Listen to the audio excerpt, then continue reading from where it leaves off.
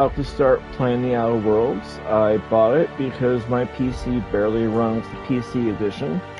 So I'm about to start playing the base game. I do not have the DLC yet. I'm waiting for a sale, and then hopefully once I get that, I can upgrade to the PlayStation 5 edition. Here we go. I will keep that because it's perfect. Maybe.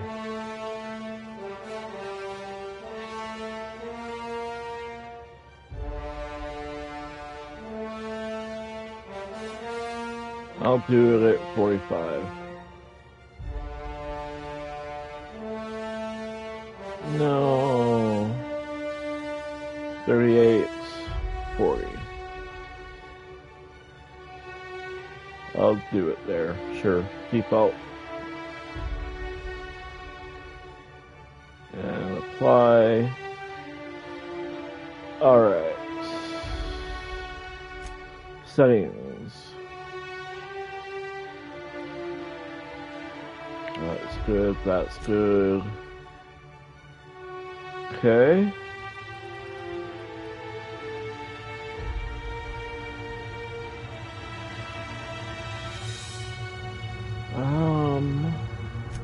I'll turn it on.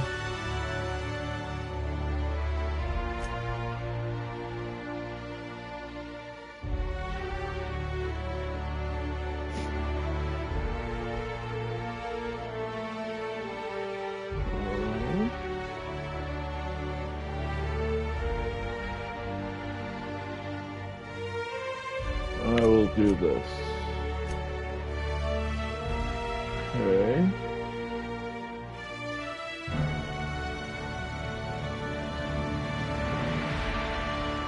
Let's do that.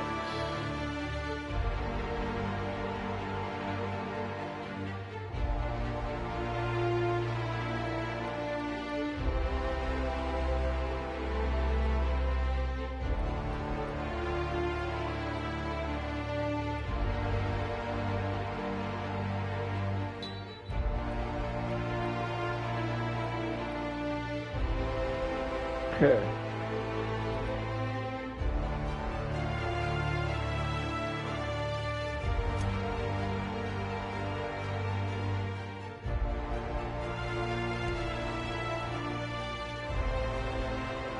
Okay. And continue.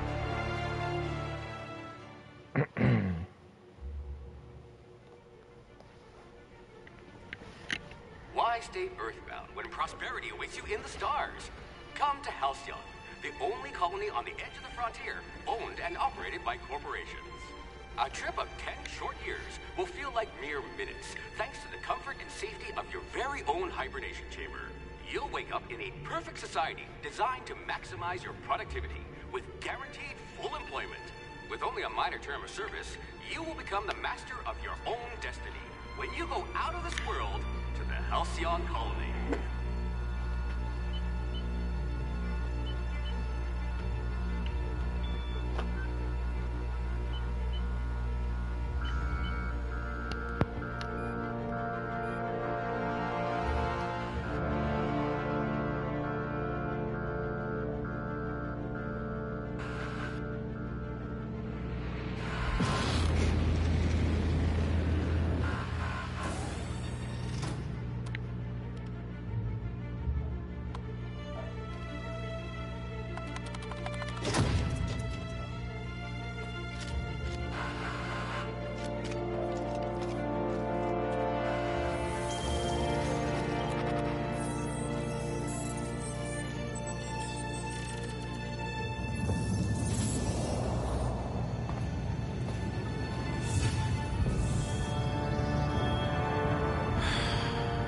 Hundreds of thousands of colonists left adrift out here forever, just to keep from damaging the board's bottom line. Disgraceful.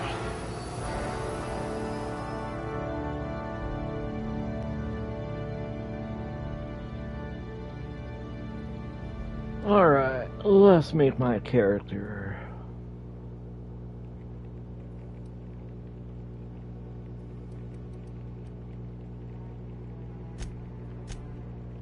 Charismatic enough to give the chairman a run for his bits.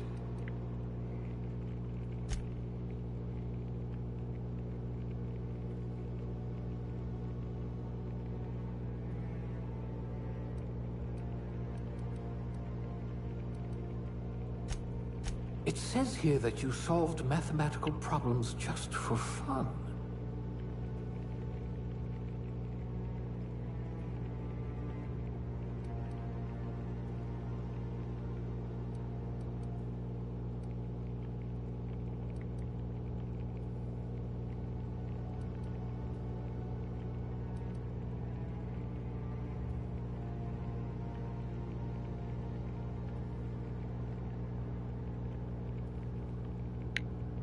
We shall put into handguns. We'll put those marksmanship scores to good use.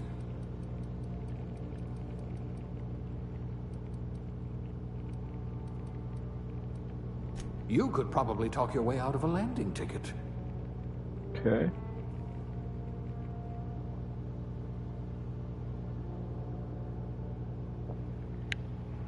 Let's see.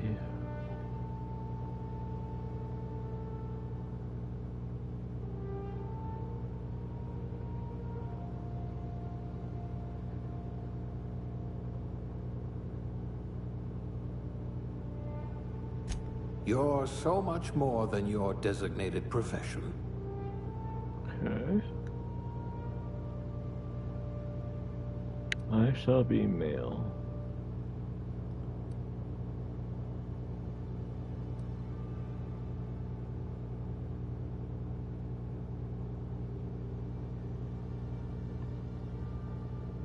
Number 2, right? Yeah, I'll remember number 2 for later.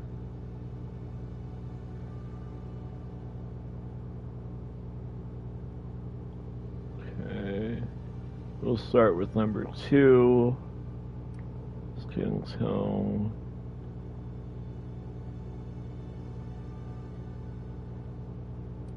Eye color.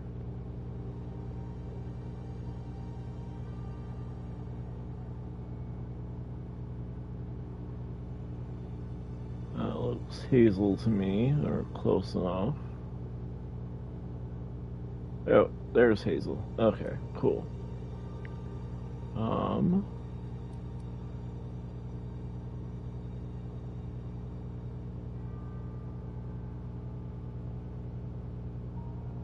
Okay.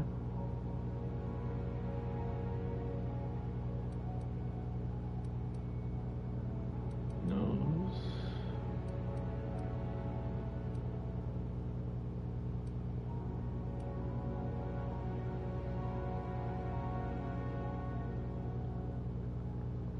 One, 2, 3, 4, 5, 7, 8, 9, 10.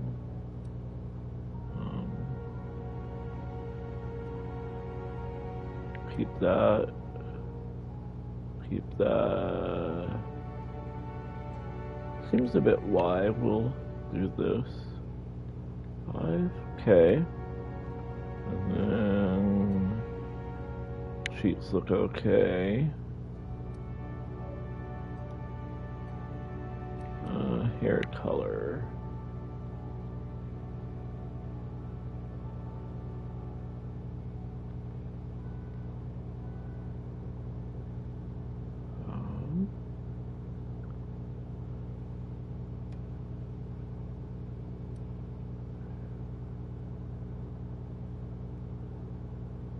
Okay.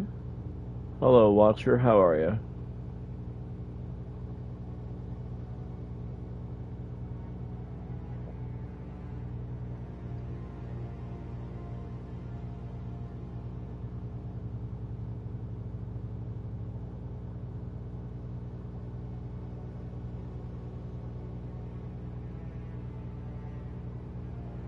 Okay.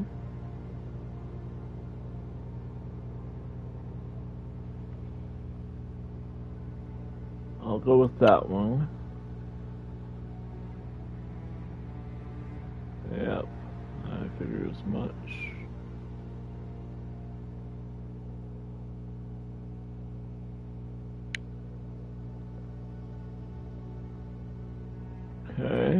eyebrows.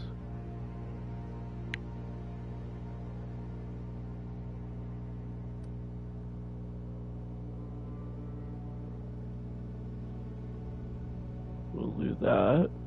Okay.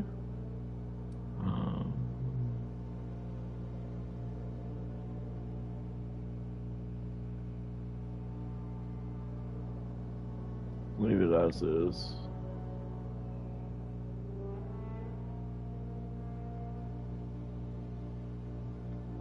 Can't really tell any difference. Okay. Features. Age. So this is old. This is about middle age. Okay.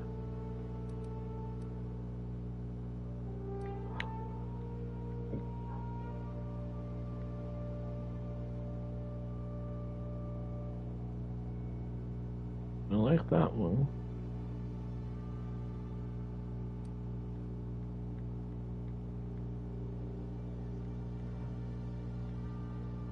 Yeah, we'll go with 10 for sure.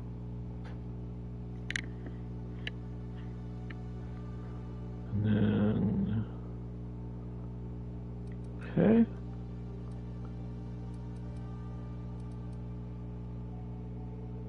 I shall name them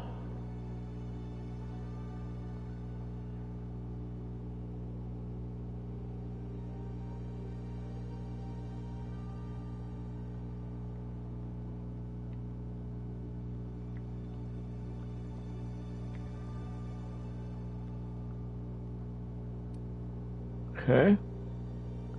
And let's see.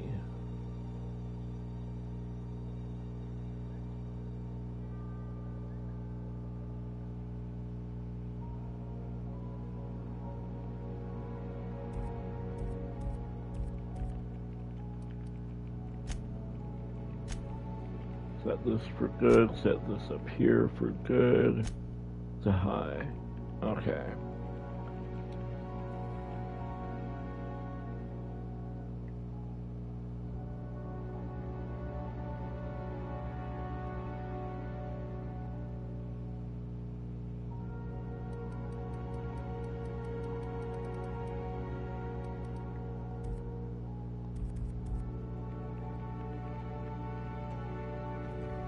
Okay, 30 is good. Okay, and let's do it.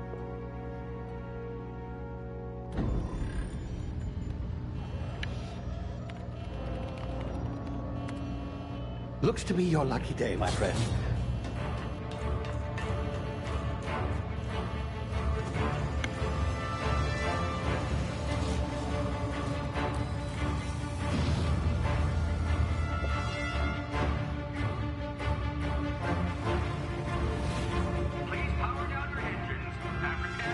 Not likely, bootlickers. Initiate skip jump.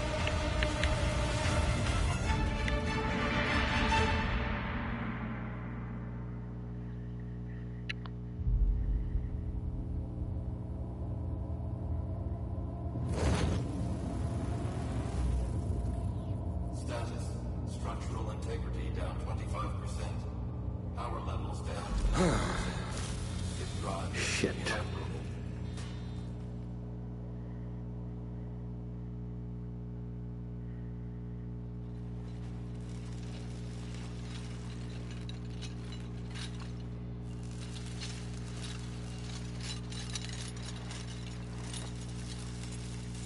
Ah, there you are.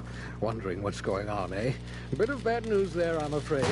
Your colony ship was inexplicably knocked out of skip space and forced to complete its journey at sublight speeds. This means that you and every other colonist on the Hope have been in suspended animation for 70 years, give or take. Normally, reviving someone after so long leads to some quite horrifying results. It's called explosive cell death, but it's really more of a liquefaction. Something wrong? Oh, yes, well, not to worry. I've pumped your body full of a special concoction I devised to keep you from dying so horrifically. Hopefully at all, but I guess we'll see, yes? Unfortunately, I used the last of my chemical supplies saving you. I know it's a lot to ask, but I must have your help securing more if we're to save the rest of your fellow colonists. I'd see it done myself, of course, but the board has a sizable bounty on my head. Now, my ship is inoperative, but I've managed to hire a smuggler to help you out. He'll be... Oh, I see we're in position. Good luck!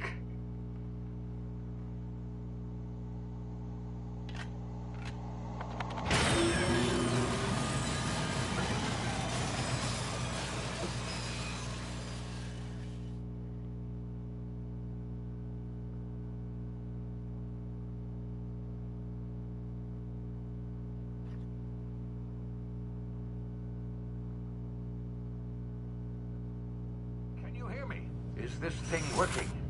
Ah, there you are. Now, where were we? Oh, yes, the smuggler. His name is Hawthorne, and he should be waiting for you at the landing site. He's to be your chauffeur, so to speak. Not to worry. I'm told he's a specialist. Dashing gunslinger, one-of-a-kind ship, that sort of thing. You'll like him, I'm sure. I've also outfitted you with a simple wireless monitor, so I can track your progress. I'll check in with you as soon as you land. Good luck. All the colonists are counting on you.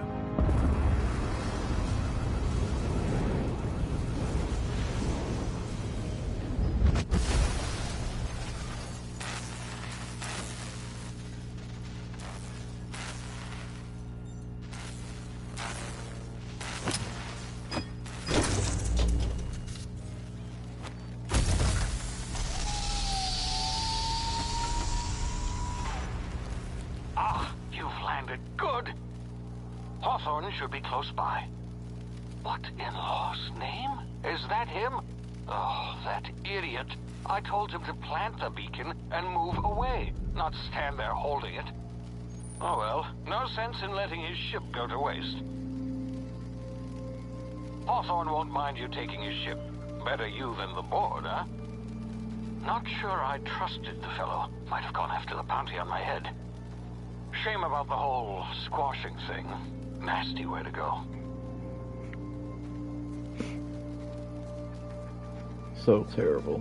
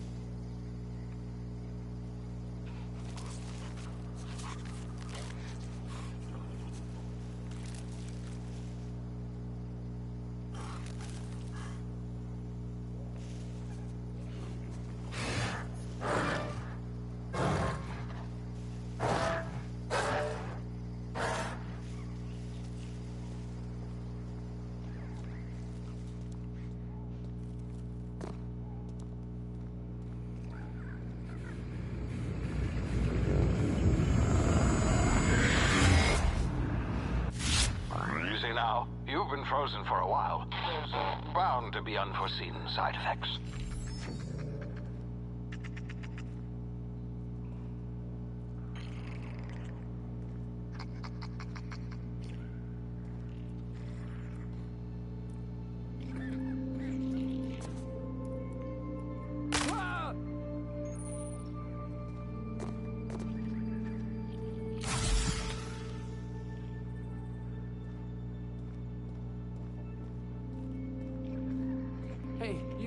come here.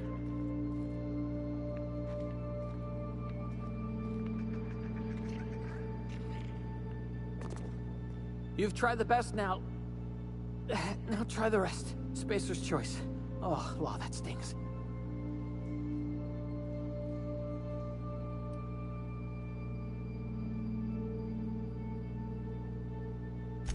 We were out on patrol. I saw a marauder camp up in the hills. Thought I could take him. Then my gun misfired. Right through my side. I mean, what are the odds of that, right? Just barely scraped by with my life. Crawled in here and blocked off the exit with those canisters. Investigating an illegally grounded ship. All spacecraft must arrive and depart from authorized landing pads. That's board law, that is. Some hull had grounded their spacecraft out in the open. That's a real good way to attract marauders. See those canisters by the entrance? Marauders come sniffing around in here, and I can take them all out with a single shot. Not bad, huh?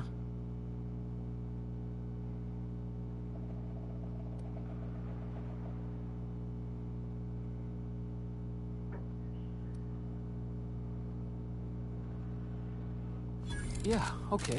You look like you know your way around a gun. Got some spare ammo, not counting the bullet in my side. All Spacer's Choice weapons are now 30% less likely to malfunction. You've tried the best, now try the rest. Spacer's Choice. Yes, nailed it that time. You hit your head or something? You're in Emerald Vale. We're a Spacer's Choice community.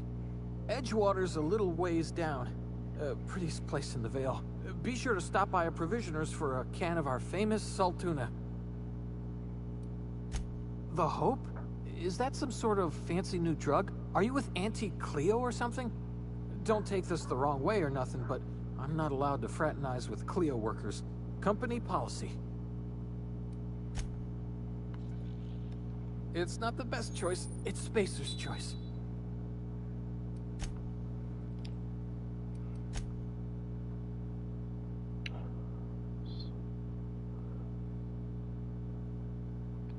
For some reason, it didn't let me keep the healing, so... It's not the best choice, it's Spacer's choice. Okay. Let me go prior to that.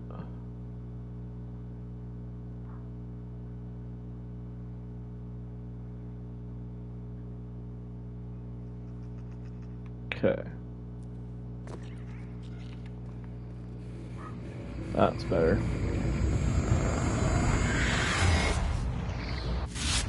Easy now. You've been frozen for a while. There's bound to be unforeseen side effects.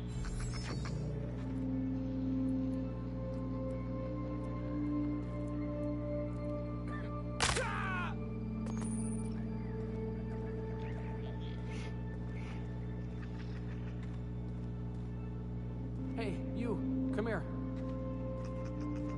You've tried the best, now try the rest. Spacer's choice. Oh, law, that stings. Looks like the bleeding stopped. I owe you one. Hope you don't mind me omitting this little exchange from my report. Spacer's Choice doesn't like us accepting outside help. Oh, we're all part of the Spacer's Choice family here. Not that I deserve to be. Can't even deliver a company slogan. We were out on patrol.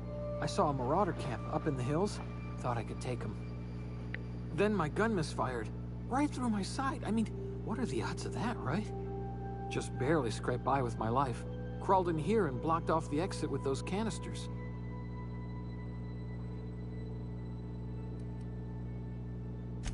Spacer's Choice policy clearly stipulates that dead and as good as dead are two completely different properties of matter. Unless I'm dead, I'm contractually obligated to attend to my post. I will report that illegally grounded spacecraft if it is the last thing I do. See those canisters by the entrance? Marauders come sniffing around in here, and I can take them all out with a single shot. Not bad, huh?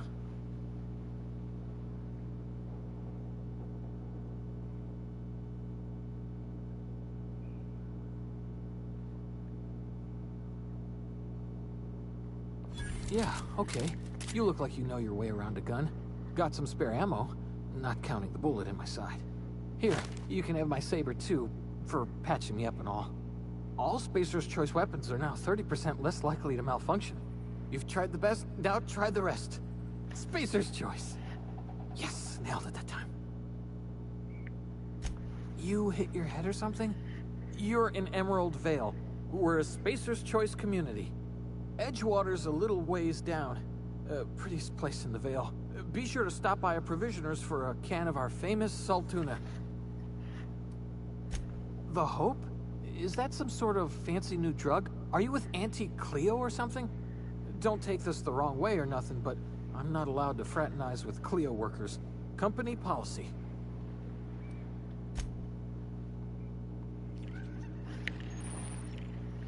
Okay.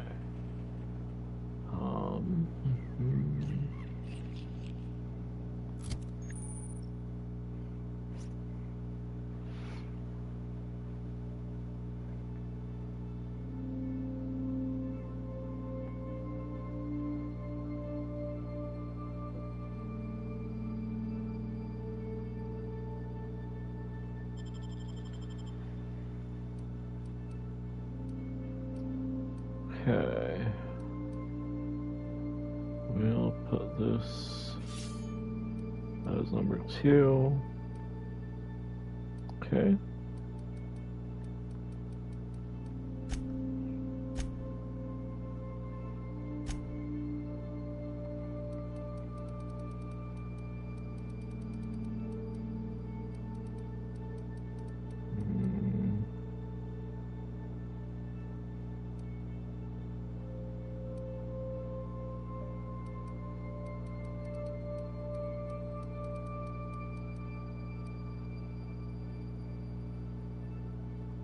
Oh, that stars up, I'll change it up.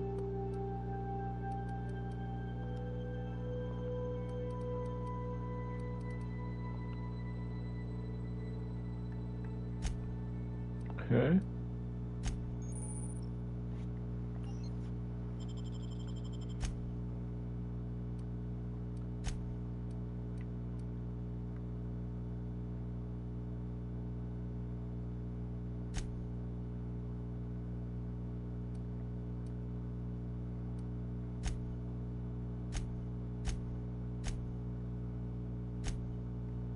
Okay.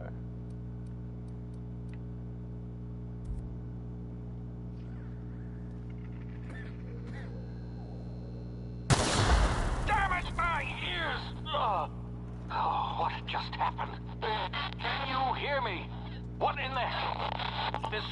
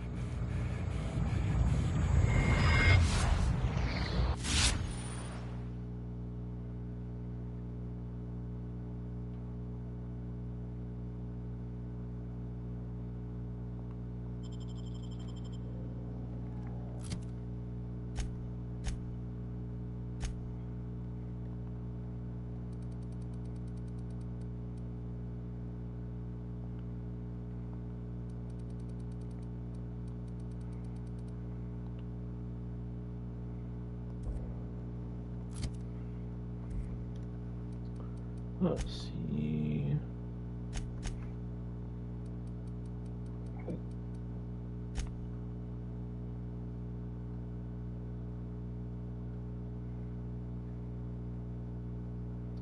Okay, so triangle is what I use to switch weapons.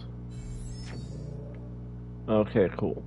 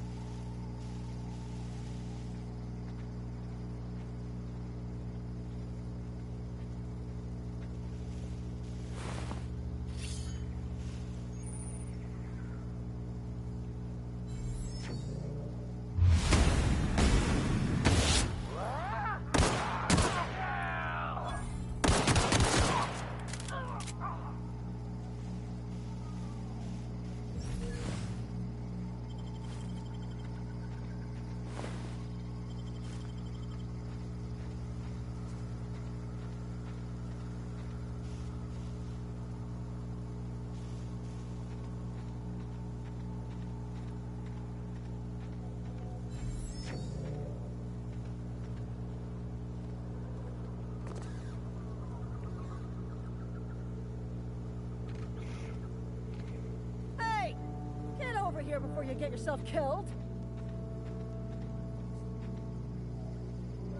Talk to the lieutenant. She's certified in customer service. Don't know where you came from, stranger, but you best keep your head down. There's marauders hereabouts, and worse, landing violators. Gall on that rung leech. Landing in the Vale without using an official Spacer's Choice landing pad. I'd slap him with a fine if it weren't for all these marauders shambling about.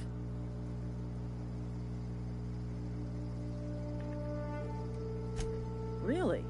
How is he?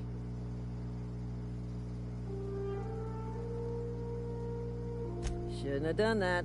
Spacer's Choice family ain't authorized to receive medical aid from off-brand physicians. We'll see him back to Edgewater, just as soon as I cross these marauders off with the swift, cost-efficient fury that's made Spacer's Choice the most trusted brand in personal defense. I just, you know, need a couple of winks to catch my breath. Stretch my legs, son.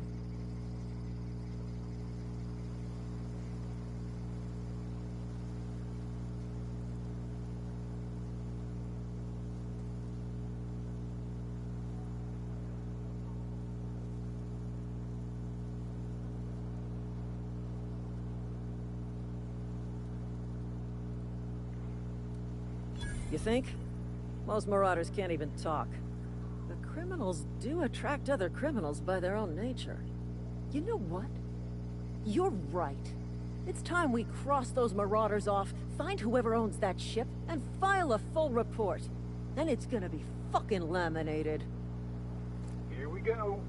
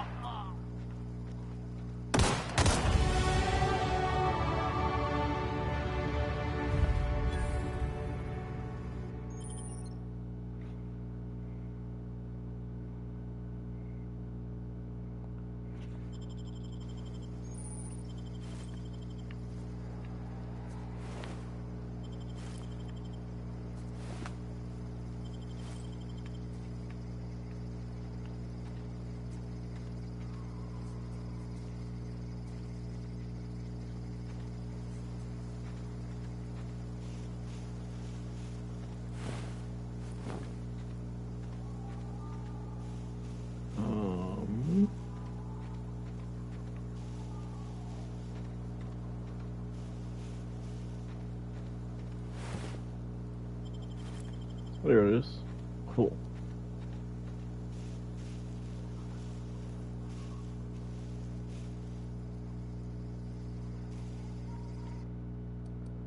I wonder if I can actually do this so that they don't die.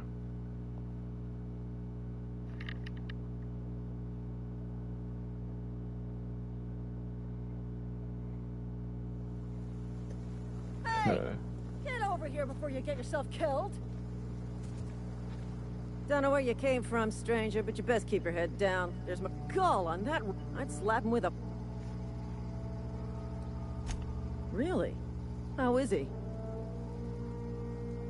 Shouldn't have done that. We'll see him back to Edgewater, just as soon as I cross these marauders off with a swift... I just, you know.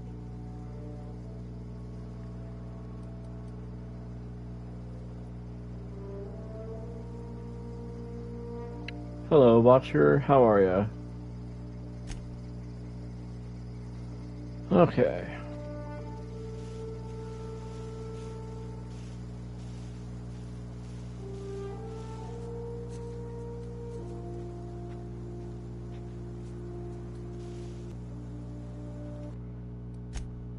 Saving the game. Resume.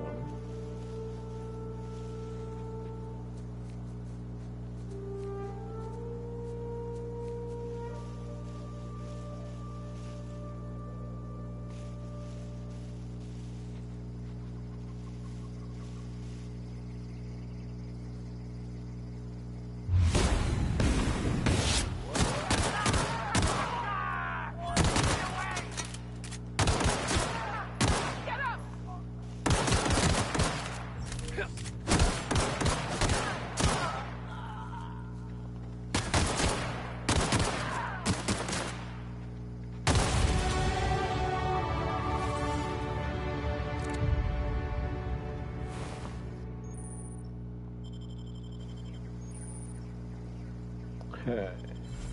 Take that.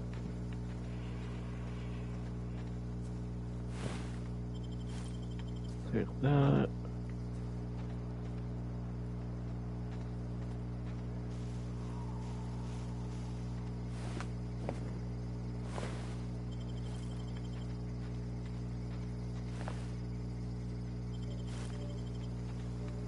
Okay. Well, let's see. Going to here.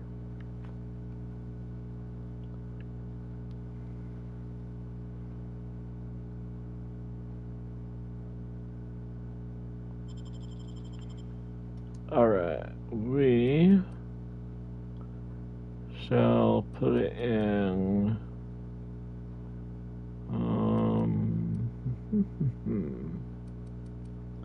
put it in sleep, maybe? No. How many you're gonna put it into?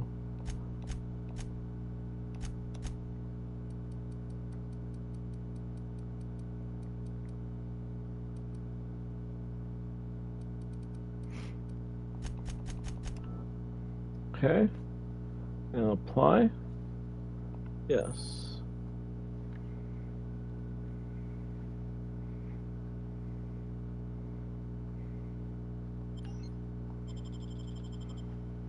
Okay, and then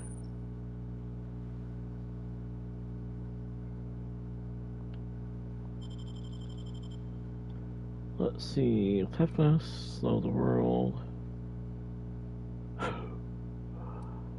Okay.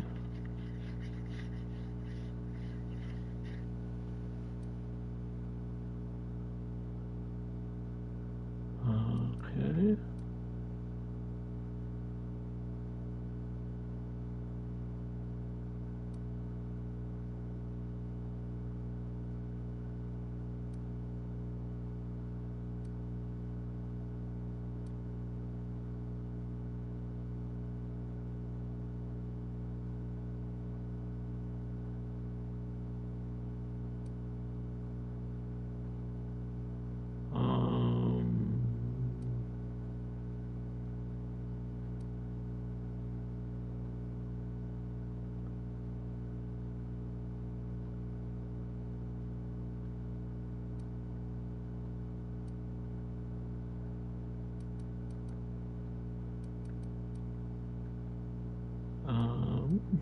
Hmm.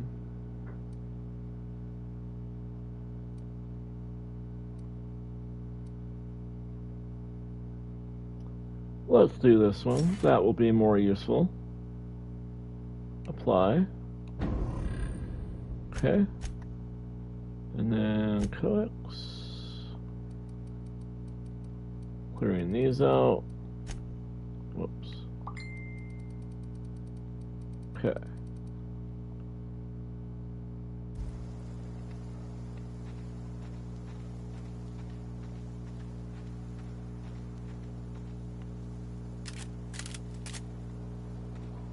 Going up.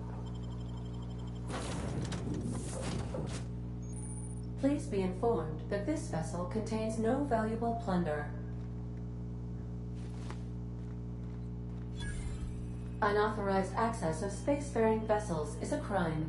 Please submit yourself to the authorities. Hello, Marauder. I am Ada, the autonomous digital astrogator of this vessel. Please be informed that I am authorized to use violent retribution against unwanted solicitors. Please return any misappropriated equipment and exit this vessel in an orderly fashion. Failure to do so will result in your immediate destruction.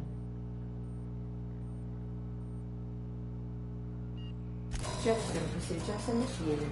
Please engage in airlocks. Prepare to eject all boarding parties in 5, 4, 3, 2, 1. You are still here. My deception protocols have failed. I have been programmed to express disappointment. This vessel is the registered property of Captain Alex Hawthorne. I am incapable of accepting orders from anyone other than Captain Alex Hawthorne.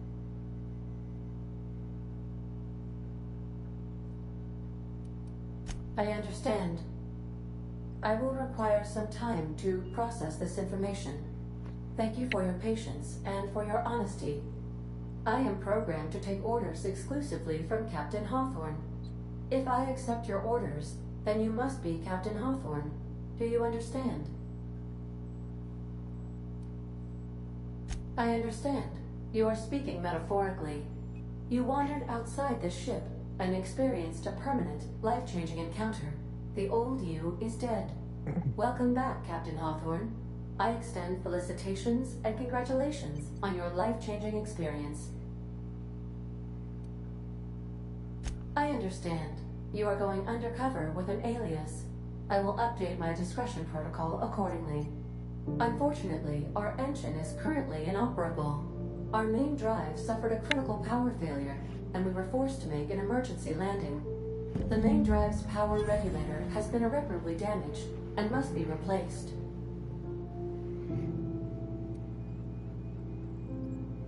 Astutely observed. However, the probability of locating a power regulator within a worker settlement falls within acceptable parameters of certainty. High-capacity power regulators are sometimes employed in the electrical networks of worker settlements. I have taken the liberty of printing you a new Captain's Identity cartridge. Please try not to lose it this time. This cartridge identifies you, Alex Hawthorne, as the registered proprietor and captain of the Unreliable. Do you understand?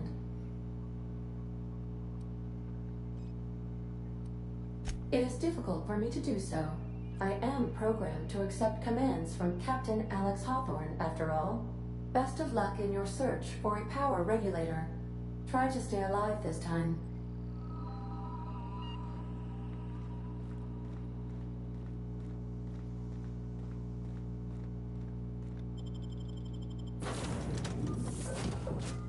Say, this wouldn't happen to be your ship, would it?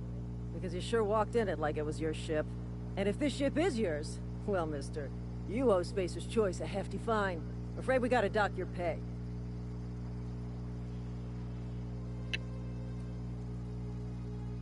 Yeah, fair point. I'll let it go this time.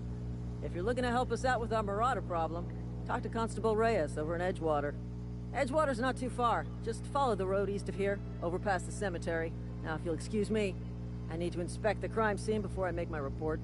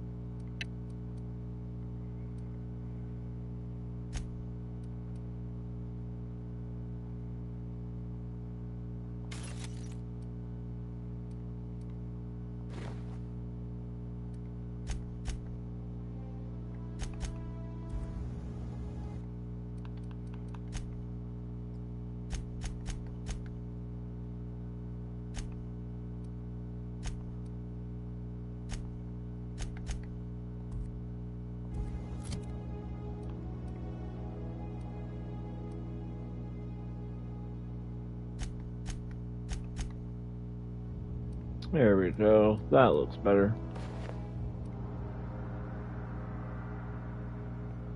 So...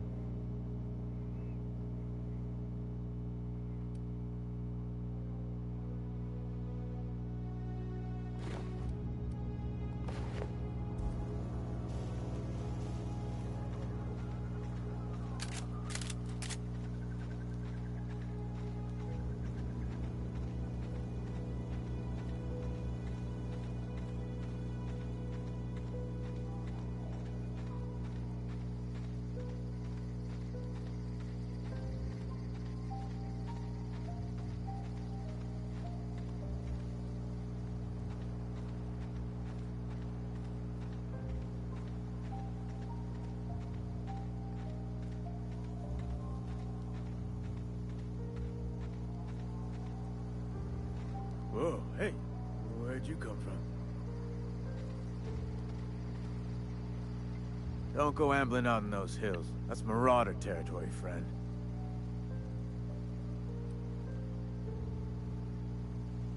Your pod?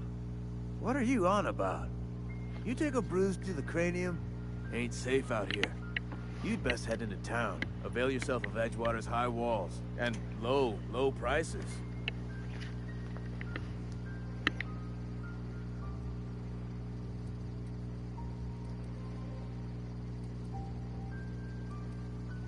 Pleased to make your acquaintanceship. I'd shake your hand, but I've been hauling corpses. You don't want none of that on you. Name's Silas. Junior in humor for the town of Edgewater. We're all part of the Spacer's Choice family.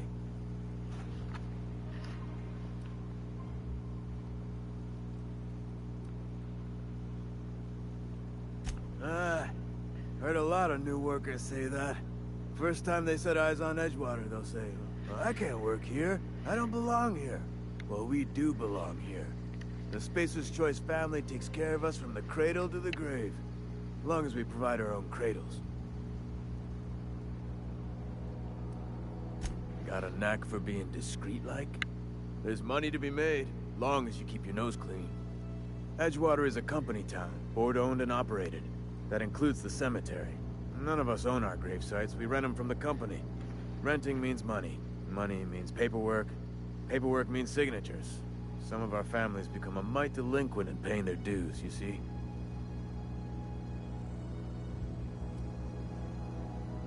Company policy. If it was up to me, I'd put the whole town 10 feet under, free of charge. Quotas, mostly. Got a backlog of graves to fill. Bodies won't bury themselves, you know? 4 workers still haven't paid up. Phyllis, Conrad, Ludwig, and Martin Abernathy. He's a special case. You may want to twist his arm a little. He just is. Look, I don't want to get into it. Just make sure he pays up. Conrad's got a barbershop in town. Phyllis works at the cannery most hours. Abernathy... I ain't seen him in a few days. His domicile is near the cannery. You'll find him in town. All except Ludwig, that is. He's over by the landing pad. Yeah? You could look at it that way, I suppose. You could look at us and say, those Edgewater saps lost near every soul to plague.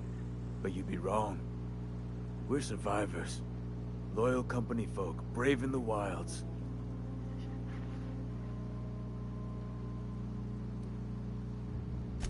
Hang on, I'm doing some math in my head. 20, 30, carry the 1... all my life? Work's been real good to me. Fresh air, exercise. Only problem's the paperwork.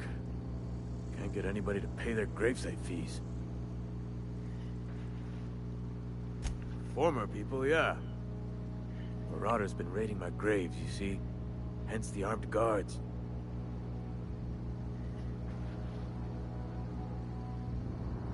She pays for Marauders by the finger. Couldn't tell you. No, I mean, I'm contractually prohibited from saying anything that might reflect poorly on Spacer's Choice. Ah, avoid it. Shouldn't have said that either. Look, forget I said anything.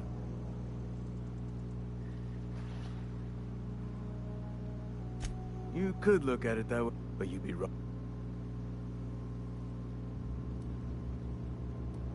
Every now and again, a virulent plague sweeps through our town. That's life on the frontier, I suppose. A body grows accustomed.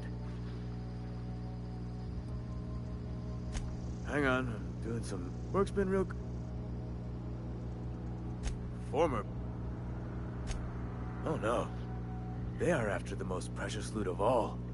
Spacer's Choice Company property. If those marauders swipe any more bodies out of my cemetery, company's gonna duck my pay.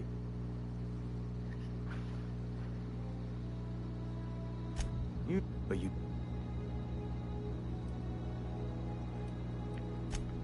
Works... For... But you... Definitely not the junior in humor, that's for sure. If you've got business inquiries, you should stop by Reed Thompson's office. He's up in the tower above the cannery. Head into town, follow the road. Yeah? The colony ship? Are you talking about that old rumor? Some great big starship packed full of colonists what got lost in the aether never to be found again? Ain't heard that one since I was but a stripling. Can't say it was terribly convincing far as rumors go. There a reason you asking?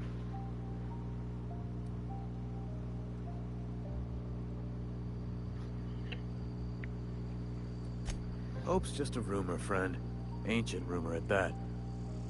Maybe you've been out in the sun too long. Why don't you head over to the cantina? Get yourself some zero-G brew. It's a brew that's good for what ails you.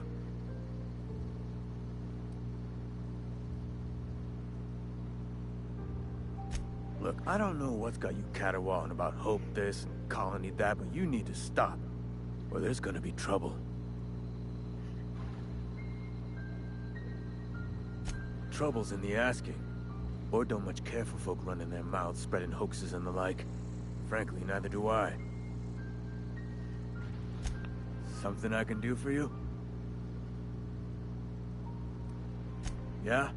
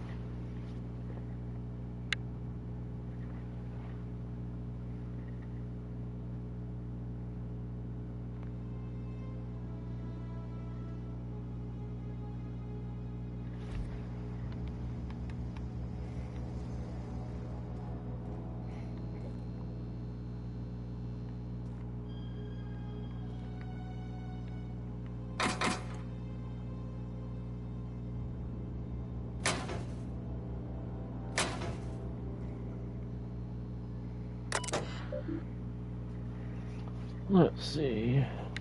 Let's just...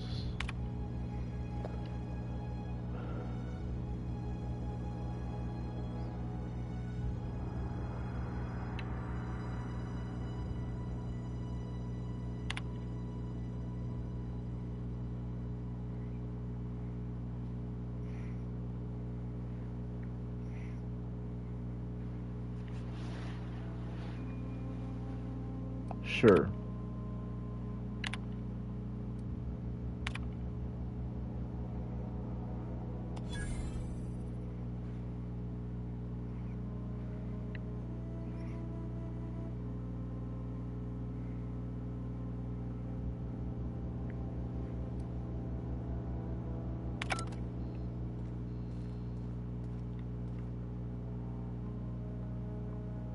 There's a ton of shovels in space, but I don't really want to steal it.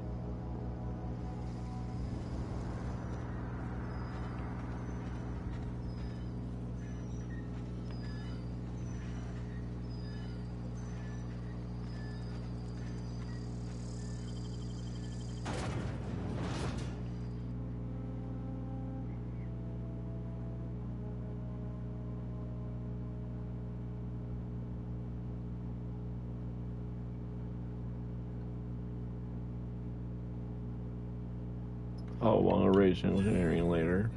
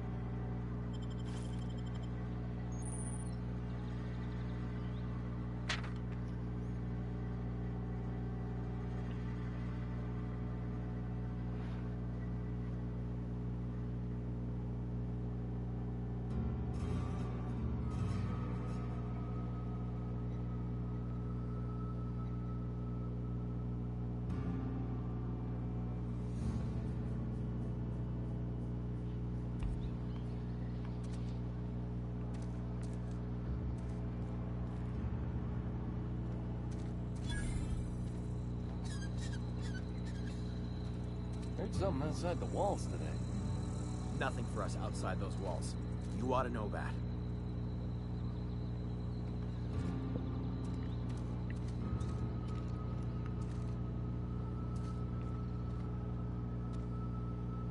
Spacer's Choice takes care of its own.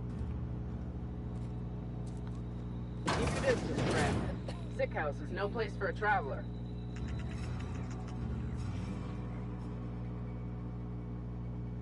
I appreciate the company and all, but you really ought to leave. You don't want to be seen around me. Because I'm sick. You don't want to associate with people in the sick house. We're not worth your time. I'm in about as much trouble as I can be. No reason you ought to be tarnished by association. People are gonna talk.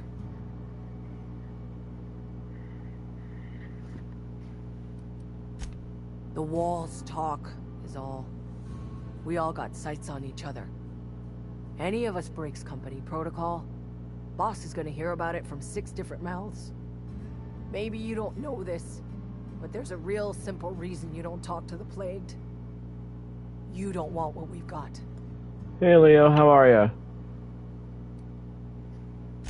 First I started feeling real low. Couldn't sleep. Couldn't wake up on time. Started showing up late to my post. How's work going? I was showing doubt. Company always tells us weak spirits lead to weak bodies. If I didn't want to fall sick with plague, maybe I should have worked harder. Maybe I should have taken more pride in my work.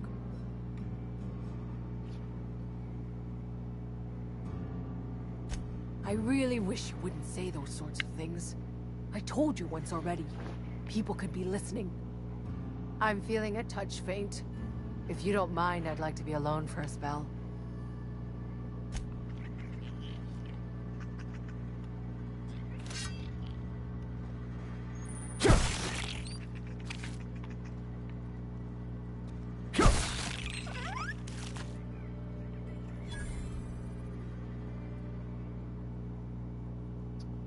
That's good. I'm glad things worked out for you with your friends.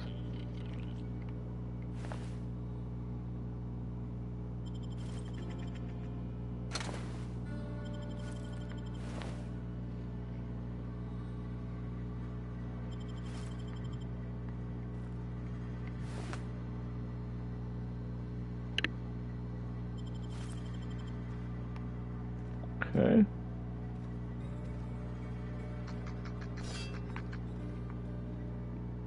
There it is.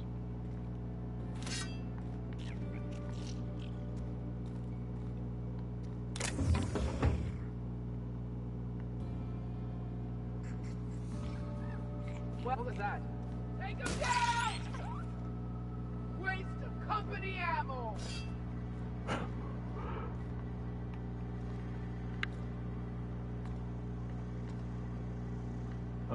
Where did it go?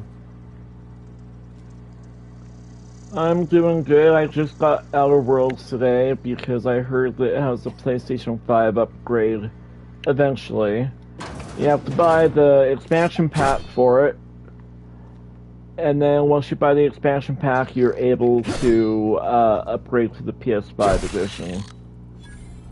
I just barely started the game and got into town, so I have to find the energy regulator for my new ship so I can actually leave this planet.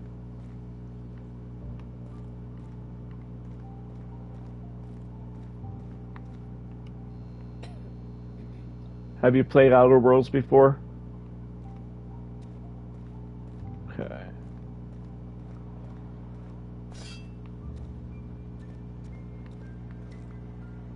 Where did the rat go? Well, the sprat.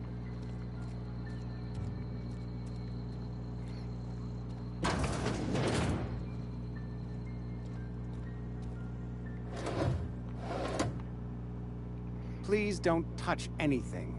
Your hands are probably crawling with germs. Physical hygiene recapitulates moral hygiene. Cleanliness is next to lawfulness.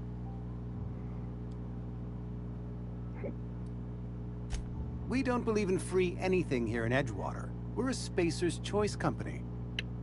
I'm Conrad. You will report to me if your hair fails to meet Spacer's Choice aesthetic standards. You will also report to me in the event of your death, whereupon I will clean and prepare your remains for interment. Burial, in the unfortunate event of a fatality. It's what a barber does. We make you presentable.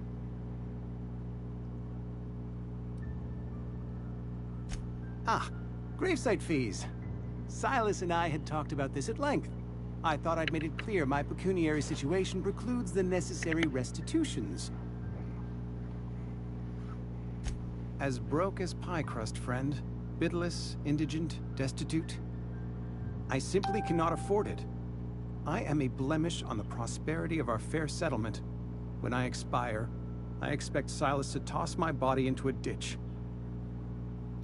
Well, you can always check later once you are off to watch what I streamed if you want.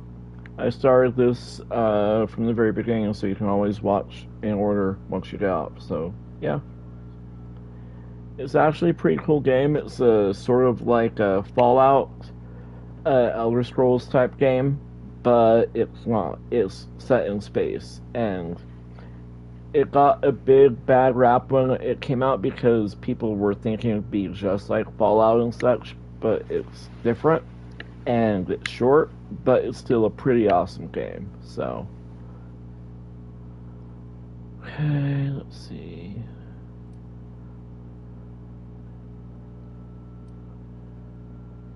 Thank you, no. I despise the cereals. Tell Silas I can't afford to pay. And that I fully expect to have my medical rights revoked for this dereliction. With my apologies. Some time ago, I fell ill with the plague. By the grace of the law, and through my own hard work, I'd proven worthy of treatment. Frankly, I don't imagine I'll earn that right a second time. The barber work hasn't been profitable, you see. I've had to keep this old place running with my own savings. Not a bad idea. But I'd need some kind of collateral. My pair of lucky clippers. No, that won't do. Your idea intrigues me, but I'm afraid I don't have anything to give Silas. I'm open to suggestions. Much obliged. Okay.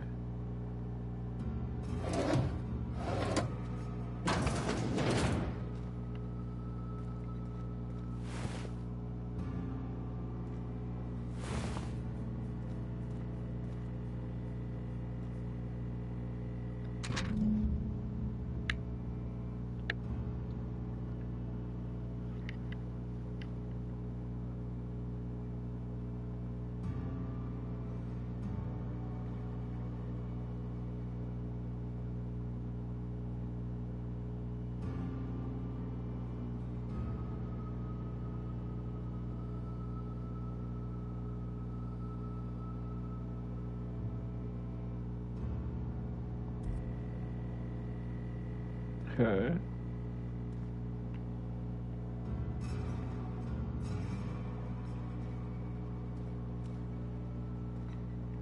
I'm gonna save here first.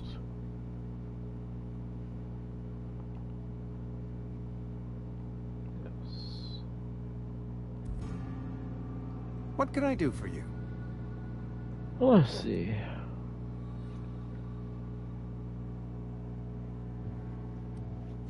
Oh? Am I in the company of a fellow doctor?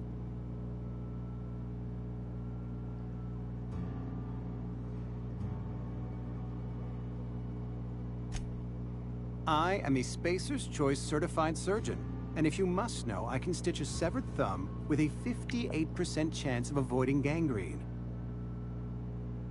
Only 58%, huh?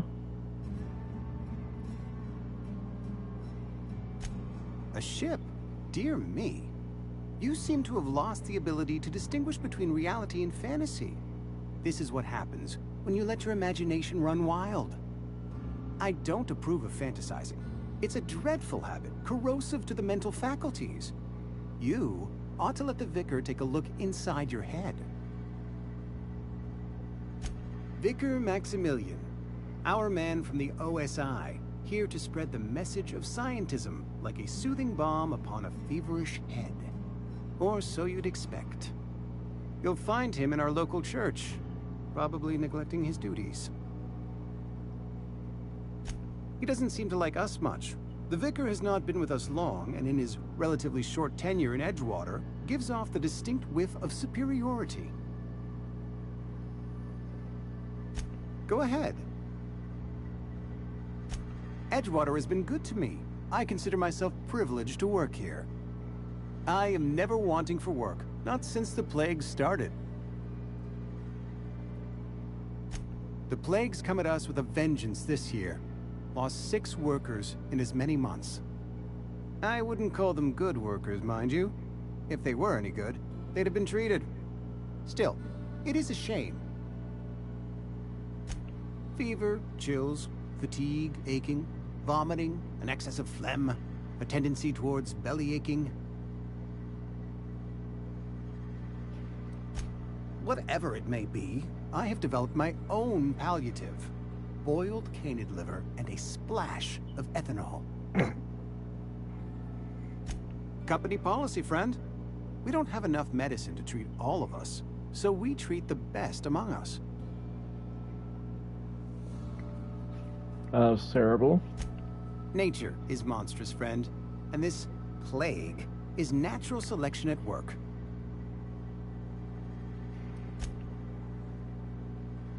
Okay.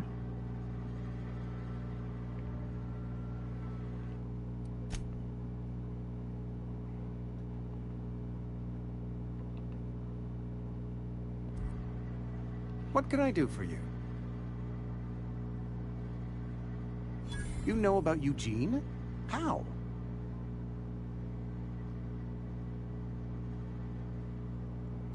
Then, you know Phyllis suggested selling off Eugene's gold teeth. I didn't approve of the idea then, and I don't approve of it now. Eugene's golden teeth were a family heirloom, representing 3 generations of poor dental hygiene. He took them to his grave.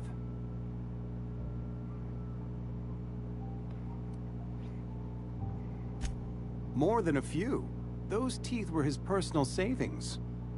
I can't ask Silas to dig up a man's body and pry a few teeth loose from his jaw just to pay my bills.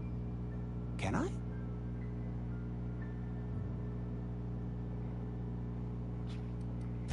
Here you are. Gravesite papers affixed with my signature and an IOU.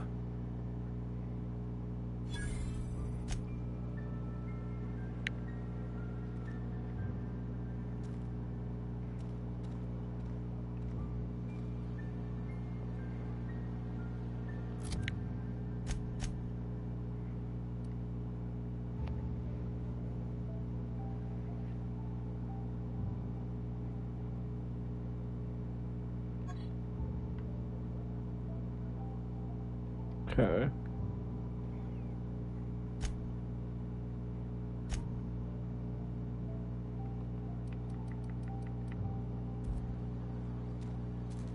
There it is.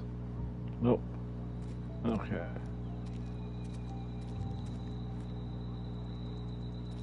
If you're falling sick, I don't want you near me. Don't worry. I wouldn't do that to you.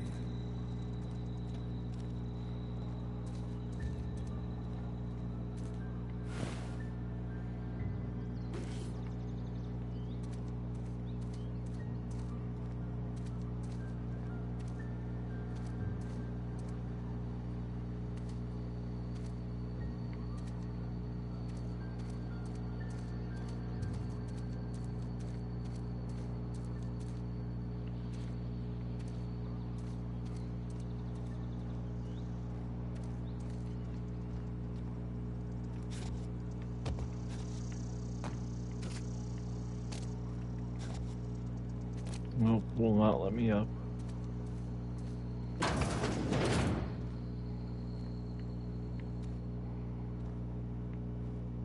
It's not the best choice, it's Spacer's choice. And before you ask, I'm all out of deluxe salt tuna. All I've got is gourmet. You ought to go have a talk with the boss, Reed Thompson. He's up in his tower above the cannery. Go right ahead. What, you mean Edgewater? That's a peculiar question. This a test? Am I being tested right now? It's, fine and dandy. Couldn't be happier. Wouldn't want to spend my life working anywhere else. Prettiest little town on Terra 2. You are condescending to me, and I do not care for it. I am lucky to have my work, lucky to be alive. I don't get paid for banter. Was there something you needed? Go right ahead. Other than yourself, definitely the vicar. Don't get me wrong. He seems a decent man, cut from church cloth, knows his scriptures. But there's something about him that bothers me. Like he's not one of us. Sometimes I suspect he doesn't even want to be here. Plague? I don't know anything about a plague. We are the very picture of hot-blooded physical vigor. Yeah, sure. You have got the wrong idea about me. I've got nothing that needs hiding. Some of us who get sick are liable to exaggerate the conditions of that sickness, but the fact is, if you work hard, you have got no cause to worry.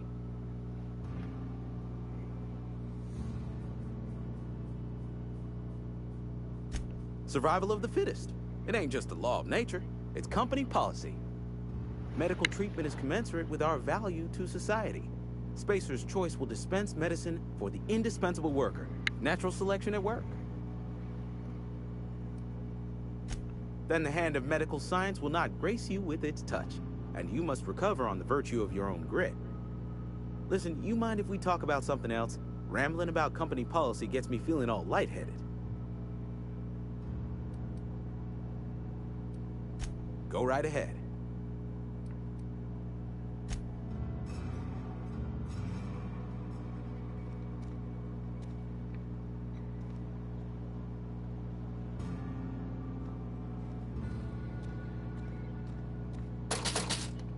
Okay, so it's the cash register. Okay.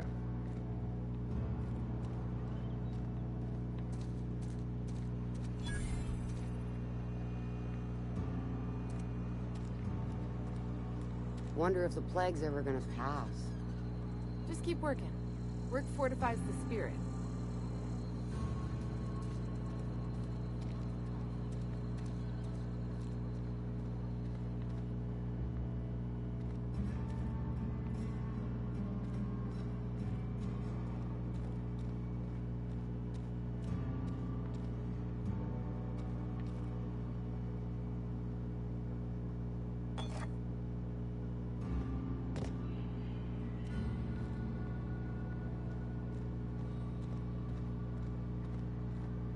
Hey there, Mary.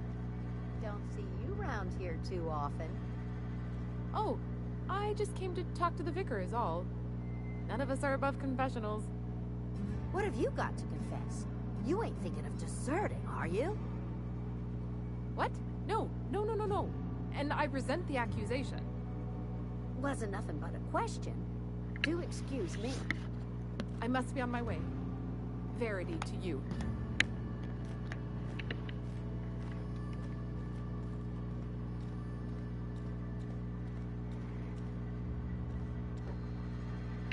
Yes, what is it? You're an outsider. Fantastic. Vicar Maximilian de Soto at your service. Or Vicar Max, if you're the sort who prefers brevity. I so rarely get new people to talk to. Name your poison, anything at all. Spiritual counseling? This season's tossball predictions? The quickest way out of town? Not to put too fine a point on it, but your choice of wardrobe is not precisely common hereabouts. Also, you lack the distinctive worker gaze. Usually either a deadening behind the eyes, or in some rare cases, a wild-eyed frenzy, like a trapped animal.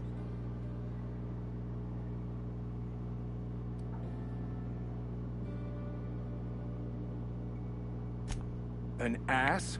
Who do you think... Please, excuse my ill temper. I fear you've misunderstood. I'm simply bemoaning the level of spiritual awareness in this town.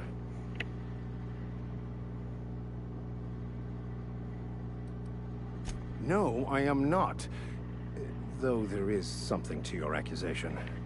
It is wrong for me to succumb to distress. I must double my efforts to elevate my flock. These are good, hard-working people here. They who are not satisfied with their work are satisfied with nothing. No? How about, work fortifies the spirit. True exhaustion awaits idle hands.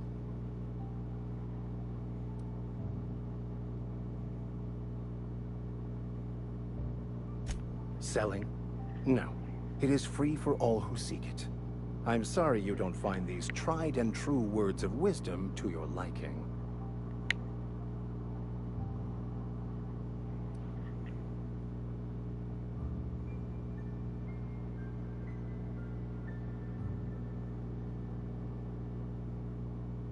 Have you? These people need something. Anything they can grasp to survive.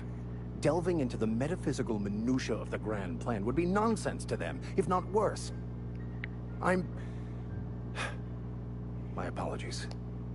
The townsfolk are having a tough time of it, and it's been difficult for me to enrich their lives.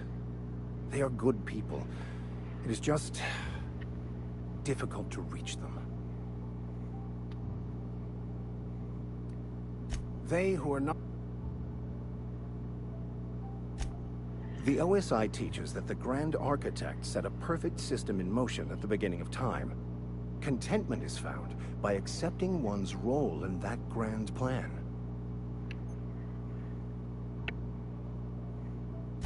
The Order of Scientific Inquiry, also known as scientism to the layperson.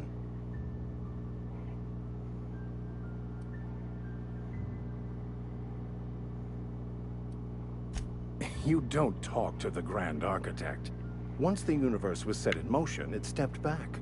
It has no concern for us.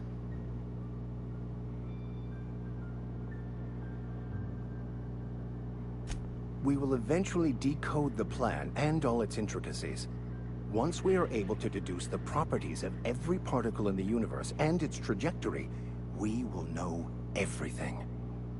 The future, the past, each person's place within the plan, all will be laid out before us, removing struggle and bringing peace.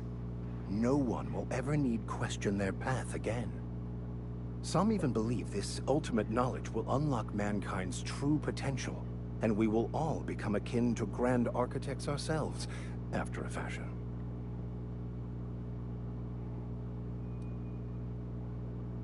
Well, first there's the matter of the secret blood rites and animal sacrifices.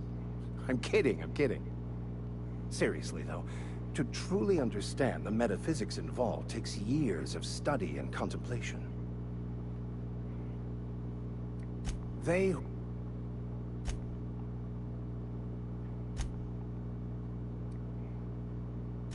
Mock me all you want. I know my beliefs to be true.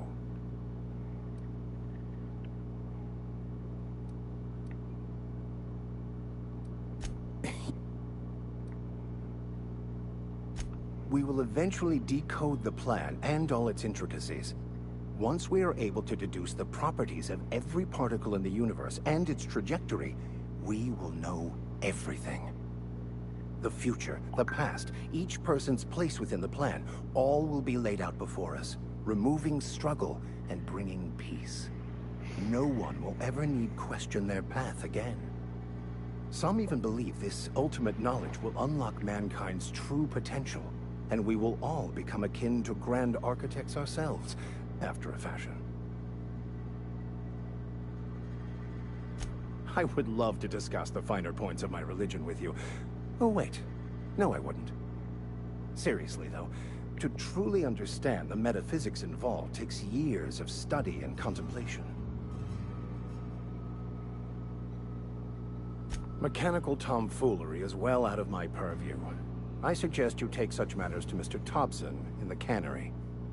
Oh, and a word of warning. If you're considering wandering around outside the safety of the town, you'd best be cautious.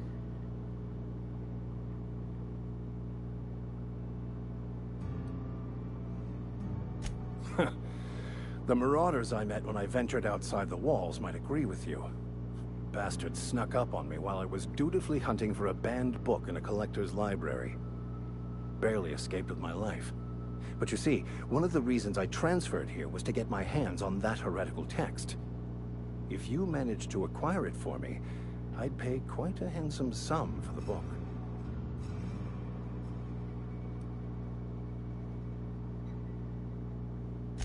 I just want to keep the writing out of layman's hands. It wouldn't do for such information to fall into public consumption.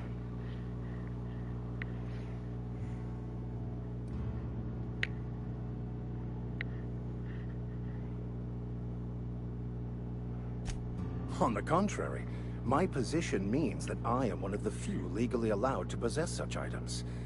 But do not worry. You'll be safe since you are acting on my behalf.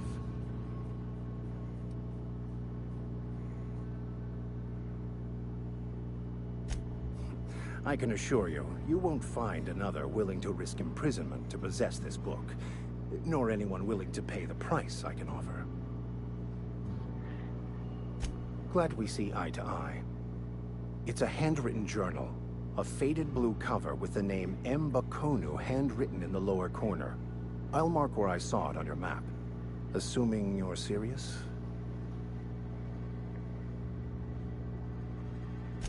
Thank you. If you retrieve it, you can always find me here.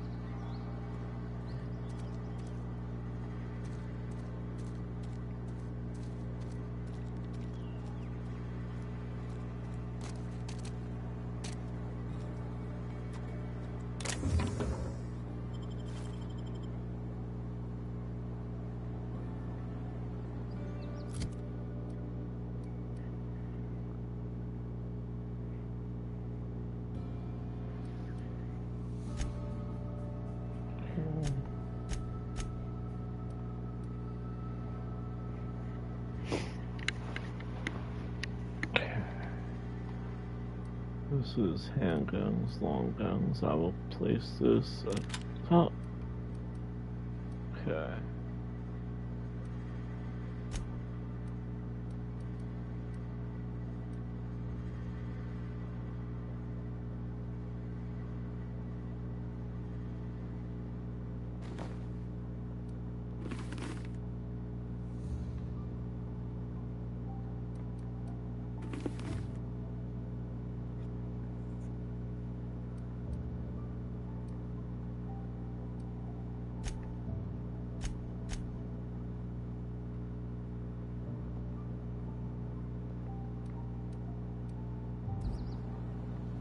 Okay.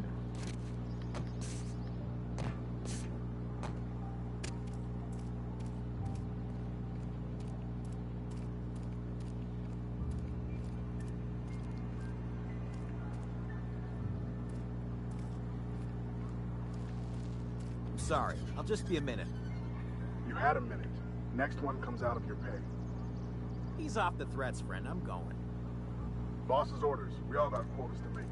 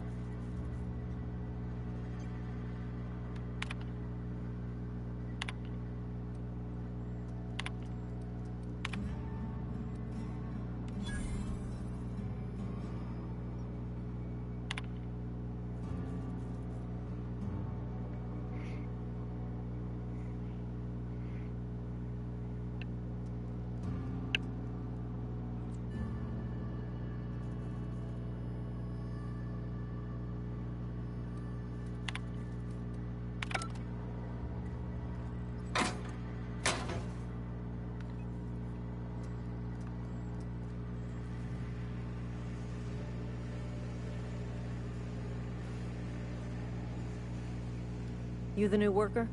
Whatever. Make it quick, Tenderfoot. I'm busy. Shit. Silas still on about that? Here, take the fees. I'd appreciate it if you didn't tell Reed I was late on my payment. Because they're not my fees and not my gravesite. Guy I worked with shot himself. I paid the bill.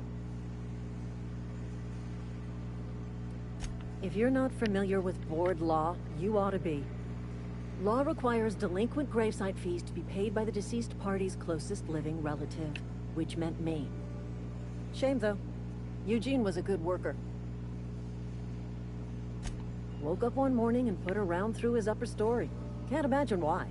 The kid was doing all right at his desk. We all thought he was an upstanding receptionist. Just between the two of us, I'm pretty shocked his weapon didn't misfire. Spacer's Choice handguns aren't the most reliable.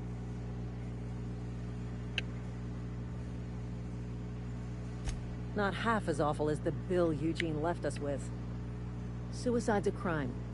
The legal term is irreparable damage to company property. What Eugene did to himself was vandalism.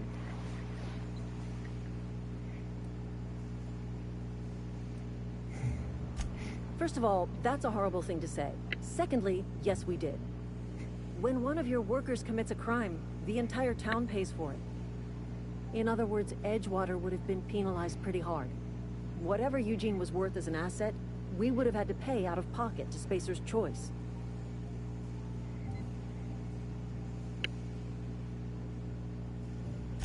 Look around. Edgewater ain't exactly swimming in luxury. We can't afford to pay the body price of a suicide. All I know is Silas asked me for Eugene's gravesite fees, which means he was approved for burial, which means his papers went through, which means the town's in the clear. I'm just glad to put this whole ugly affair behind me. Eugene can rest his bones in peace, and the rest of us can get on with our own lives. Somebody's been spinning a tale about a lost colony ship. Talk like that'll get you reported real quick. Foreman Granger, mind those words don't come out of your mouth unless preceded by yes or right away or thank you.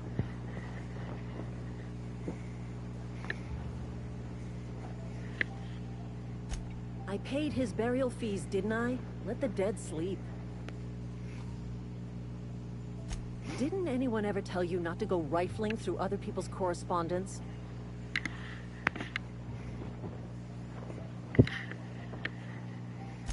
Excuse you. Eugene's body and all rare earth minerals contained therein already belong to Spacer's Choice. And we're all part of the Spacer's Choice family here. Never mind.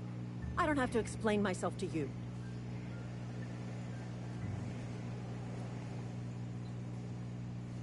What's on your mind?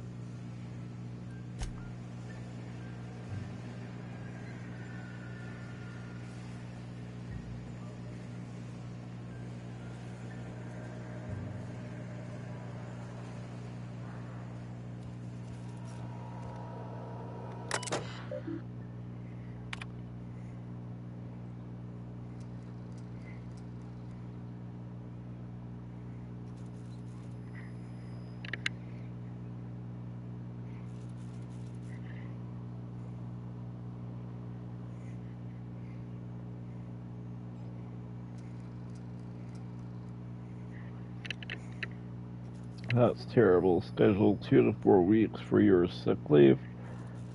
How would you know if you're sick until you got sick? Uh-huh.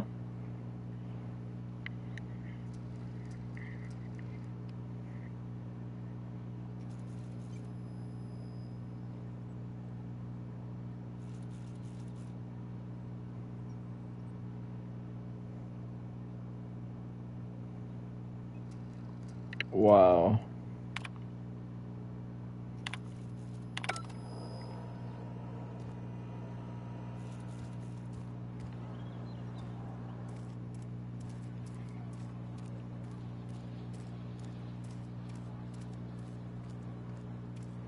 Hey, you hear about Wilson?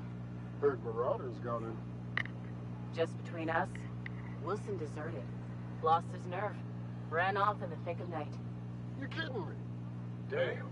Always thought he was made of sterner stuff. I think he was plagued. Guess he didn't want to die in the sick house. Plague? Ah, shit. I had some of the salt tuna. You moron.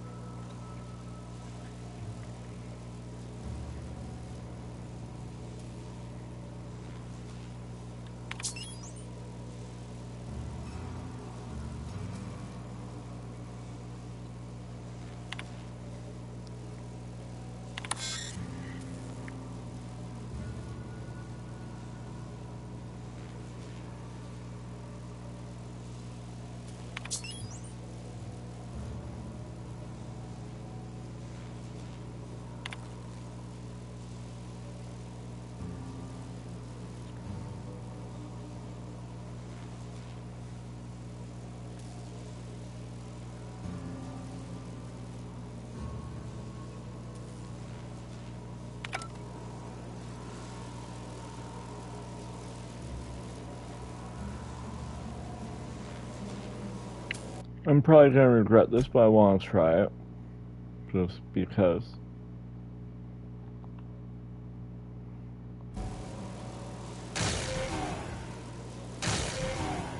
Yep.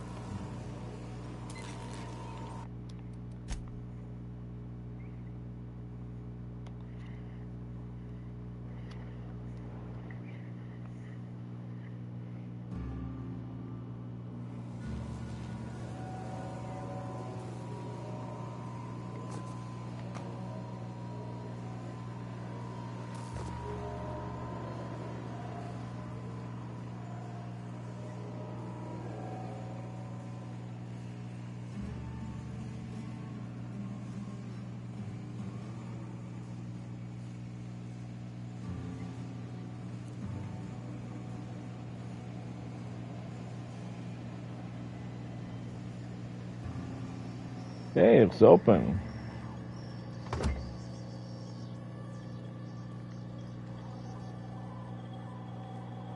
Or is this somewhere else? Oh, that's somewhere else. Okay. That's the one that's closed and sealed. There is a door on the other side I can enter.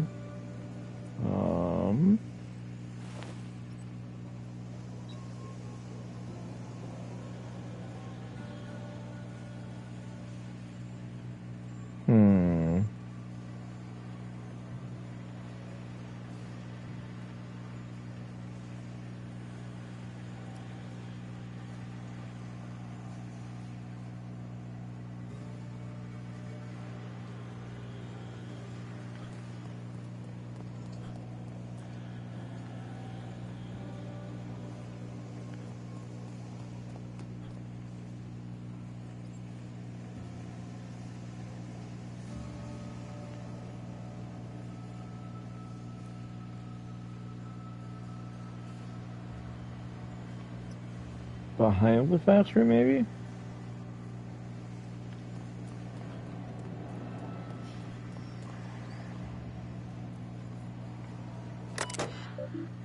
Oh, I read that. Okay.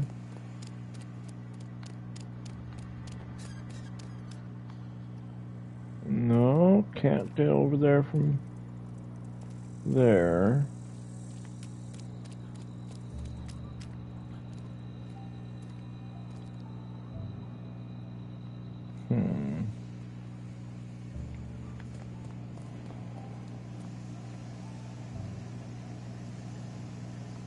How about, let me see.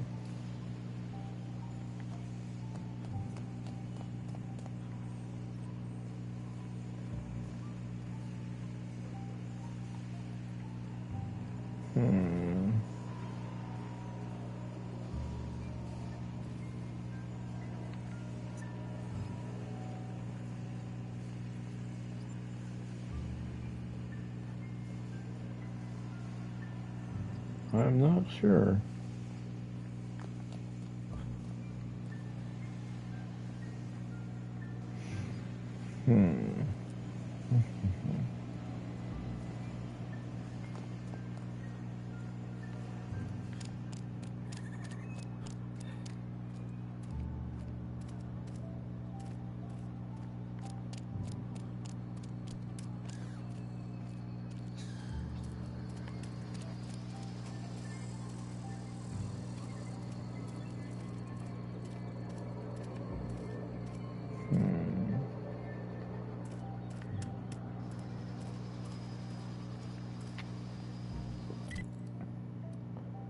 Okay, so...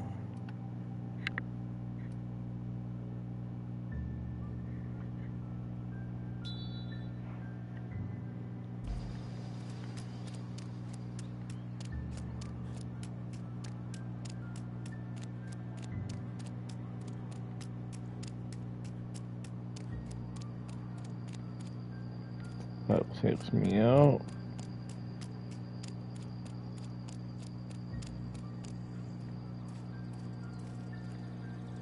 Sometimes I wonder what I'm doing with myself. We should keep our voices down.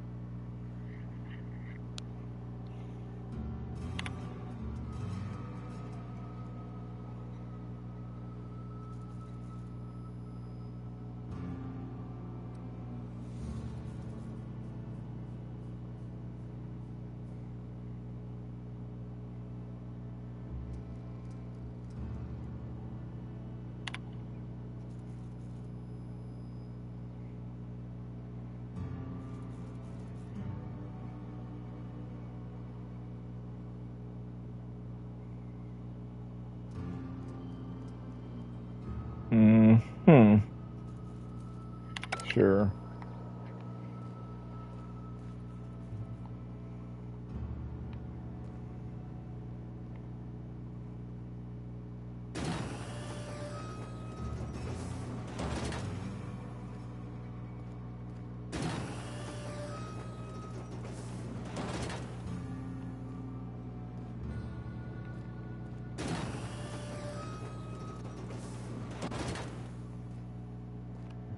Welcome to the Spacer's Choice Constabulary. We are Halcyon's leading brand in frontier justice.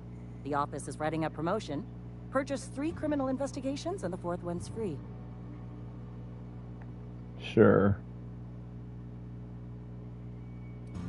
As long as your questions fall within the acceptable margins of curiosity.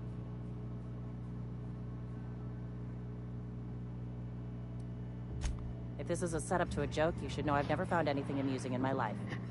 I don't serve Edgewater. Edgewater and the entire region of Emerald Vale serves Spacer's Choice. Spacer's Choice is a wholly owned subsidiary of Universal Defense Logistics, which occupies a seat on the Halcyon Holdings Corporation, also known as the Board. I must admit it bothers me that you don't already know this.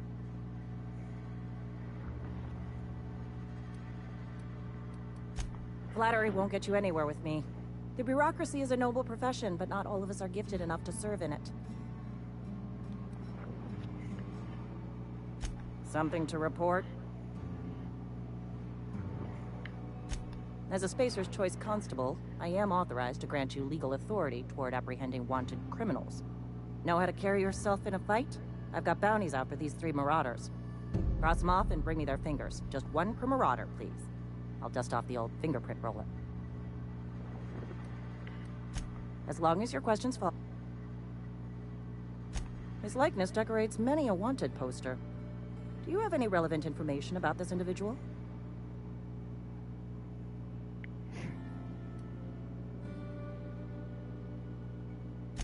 You are correct. An outstanding bounty has been posted for information pertaining to the whereabouts of Phineas V. Wells.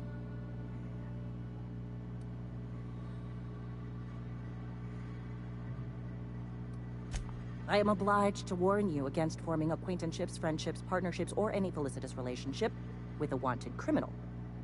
I am also obliged to inform you of our referral program. For every criminal you refer to the authorities, the board will reward you.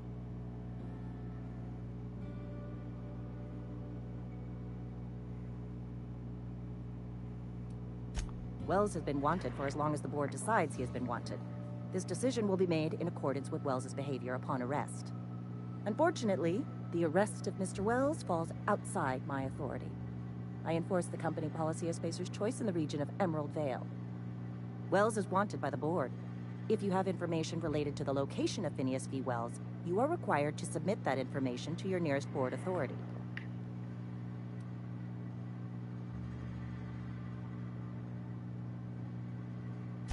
Any information regarding outstanding bounties and wanted criminals should be directed to Mr. Udom Bedford. Mr. Bedford's office is located on the Groundbreaker. Halcyon's original colony ship, now repurposed into a space station. Mr. Udom Bedford represents the board's interest on the Groundbreaker. Something else I can do for you? As long as your questions fall.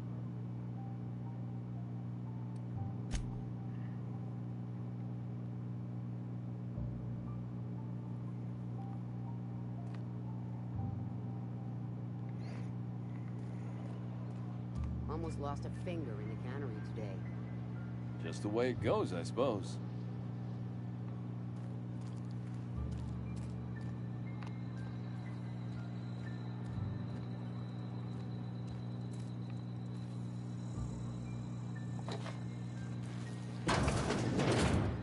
Yes, Mr. Thompson. I'm fine, Mr. Thompson.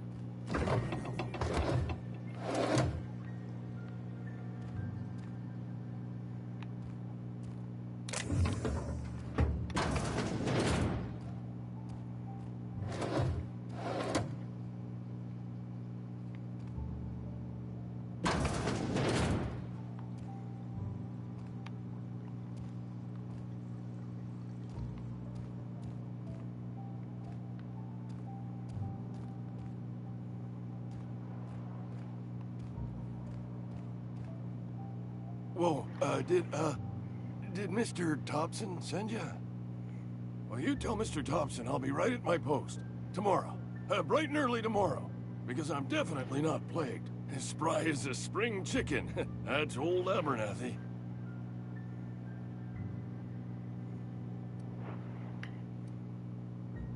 You some sort of wandering alienist? Walking into a man's own domicile, pestering him about his mental state?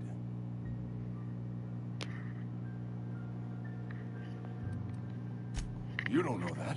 I could have been saying anything. Maybe I said vague. You know how words sound a mite strange when you're sick. Wait, no. Oh, damn it. Okay, listen. Maybe I am feeling a little under the weather, but I swear I'm on the mend. Please, don't tell the constable.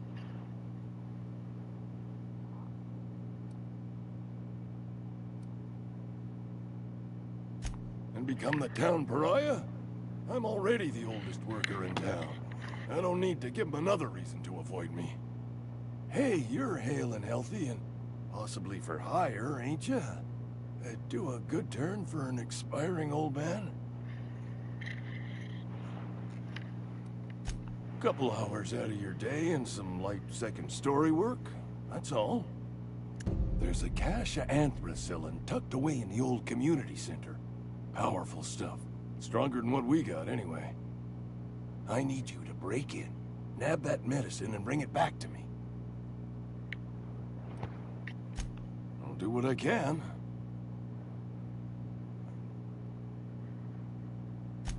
I tried medicating myself with Adrenatime. Didn't do much for me, as far as I can tell. Anyway, I can't just buy medicine. Distribution of medicine is strictly prohibited to any workers beneath the acceptable margin of health. Company policy.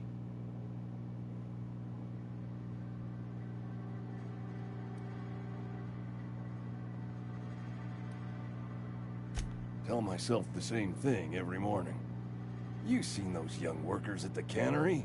What with their unbent spines and pristine knee joints? I can't compete with that. You will not find any guards within sight of that old place. Marauders, on the other hand. I have it on good authority. There's a gang of them squatting there. I advise stepping softly. So you'll do it then? You oblige me with your haste. I think I feel the plague spreading. Oh, Law, it's in my spleen now. I can feel it. Just keep your head down when you're in there. Marauders have taken over. Probably tracking mud all over the archives. I know that, but I got nobody else to turn to. Reed would have wrote me up. Constable would have locked me up and wrote me up. Could have gone to see the good vicar, but I never did find my courage. Silas knows, doesn't he? That's why he sent you. That's why he wants me to pay up. He knows. Look, I got my gravesite fees right here. See? I'm good for my word. Get me that medicine, and I'll see to your payment.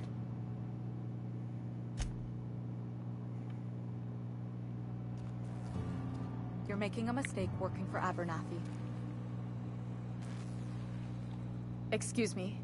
I'm Esther Blaine, Spacer's Choice Actuary. I overheard your talk with Abernathy. I hope you're not thinking about getting him that medicine. Abernathy is a well-known hypochondriac. Anthracillin is wasted on him. You're better off selling it to me instead.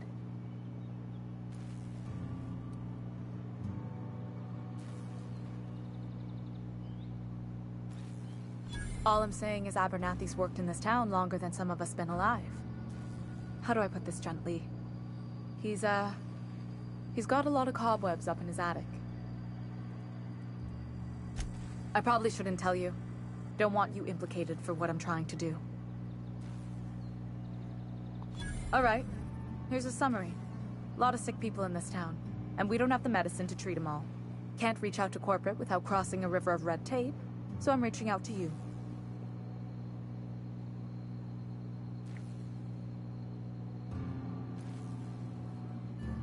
I'm paid better than Abernathy. Whatever he's giving you, I will do you one better. That's all I can ask of you.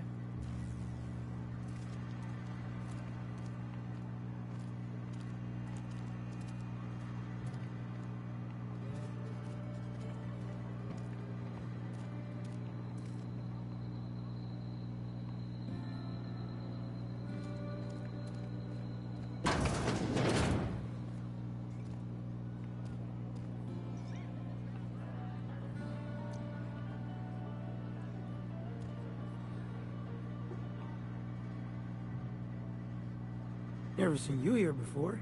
You a visitor? Welcome.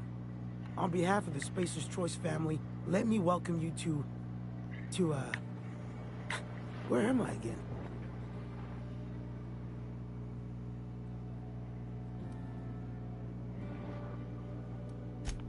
Oh, I ask myself questions all the time.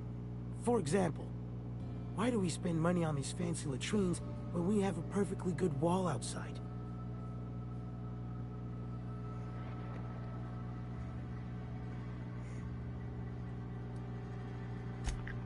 I am in no condition to do any work. Not so long as my injuries trouble me. Yep. Got my mid stuck in a rotor wheel. Shredded my wrist up real good. Conrad went and sewed up my hand, but I couldn't do much about the pain. Boss was real generous to me, though. Got myself a 5% discount on Zero G Brew. After the second bottle, the only pain I feel is emotional.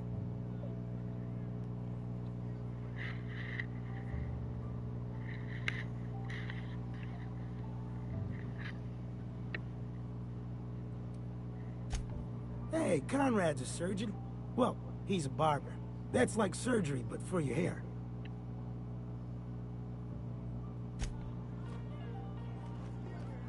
Hey, it's the visitor. Numb to the bone thanks to Zero G Brew. Zero G Brew. It's an ale that's good for what ails you.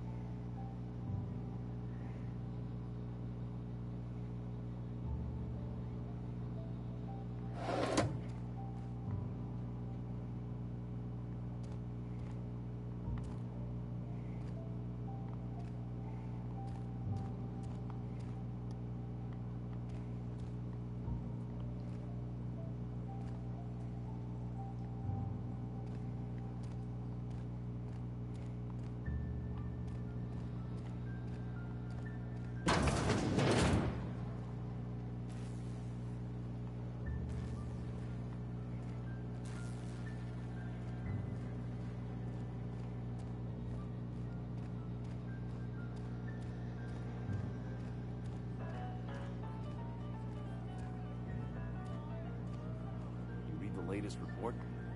Only the part that said we ain't making our quotas. If only McDevitt's folk hadn't abandoned us. Cannery could use those extra hands.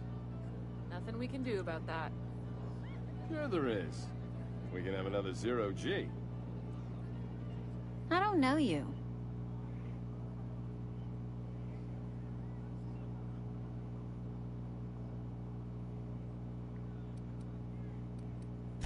Amelia Kim. Spacer's Choice Beverage Dispenser. I don't know what you're about, but this here's a Spacer's Choice drinking establishment. We're all loyal, hard-working company folk here.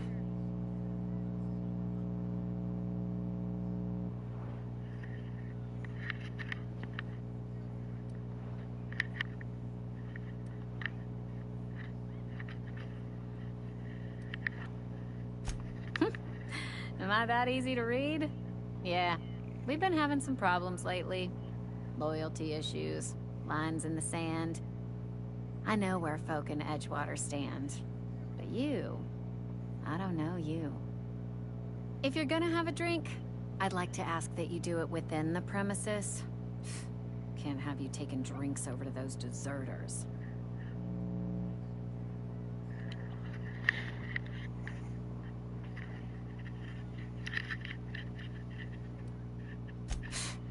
Traitors. The lot of them. Bunch of folks decided they were tired of working and went out into the wilds to fend for their own selves. Town's already struggling to make quotas, even without that band of slackwits abandoning their posts. Bunch of lazy, shiftless rung leeches. Anyway, enough about them. What can I do for you?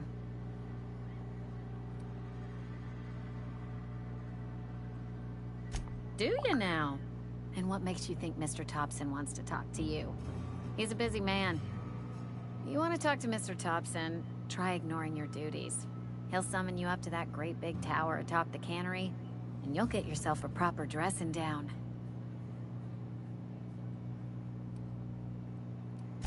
It is a good thing. If you're not pulling your weight, you don't deserve to live here. Simple as that. Go ahead.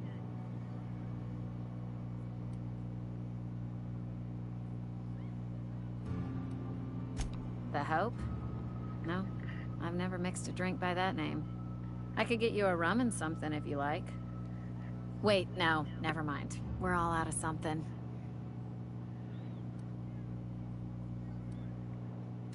You feeling a bit flushed? Look, why don't you go set yourself down in the corner before you get all tangle-footed?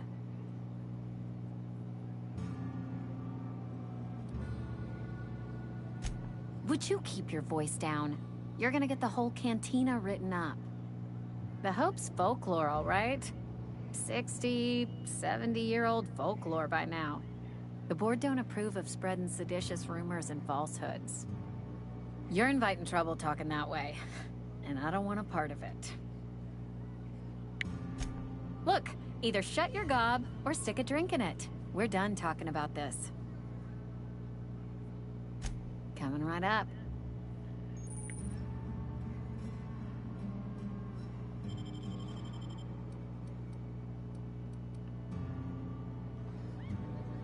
Oh, I almost forgot. I'm contractually obligated to recite company slogans to any visitors.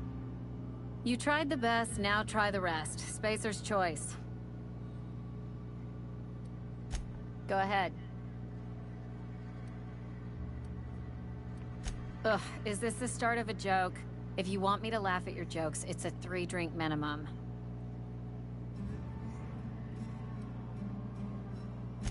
Most folk forget where they're standing after a few drinks. Seems to me you've got a head start. Anyhow, whatever happens outside the walls is not my business. Only deserters and marauders wander out there, and I cannot tell you which I revile more. My world is these 4 walls, that door, and a row of mugs that need cleaning.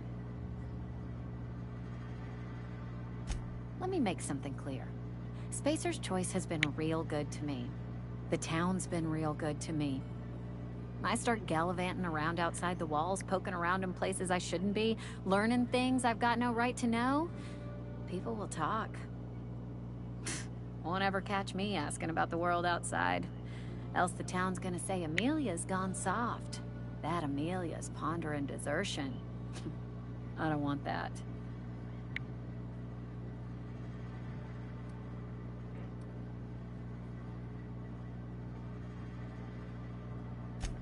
Keep it down, will you? We don't talk about the PLAYGE. Not here. And if you're smart, you won't mention it anywhere. I've said enough. People come here to drink their problems away. If they wanted to face their problems, they'd go see our vicar. I don't see how that's any of your business. You're the first to ask after me in some time. I'll give you that. But I don't have a story to share. My family's worked Spacer's Choice for 2 generations, and I've lived in Edgewater just about all my life. Wanted to work in the sciences once upon a time. Would you believe it? That was a wild fancy. Glad I disabused myself.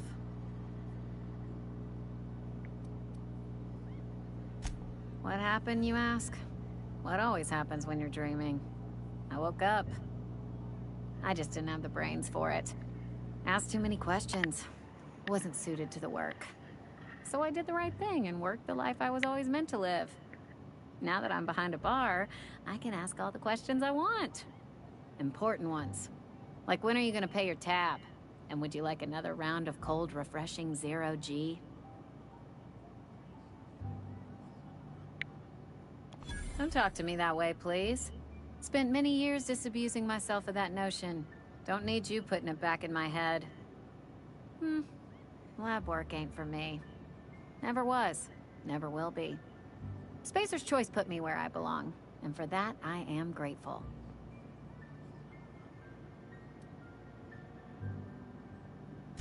What's wrong with that? It's good, honest work. Pots and pans don't scrub themselves. Glasses don't fill themselves either. Unless you're in Byzantium.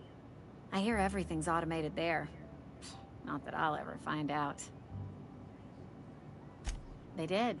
They gave me a life. Gave me a purpose. This is where I belong. Not so fast. I told you about my life. Your turn to tell me about yours. So, what's your story?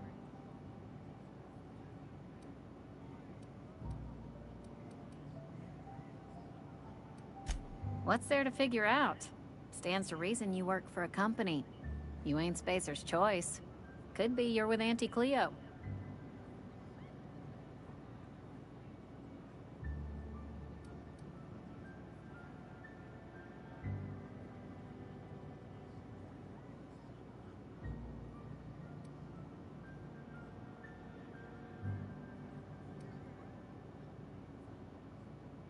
Don't see what a Clio worker's doing in spacer country. Trying to eyeball the competition, are we? Well, good luck trying to figure yourself out. Sounds like you'll need it.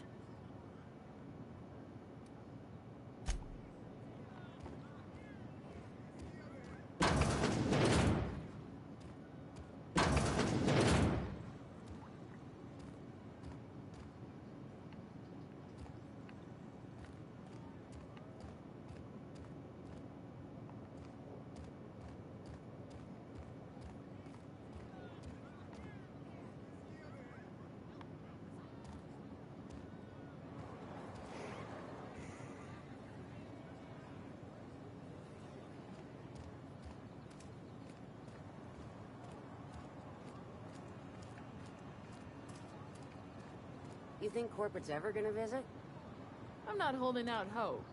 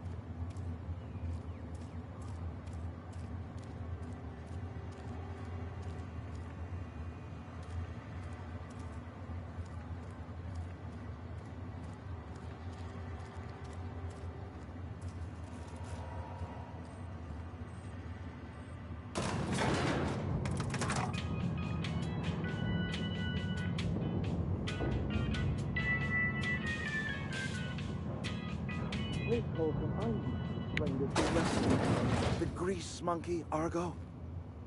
I'm sorry, Mr. Thompson, sir. You asked why it's taking so long to fix. The answer's technical. Don't apologize. Just seems we've got a guest. Really now, Parvati, I do wish you'd spoken up. I do apologize. I was given no forewarning of your arrival, or I might have welcomed you at the gates myself. I'm Reed Thompson, Outpost Administrator. Seems I allowed my excitement to run away with my wits. Been a few seasons since we've had a visitor pass through.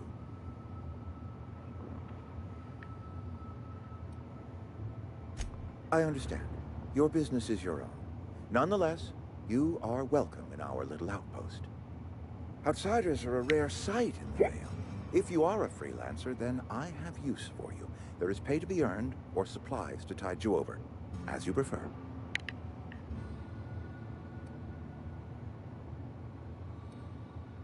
Trust, I have learned, is reciprocal. I offer my trust in good faith, and hope that you will do the same. There's an old botanical lab, mostly abandoned now, but still eating up power from our plant. Power which our cannery sorely needs. I need you to go to the geothermal plant and reroute power from the botanical lab over to us. Simple as that.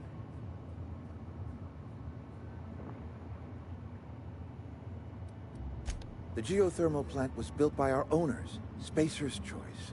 Lit up the whole Vale once upon a time. Most of the Vale is now abandoned. All that power is going to waste.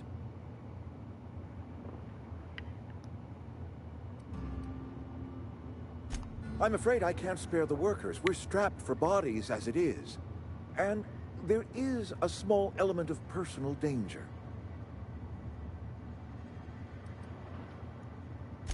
Marauders. Bloodthirsty lunatics. A lot of them.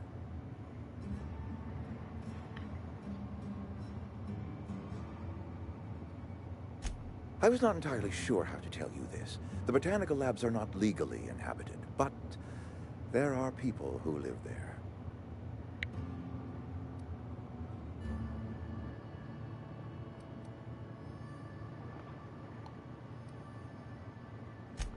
No, I do not imagine they will be pleased.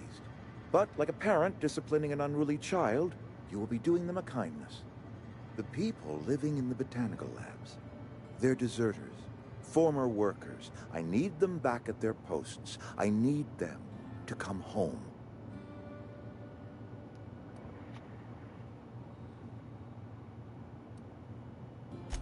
Good law, no. I don't want you killing anyone, least of all them.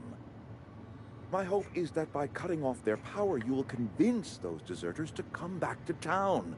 Before you go to the plant, I want you to stop by the botanical lab. Speak to their leader, Adelaide. Tell her the power's about to go, and that it's time her band of deserters came back to town. Adelaide's older than the other deserters.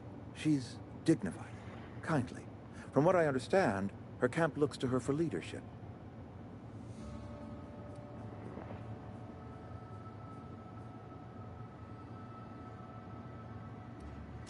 I am asking you to help us survive. Edgewater needs more workers or we will collapse. We belong to one community, the Spacer's Choice family. If we dissolve into factions, then we will all perish separately. Adelaide will understand that.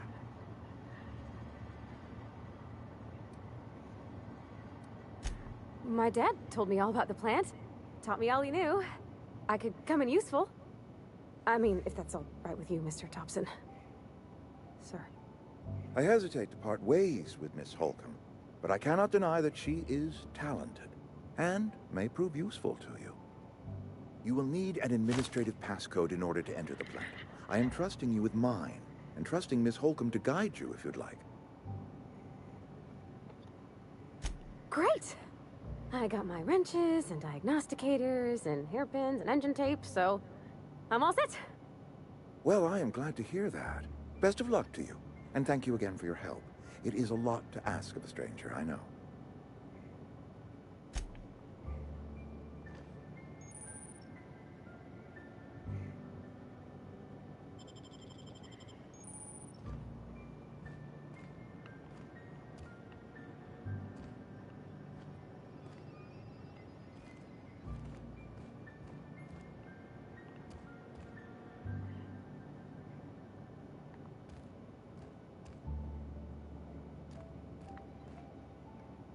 If you could see your way to getting us our power back, I'd appreciate it.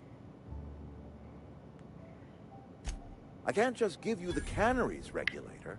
The botanical lab's got one, though. Ripe for the picking, provided you shut off their power first.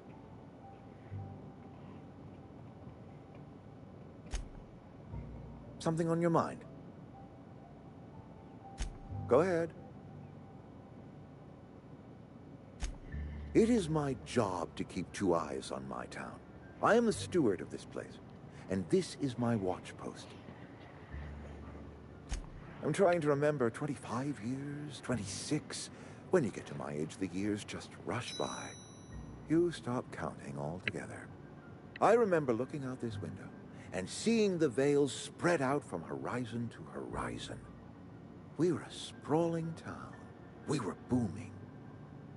Times change, people change, but the veil will always be here. Spacer's Choice will always be here. Our work won't ever end. I take comfort in that. Right.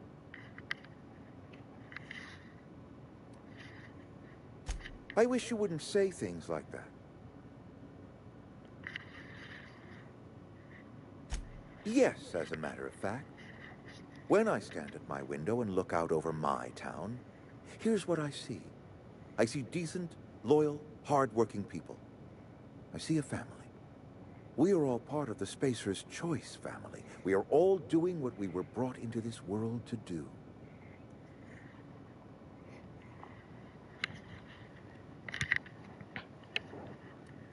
This is a Spacer's Choice town. We're all part of the Spacer's Choice family here. The company keeps us warm, keeps us fed, keeps us working. Loyalty's got nothing to do with it, friend. This is good old-fashioned gratitude. Go ahead. That you are not one of us may work to your advantage. Adelaide and her folk loathe the people of Edgewater, you see. I admit the fault was mine. I'm about as diplomatic as a bristling canid. I just hope Adelaide and her folk will see their way past my flaws and return to town.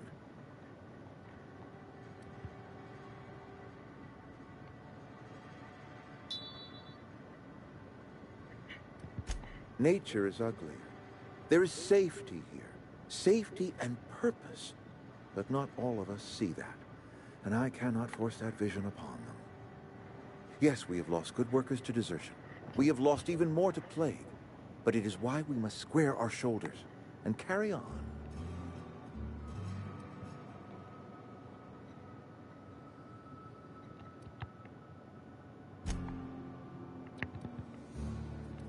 Go ahead.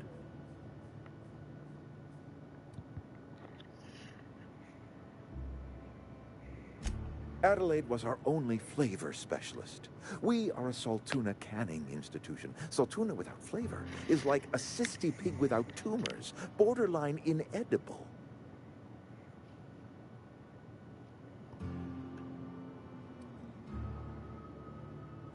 Were it up to me, friend, I'd stack our larders with Saltuna galore. No other brand of Saltuna adds as much vim or vigor to the body's humors. But, and this is something we must keep between the two of us, Saltuna is hard to come by, what with being a species indigenous to the seas of another world.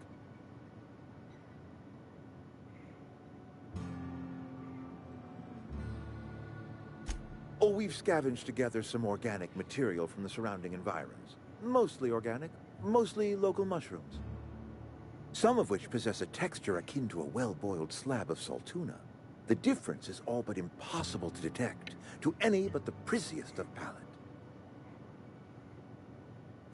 Go ahead. Can we not?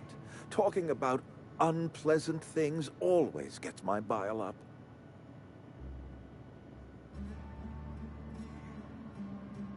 If I had enough medicine to treat everyone who fell sick, I would, but I don't. I can't save everyone.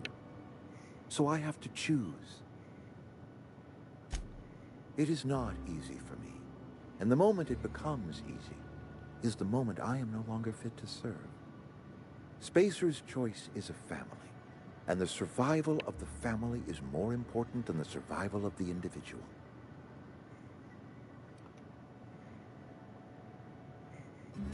That I cannot say. There was no moment when the plagues began. Disease always lurks on the fringes of society, waiting to infect the idle and the lethargic. But in the last 10 years, the plagues have become progressively worse and increasingly frequent.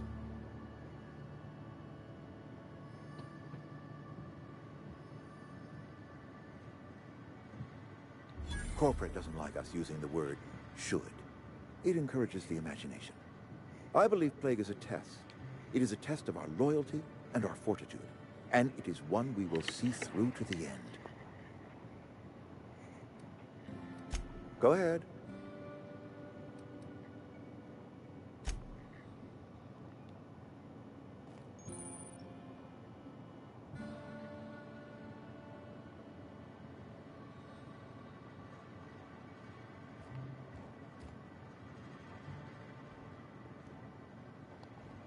Got it. Inside voices.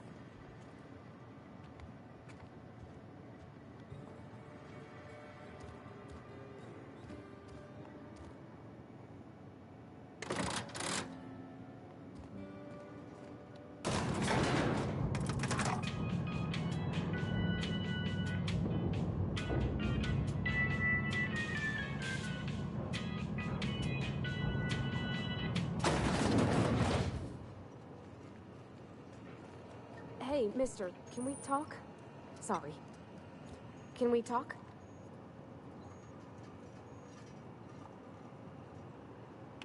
Sorry. You just want to get out of here. And you likely don't want to tag along like me. It's just, Mr. Thompson has his own view on matters, on account of it's his job and what all, but that's not the only side of the tale.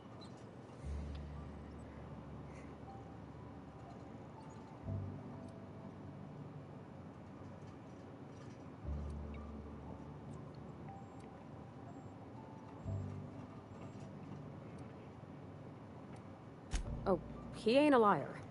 He believes every word he says. It's just, he doesn't always get where other folk are talking from. To Mr. Thompson, a person's a gear. It does its job quiet-like. If it squeaks or stutters, it gets replaced. The deserters are decent folk. I knew some of them before they left.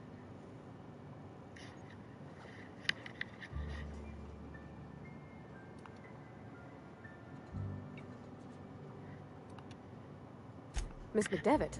Oh, gosh, no. She was a real important person. A flavorist. Made all the food taste decent. She used to work up in the big office with Mr. Thompson. All I know is she left after her son died. It was a real big to-do.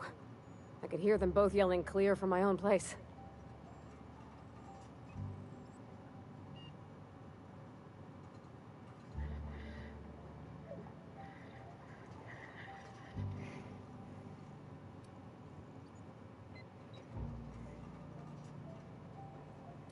Can't say as I know. I wasn't there.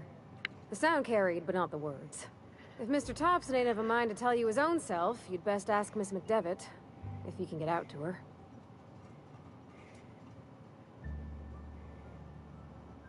I don't know anybody well. I mostly listened to them talk, kept my head down. There was a boy named Thomas who used to follow me around, asking questions about the stuff I fixed. He was real sweet to me. Not any sort of dissident.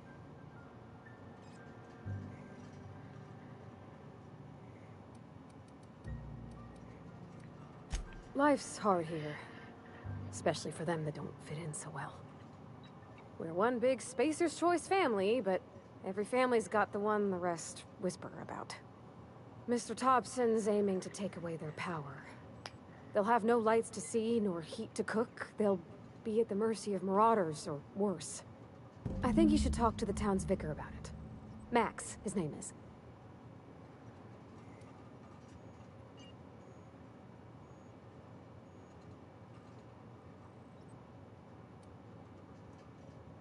Books are for rich folk. I wonder what he wants with something like that.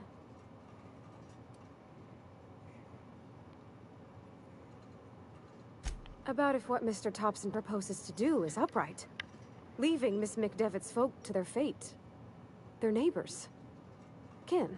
And maybe he can think of something else to try. Something we ain't. He used to go walking outside town. Maybe he found something that'll help. It's just an idea. That's all.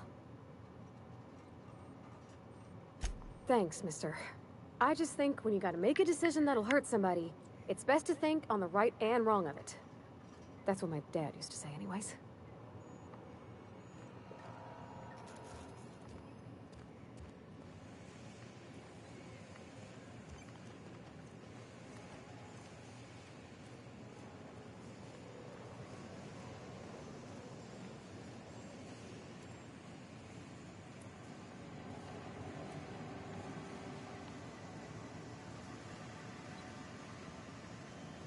I have no idea how to get into it from the backside. There has to be a way. Maybe... no? I'm not sure.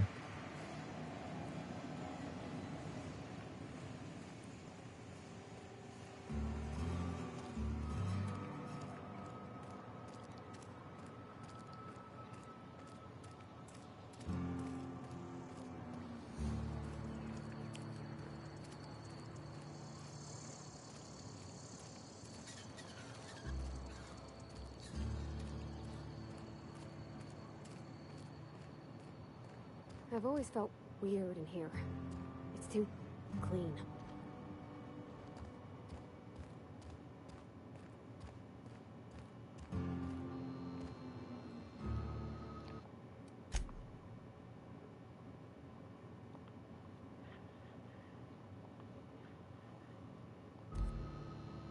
Any progress on that matter we discussed? Ah, Miss Holcomb. How rare to see you out. And with a complete stranger. Curious. This here's Vicar DeSoto. He's always offering spiritual counsel to those that need it. Thank you for the kind assessment, Miss Holcomb. I admit, I've been quite interested to make our outsider's acquaintance. Please get it.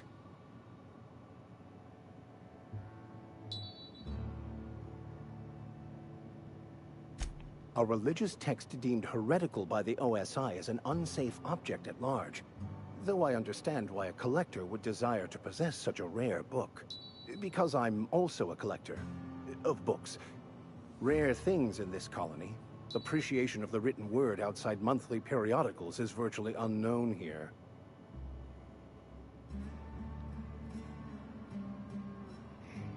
But what? I thought you would talk to him. You wanted to speak to me, Ms. Holcomb? Every time I've tried to engage you in conversation, you look at the floor, answer in single words, and slink away. I can't imagine what would be so grave as to drive her to my mission. What has Mr. Thompson asked you to do?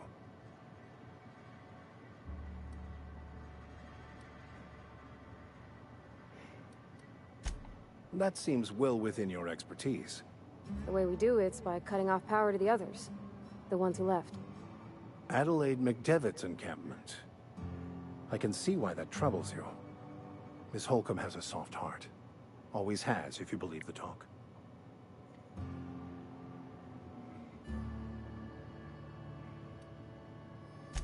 They rejected the order of society and live beyond the walls so thoughtfully provided by our Spacer's Choice patrons. Does that strike you as a responsible life choice?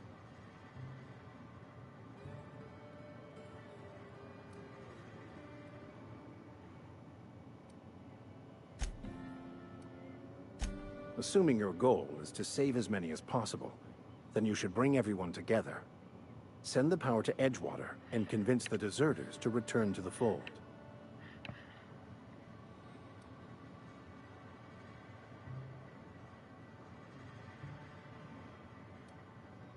Not if things are left to stand as they are.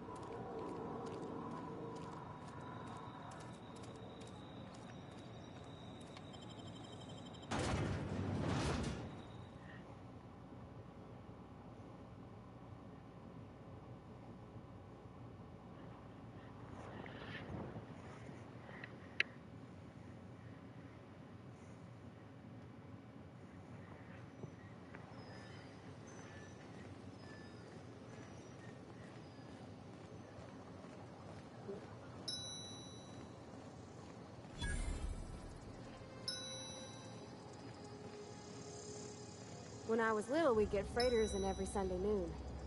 Now they only come but once a month. Thank the law. I've been requisitioning backup for months. Guess the boss finally came to his senses. You ever swung a truncheon? Let me see your rifling stance. I want to make sure you're up to snuff.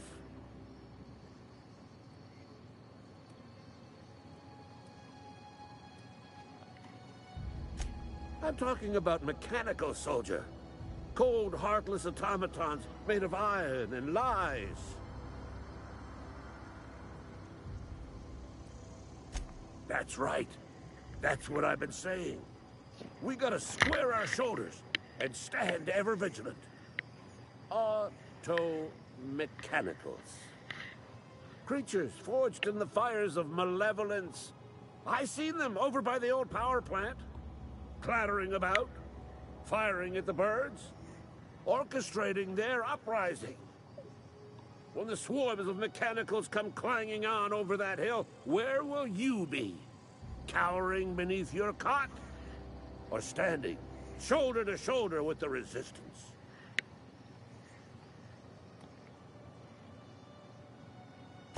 I've been gathering up a war chest over the years. Saw tuna cans, mostly, some Spacer's chaw, few bit carts. I'll reward you for your aid.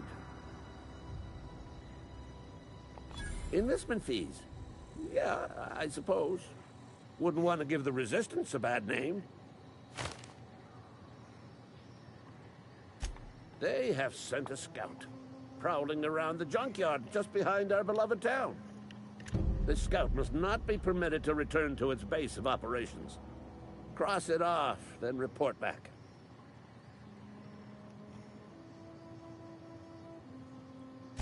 Mechanicals got a weak spot in their midsections. I think the technical term is, the blue glowy square thing.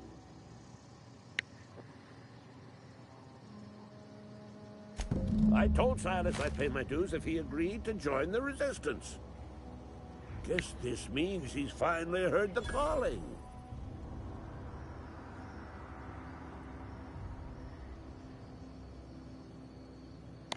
Mechanical repellent!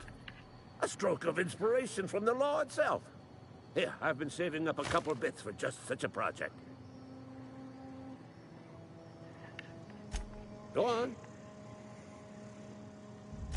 I'm Ludwig Miller, Associate Security Officer for Transportation. Officially? Unofficially? Strictly between you and me. I am the only thing standing between Edgewater and total annihilation. Go on. You ever seen the way a mechanical just stands there? Just looking at you, scanning you with its murderous oculars.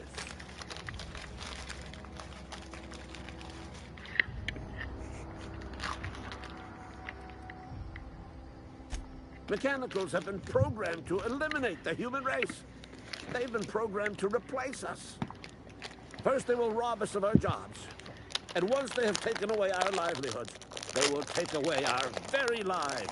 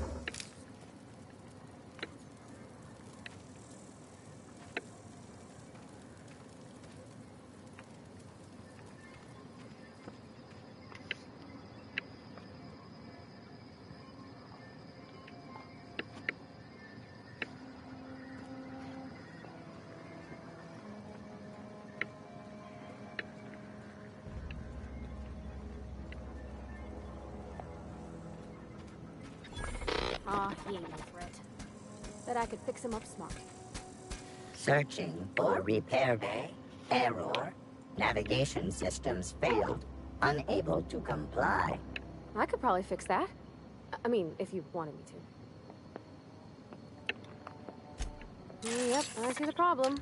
His nav mod got dislodged. Must have taken a tumble. Just gotta give it a good push and wait for the click. There we go. Jeremy's good as new. Well, new by Spacer's Choice standards anyhow. His name's Jeremy, by the way. Navigation systems operational. Optimal path toward repair bay detected. Initiating self-diagnostics.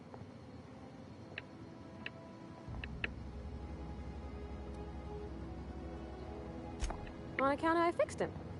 And he's Jeremy on account of his helmet. It's like Jeremy, the officer in True Romantic Tales of the Space Guard. Hebs to Shirley. I make a point to watch every Tuesday night.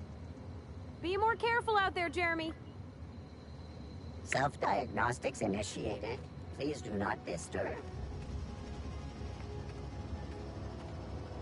Got it. Heads down.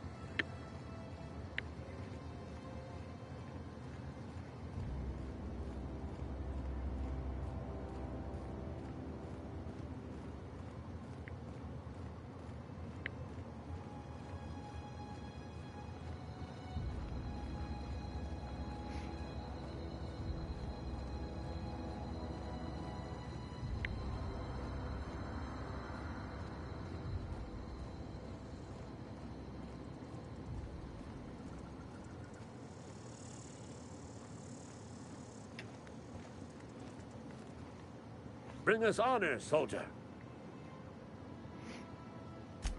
You beat that scout to scrap with its own legs? Pulled its optic cables out its head case? Actually, don't tell me. Rather use my imagination. You're a passing fair soldier, I will confess.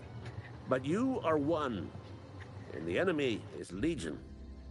What you need is an equalizer, a weapon to strike fear in their cold mechanical hearts.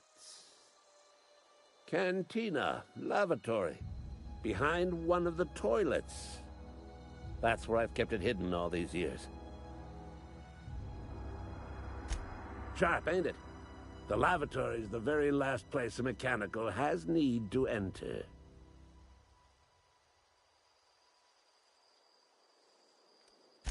On the double, soldier. Don't want the bartender poking around in there with a mop.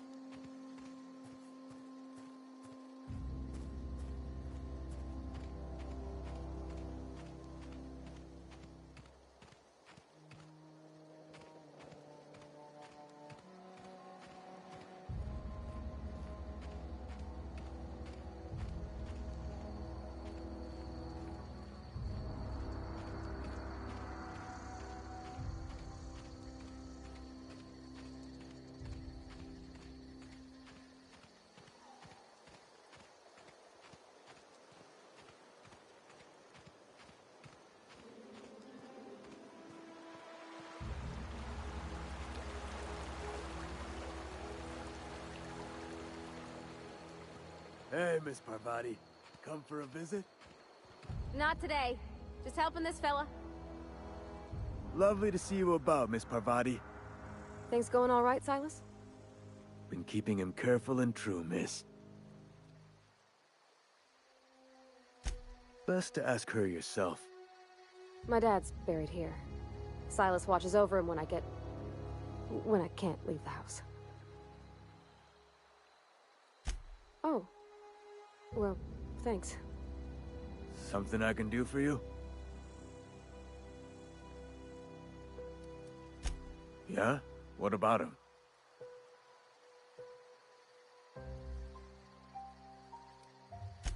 Yeah. Funny thing, Eugene's body ain't where it's supposed to be. The night we was supposed to commend his body to the earth, I had his grave all dug up and ready, right?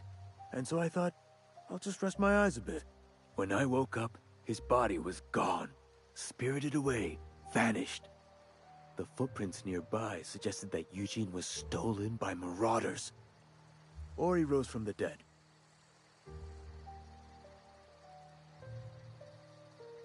Let me know if you find anything. You run into any trouble? Reliable work from a freelancer. That's gonna take some getting used to.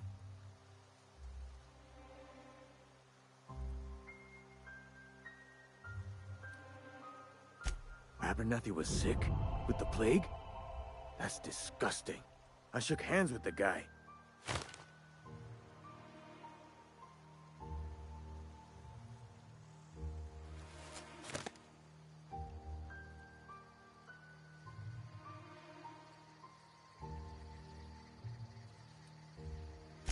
I needed his fees because of his name. A, for Abernathy. He was at the top of my list, you see?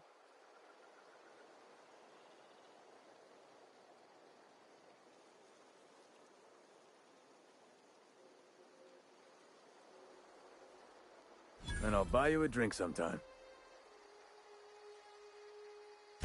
Oh, suppose you've earned it.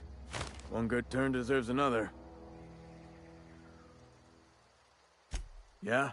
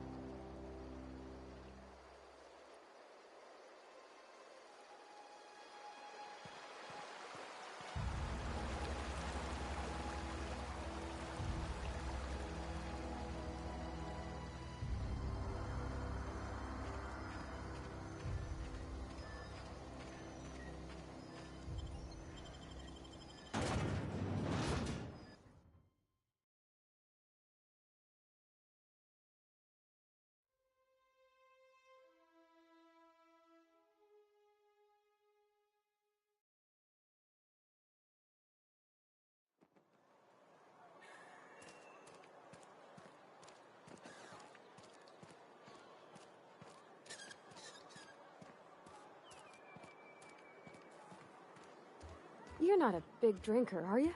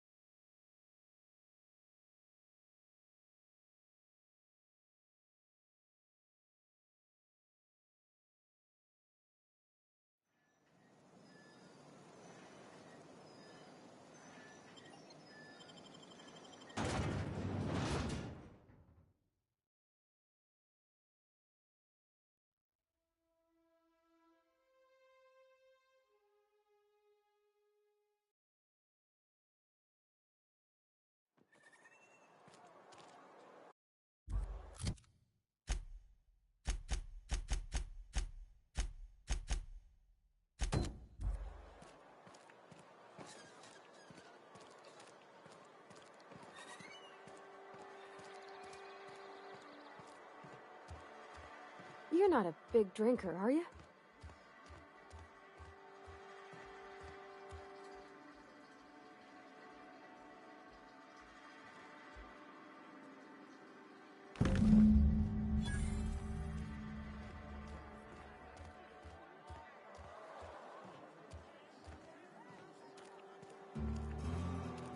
Another day at the cannery.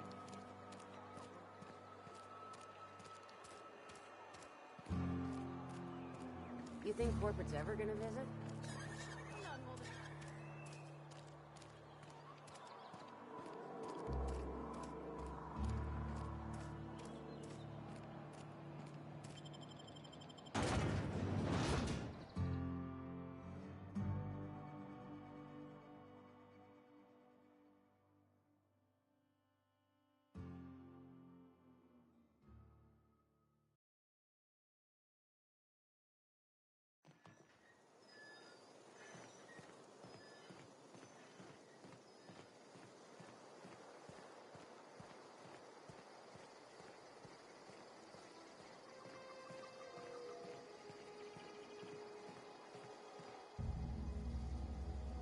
Bring us honor, soldier.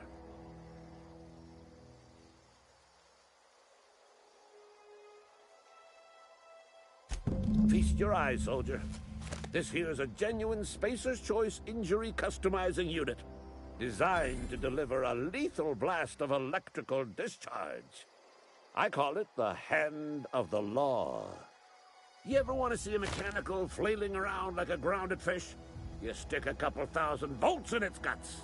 With compliments from old Ludwig.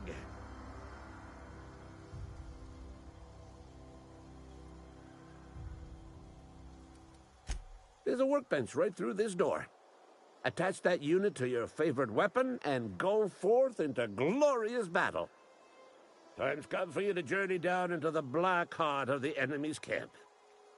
I'm talking about the old geothermal plant. Unfortunately, the old plant lies outside my board-given jurisdiction. You'll need to get a passcode from the boss, Reed Thompson.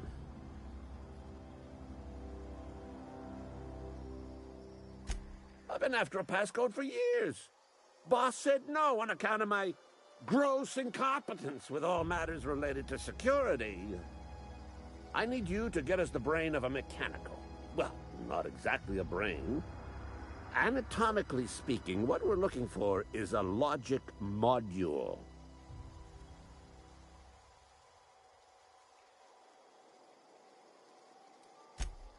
Don't tell anyone, all right? I've got a contact. A real expert in the inner workings of the automaton. We are gonna rip those mechanical secrets right out of their circuits.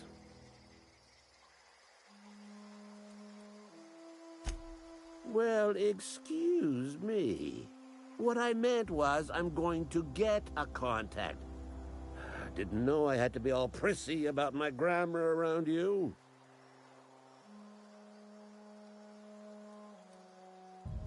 There's the rub.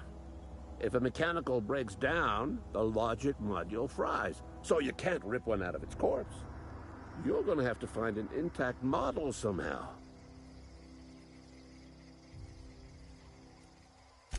I don't reckon so. I work with gears and pistons and such. Stuff you can put hands to. Computers and mechanical brains are outside my ken. You know, she names the mechanicals she fixes. Calls them Bess and Clancy and so on. Keep a careful eye on her. Could be a sympathizer. If you die horribly, I will pour out a can of 0G to your memory.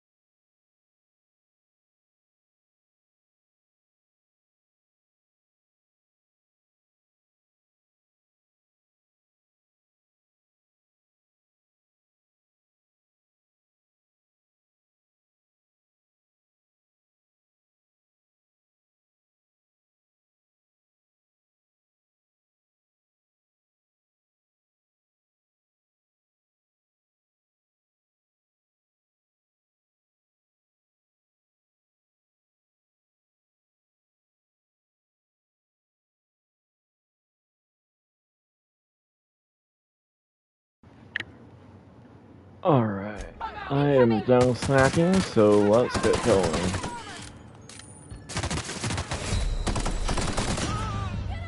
And I'm dead.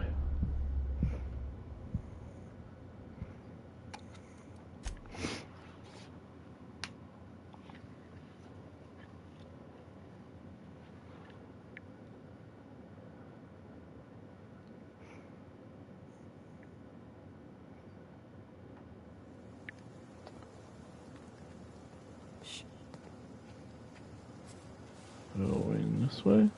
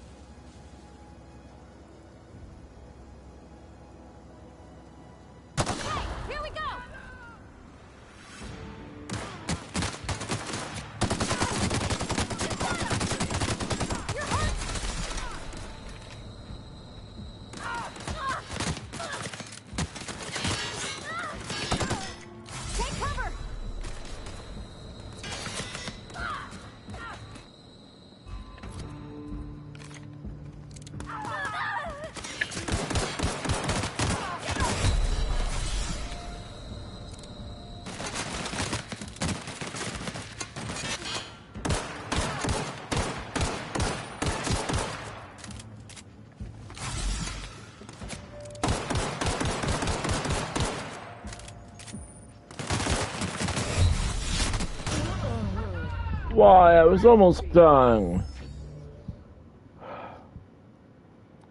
Crap.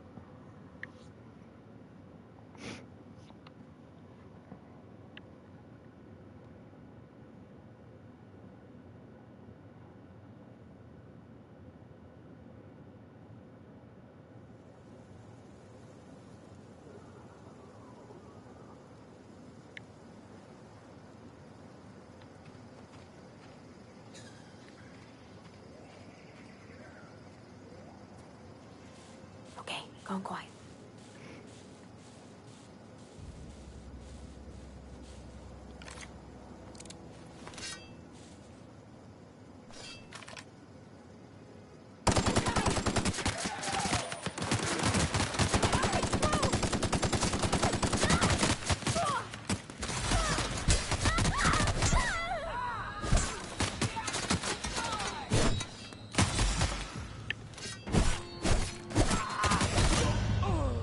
Why?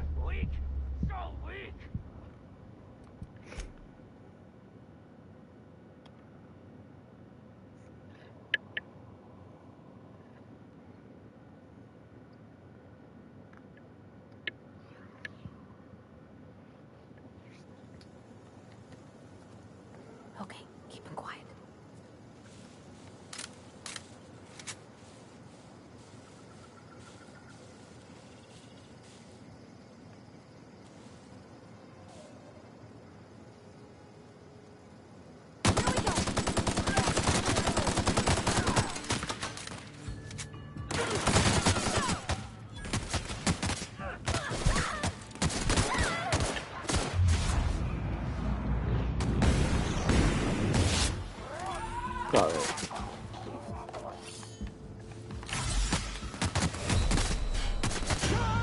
Why?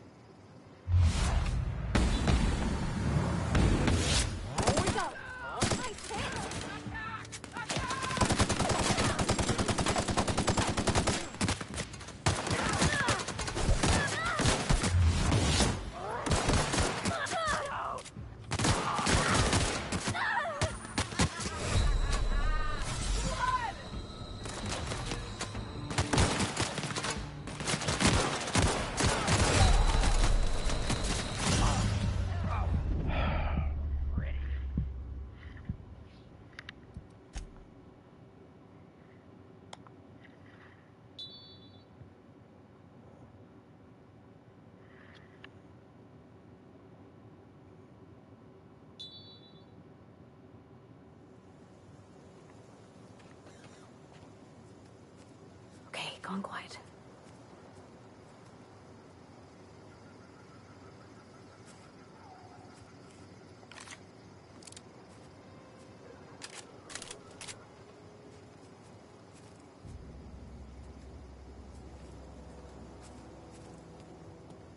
Huh?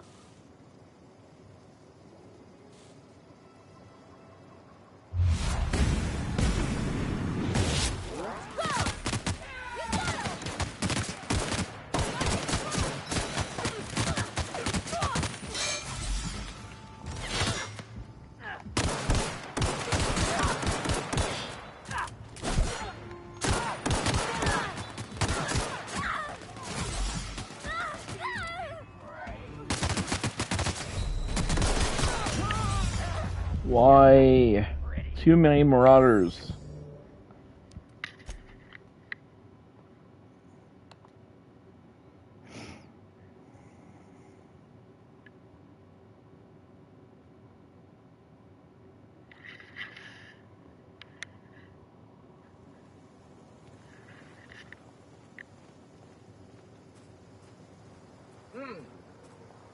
Huh? You hiding?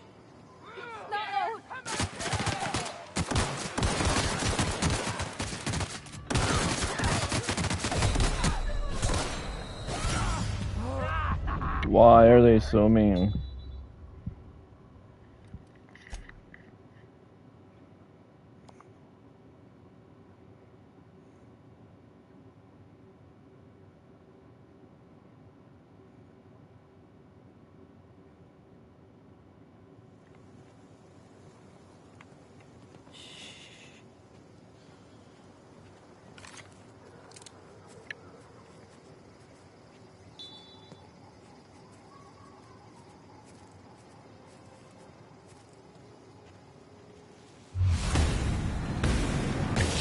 Here we go.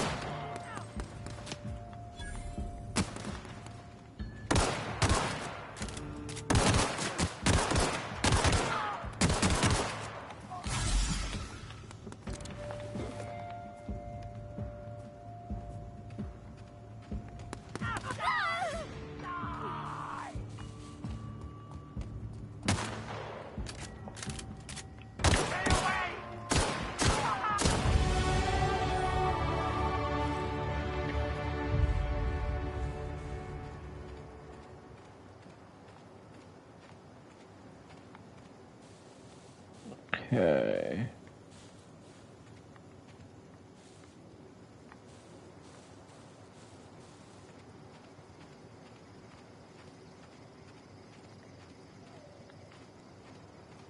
did the Marauder head go?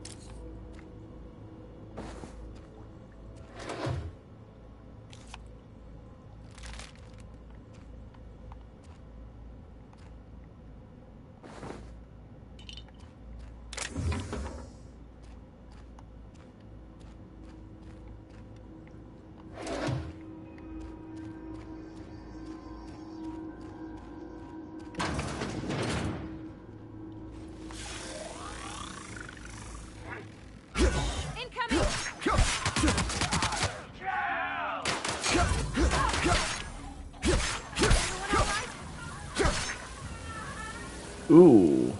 Wow.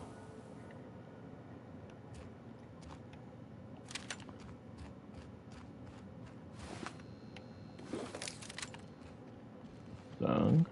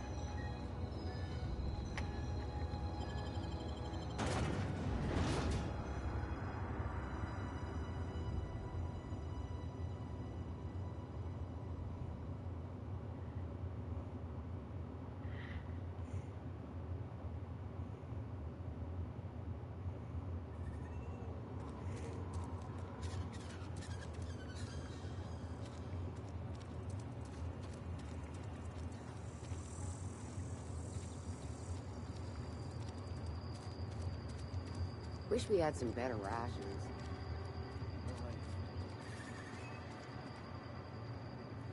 Somebody's been running around town raving about a colony ship. Plague must have gone into their brain matter. Oh, I'm an actuary. That means I keep tabs on a worker's living expenses. How much it costs to feed, clothe, shelter, bury, and replace your average human worker. Technically, I'm employed by the Spacer's Choice Department of Human Resources. Thanks. I'll see to it that this medicine gets to the people who need it. Here, something for your trouble. Nothing personal, but I hope we never do business together again. Don't want to make a habit of consorting with smuggler types.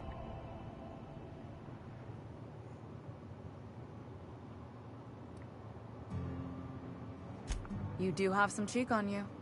Lucky for you, I kept a little contingency fee in case you tried to negotiate with me. Somebody deserving. Silas on account of him being out in the cold. Amelia seeing how she's around people all the time. Anybody in the sick room?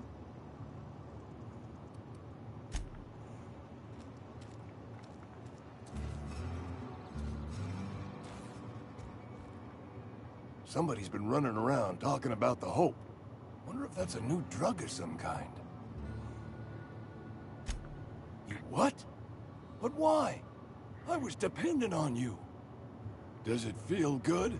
Robbing an old man of his last shred of hope?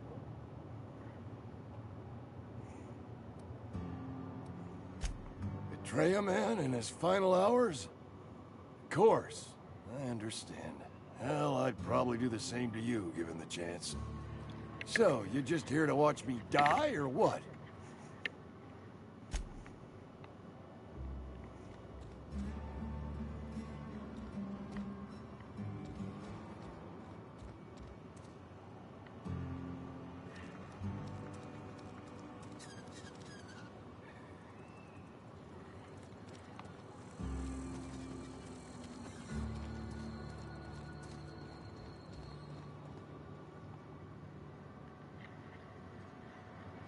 I don't want any trouble. Esther's got medication? How? Did the boss get a new shipment? I'm sorry, it's just I thought we couldn't spare the medicine. Nope, I'm sorry. I can't accept help from Esther. If I deserved treatment, I wouldn't be here. Why?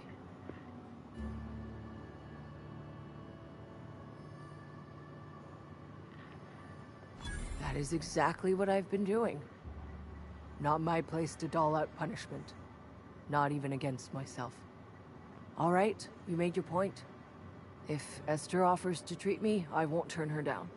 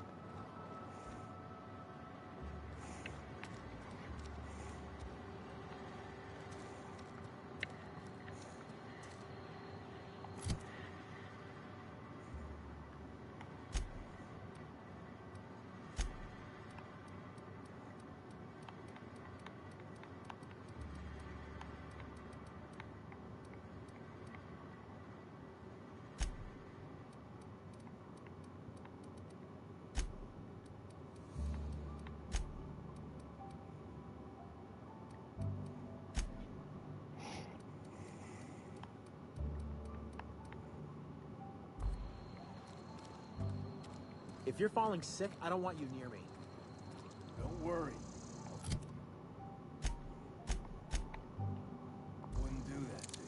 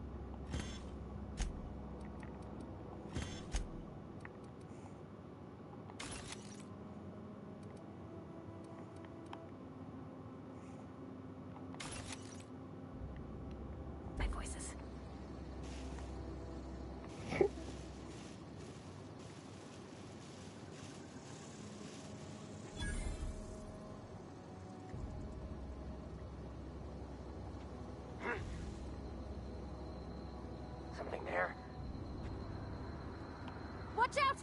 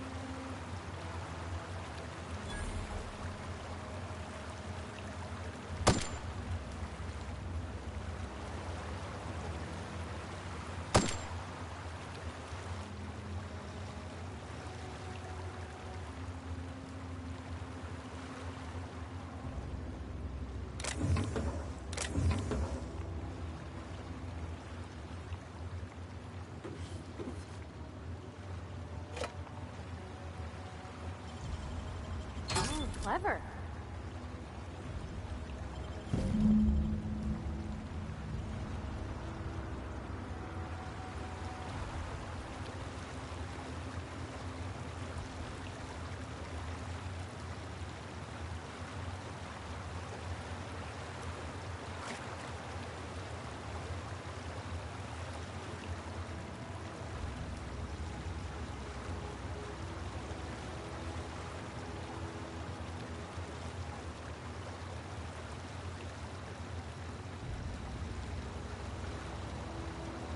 I used to skip rocks in the river till Constable Reyes ticketed me for unlicensed terraforming. I bet she was jealous. She don't know how to skip rocks her own self.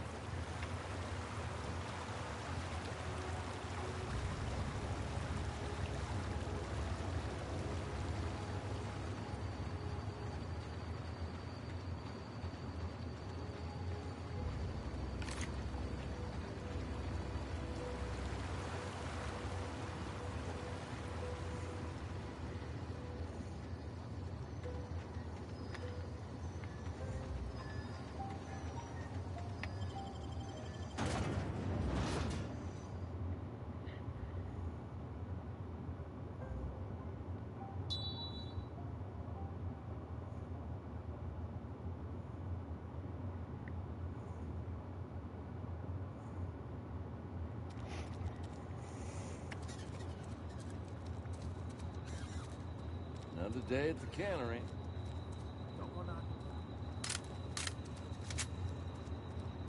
You think corporate's ever gonna visit?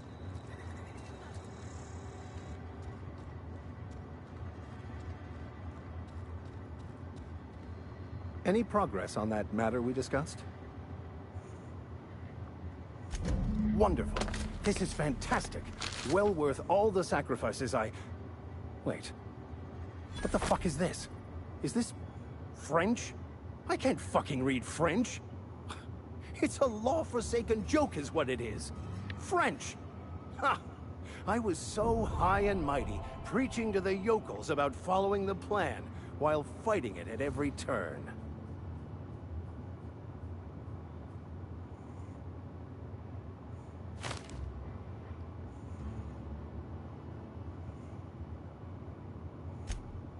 Well, yes. But I assure you, it was not for personal gain, only for the greater good. I've spent my life searching for the keys to unlocking the secrets of the universal equation that underlies the plan. I had hoped this book held some of those answers. I became so desperate, I even got myself assigned to this plague-ridden backwater to find the damn thing. All the time and suffering I've spent. Wasted.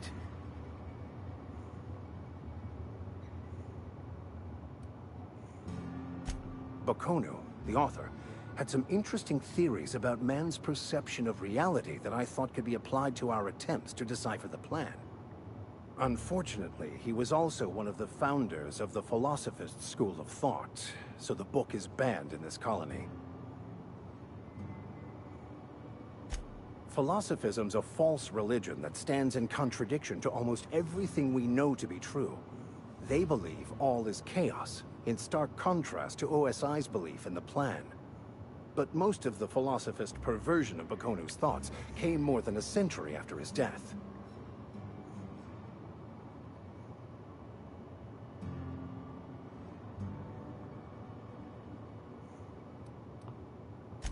Yes, you're right. Such are the workings of the equation. And I've only my own hubris to blame. I certainly never planned for this contingency. But that's neither here nor there. What I need to do now is to find a translator, obviously. But to do that, I'll first need to secure transport. You have a ship. Perhaps I could make myself of use to your crew.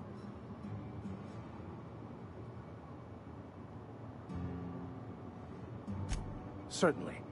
I already gave you most of my money, but I can offer you free spiritual counseling, and I'd be happy to watch your back. I'm pretty handy with a tossball stick, or any blunt instrument, really.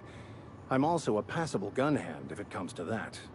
I can usually talk my way out of conflict, though.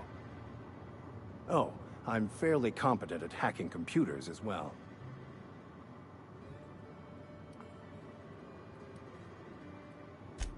Of course.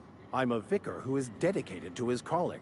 More dedicated than any other you'll find in this colony. I joined the OSI to help decipher the grand plan. But instead, I ended up the vicar in a prison due to ignorance and politics. Then I came here. Satisfied?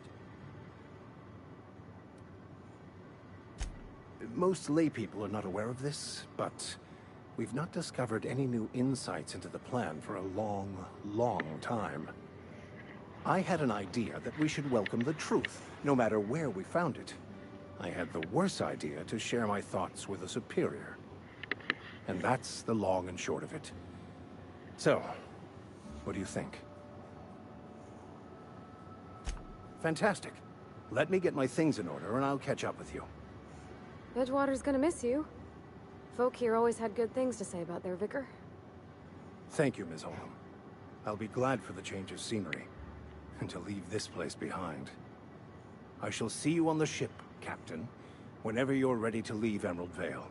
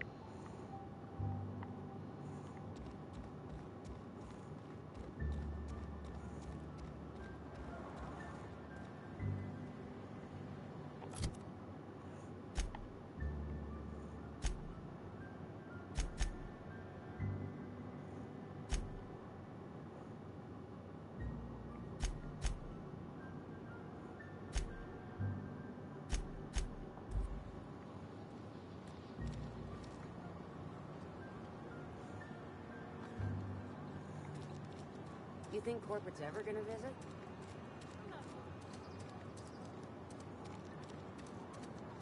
Had your rations yet?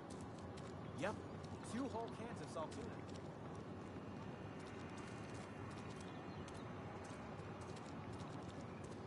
Almost lost a finger in the cannery today.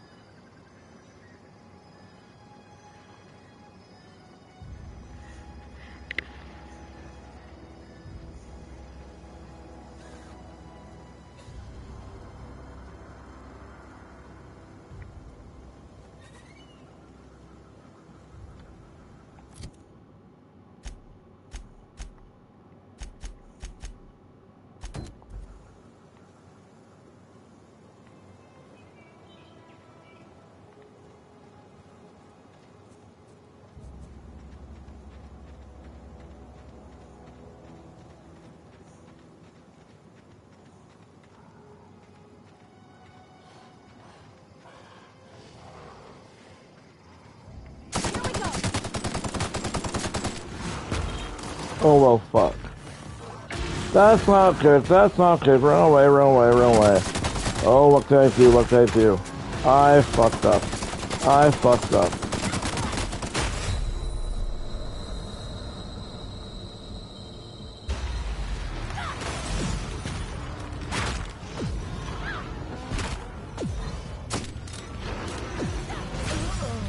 Yep, I'm dead. Oopsie.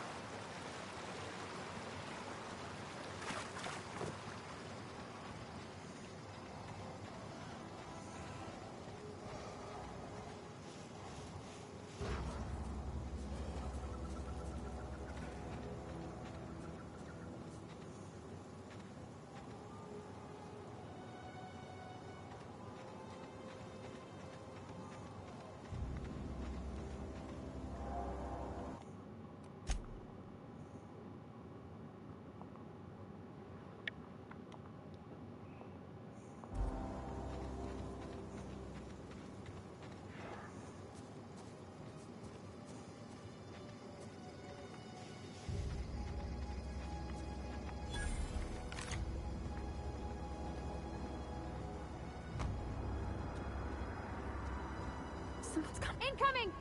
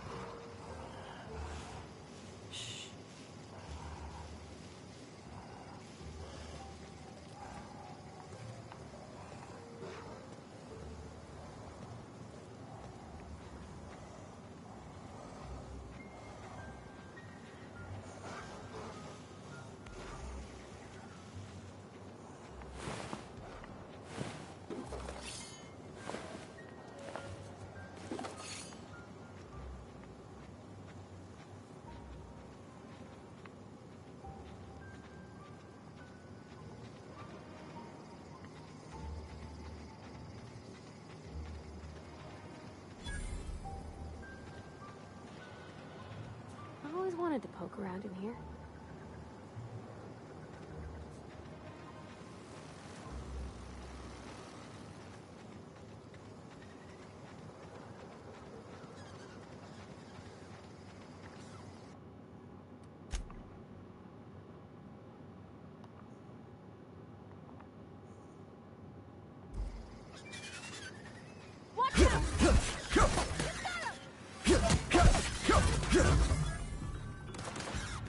Wow, not even a scratch!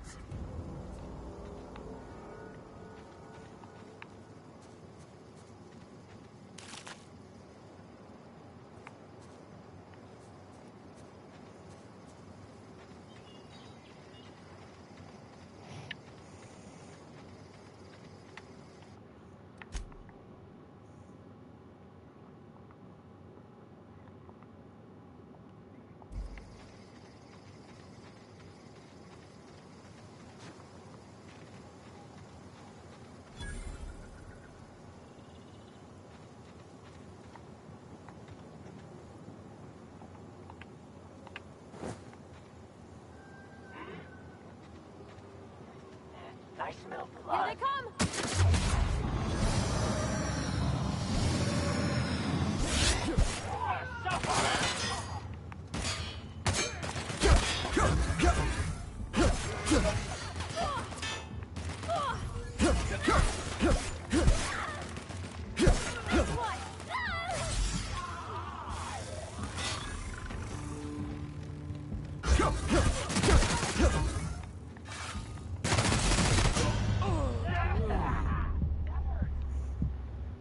I was almost there.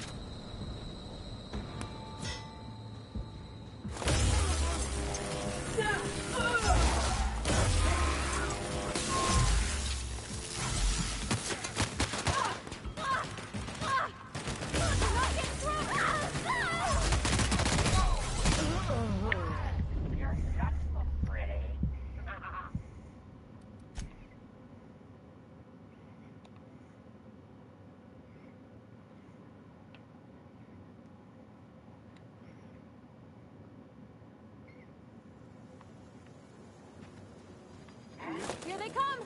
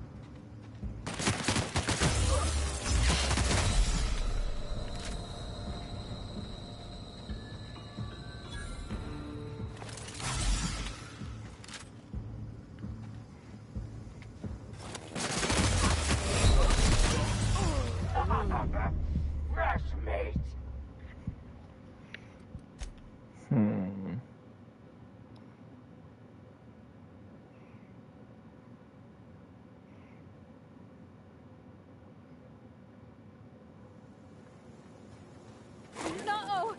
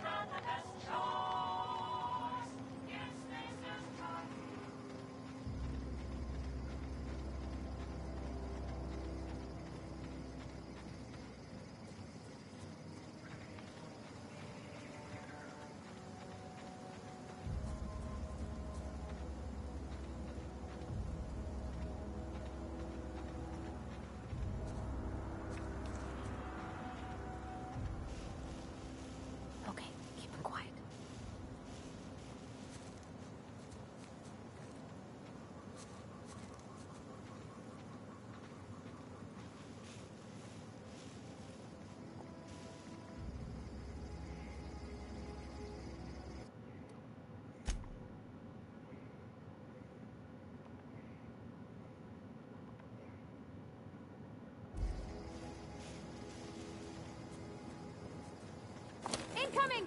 Right, you!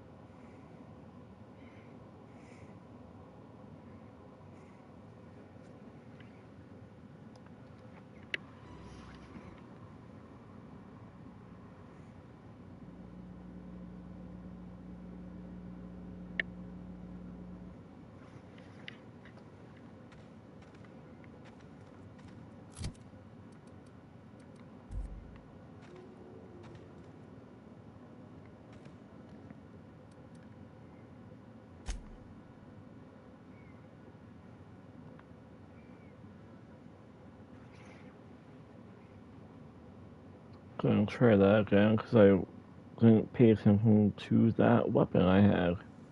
Not a peep from me. Wow, not even a scratch.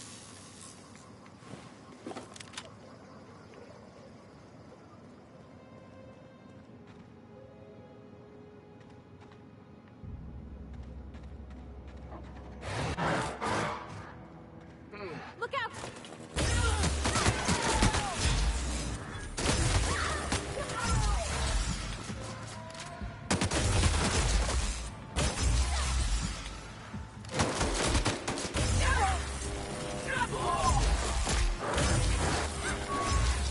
Got him all.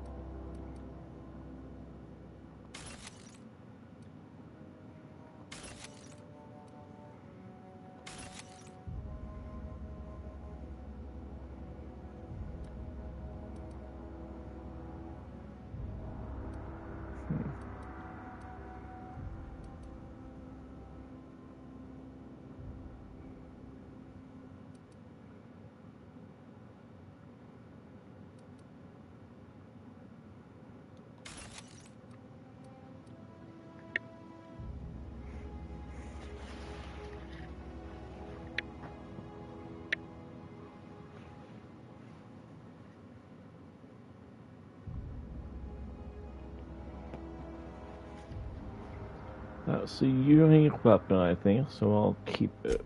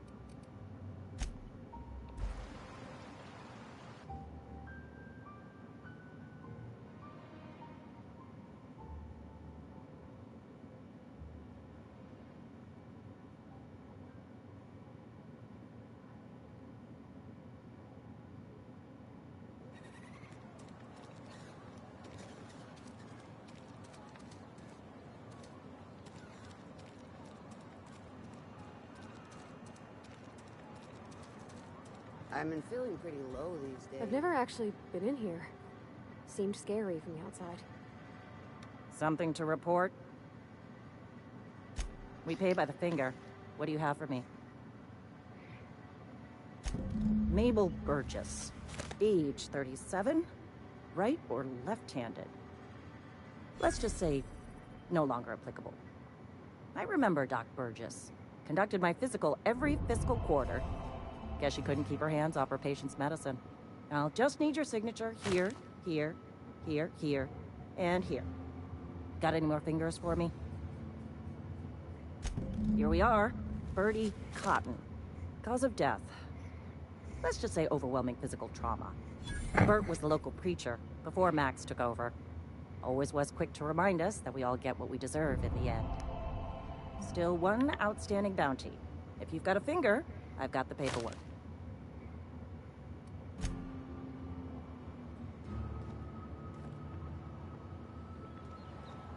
Wish we had some better rations.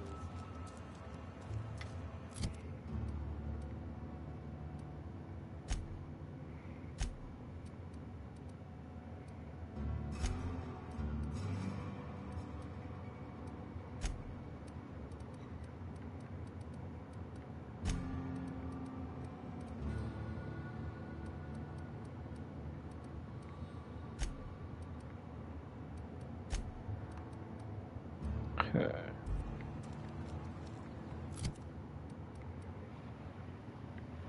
We're gonna head back, I think, to the ship.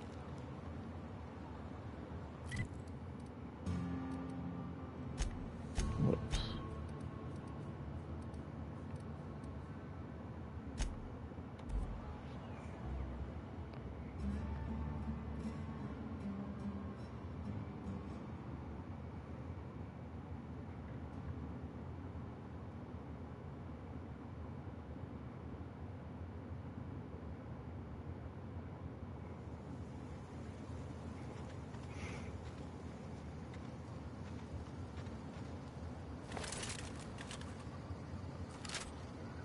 This is gonna take a lot of paperwork.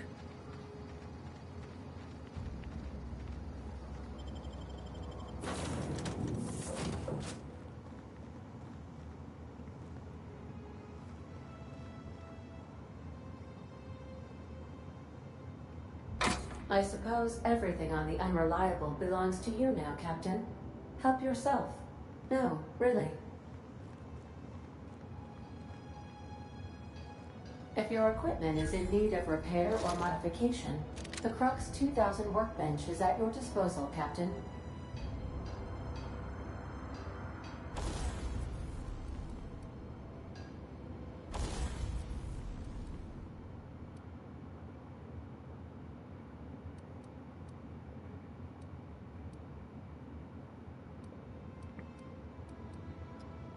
Why is it showing that stuff when I don't have them? I don't understand.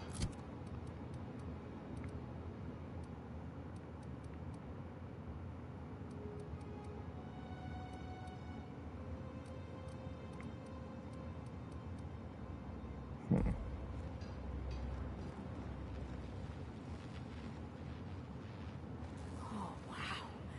If I'd been able to get out here, I so would have stripped this for parts.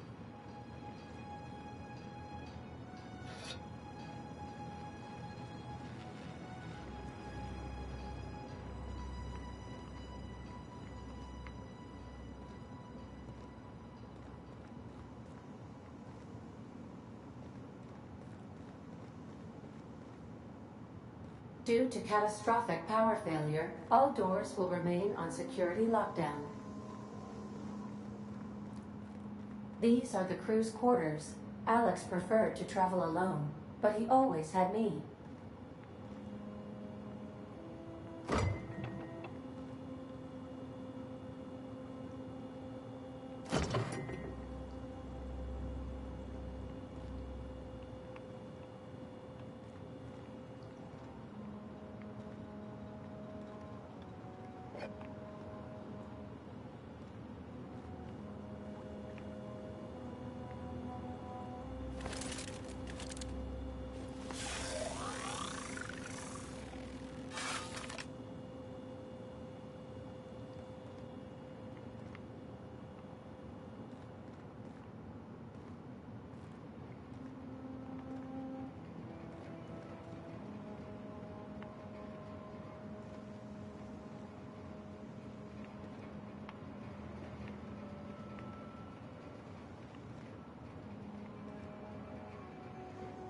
These surveillance devices allow me to monitor you constantly.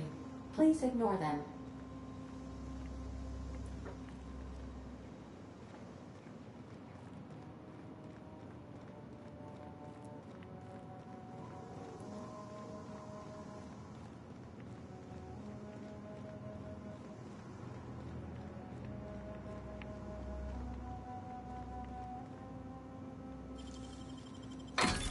You're fast.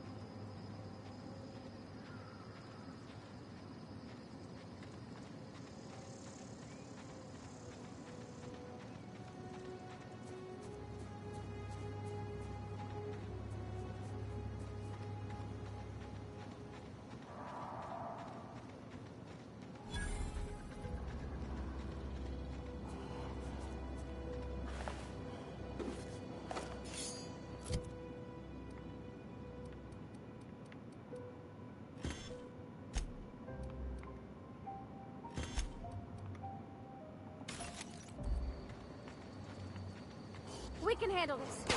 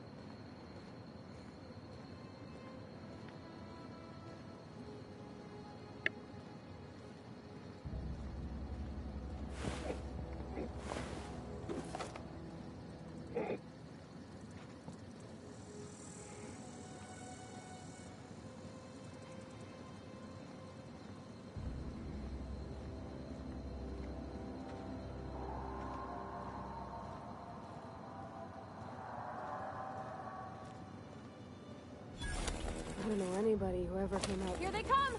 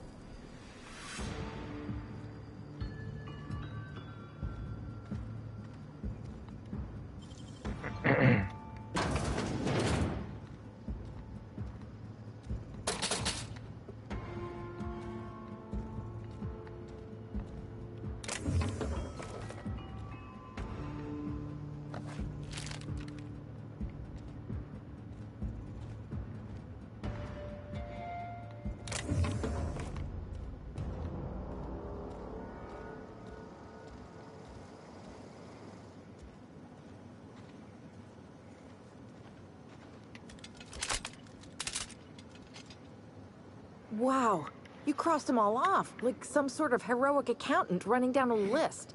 Teach me your ways.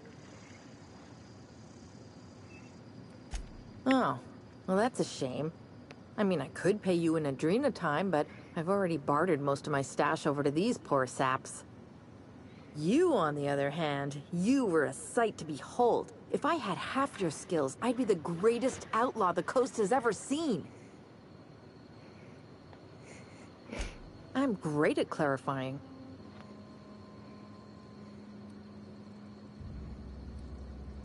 I got kicked out of Edgewater on account of falling sick with plague and stealing some medicine to treat myself. I'd heard some outlaws set up camp in the botanical labs. I decided to throw in with them, seeing as I always wanted to be an outlaw myself. Instead, what do I find but a bunch of former workers camped out around a greenhouse? I couldn't just go back to the cannery, so I was stuck with them. I don't know. The vital processes that constitute the miracle of life are mysterious and unknowable. Oh, you mean around these guys? The Marauders wouldn't hurt me. They love me. I'm practically their queen. Yeah, must be my natural charisma.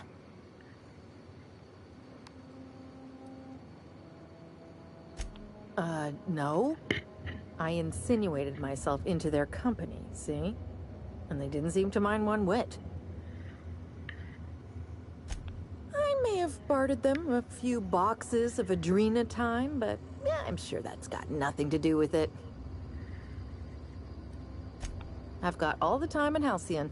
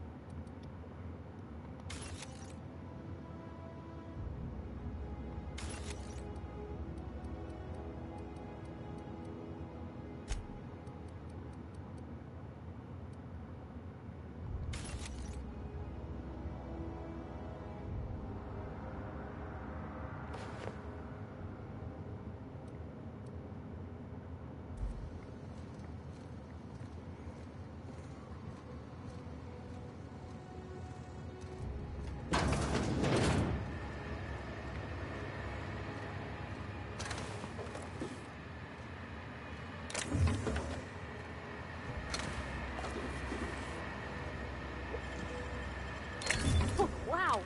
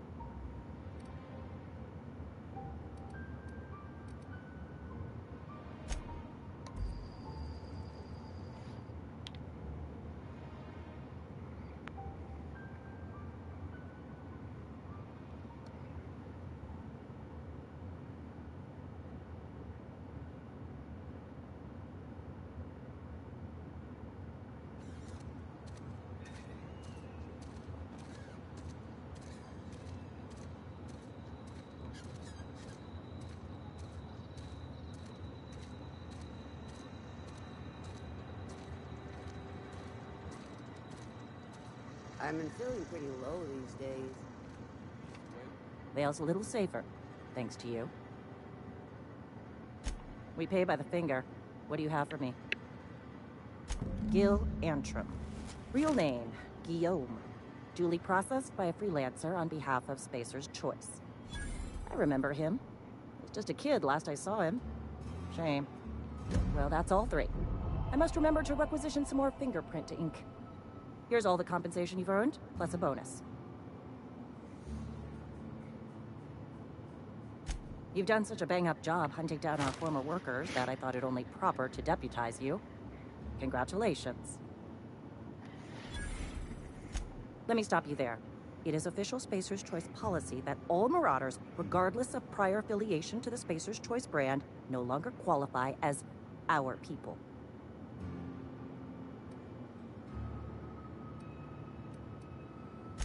Marauders are folk who lost the will to keep working, wandered out into the wilds and gave into their baser instincts.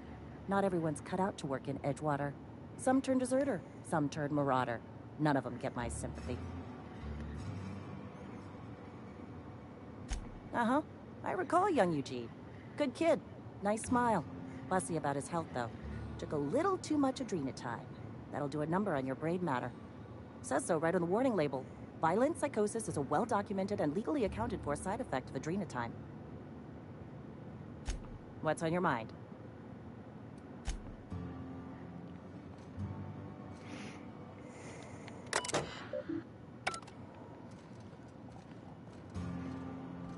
I've been feeling pretty low these days. At least you got your health.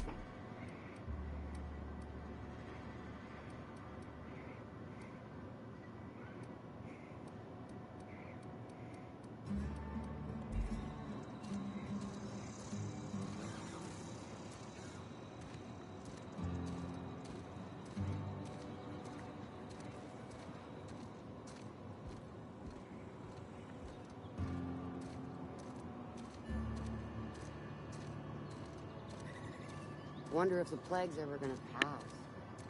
Just keep working. Work 4 to 5 minutes here.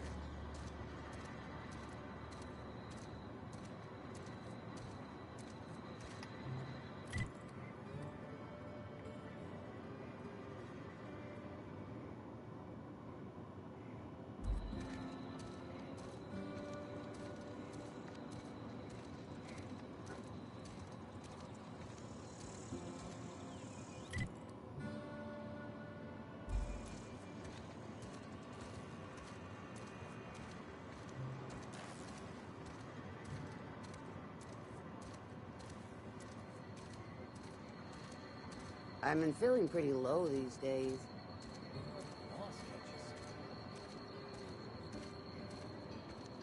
This is where the magic happens. Well, science. But it still happens.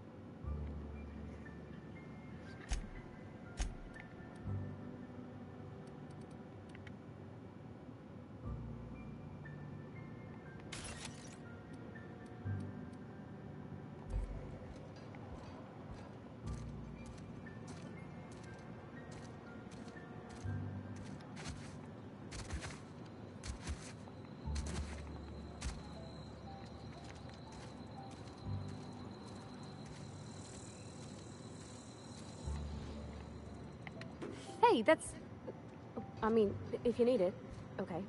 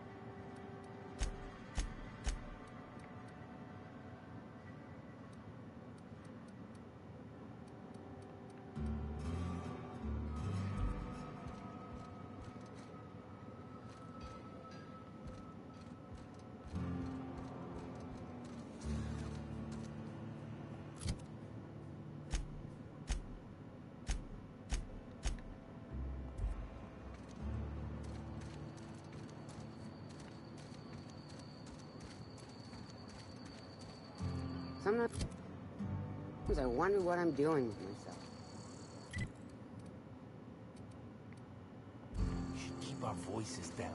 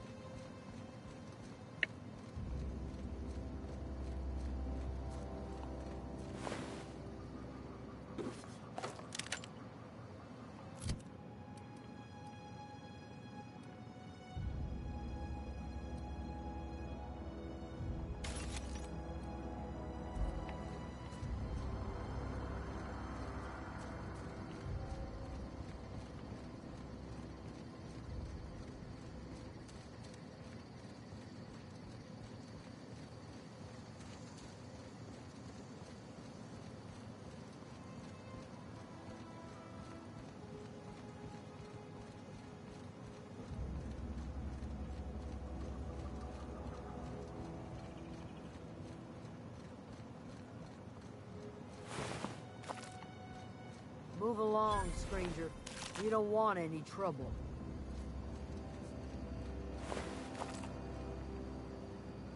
I don't know you. Whatever you're looking for, it ain't here. Move along.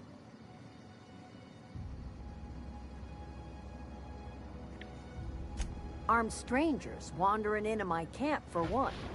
Some of my camp wandering out for another.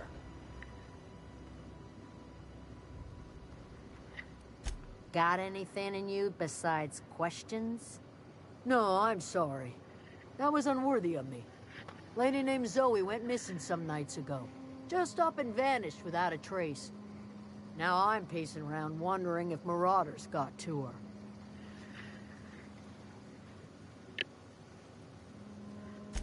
Thank the Eternal. Wait, Marauder Camp. Is she all right?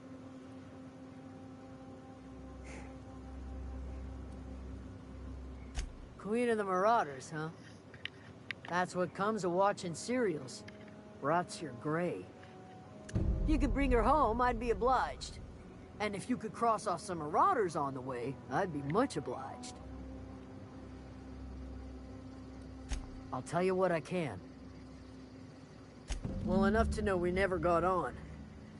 Zoe and Stefan were close. If anybody knows the workings of her mind, he does. She was lazy and thoughtless, but she's still one of our own. What is it? Over in the hothouse, tending crop.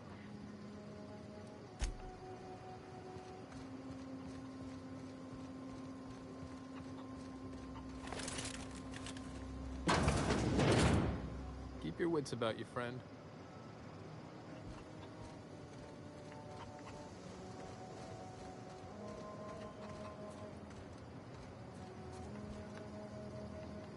You hungry? We got canid ribs, canid flank, canid snout too. Something I can help you with? You mean Zoe? Yeah, we were pretty close. Not like her to go loping off. Zoe and I were gonna watch the serials, as is our custom. She never turned up. I looked around, but she was nowhere to be found. You sound like some type of corporate fixer asking all these questions. Zoe was always obsessed with this serial. Masked Marketeer. A scion of Byzantium turns to banditry and teaches his marauder companions the wisdom of free market economics. Shame she up and vanished when she did. I had a surprise lined up for her. The other day I got my hands on a genuine copy of the latest Masked Marketeer. I was gonna surprise Zoe with it, but she was gone the next day. Not much of a chance, no. Mind if I ask why you're interested? Zoe's living with marauders? Yeah, that sounds like the sort of sideways, brat-brained plan Zoe'd come up with. Yeah, it could be you're telling the truth. Or maybe you're trying to wheedle me into relinquishing my only copy of the Masked Marketeer. It's a collector's edition after all.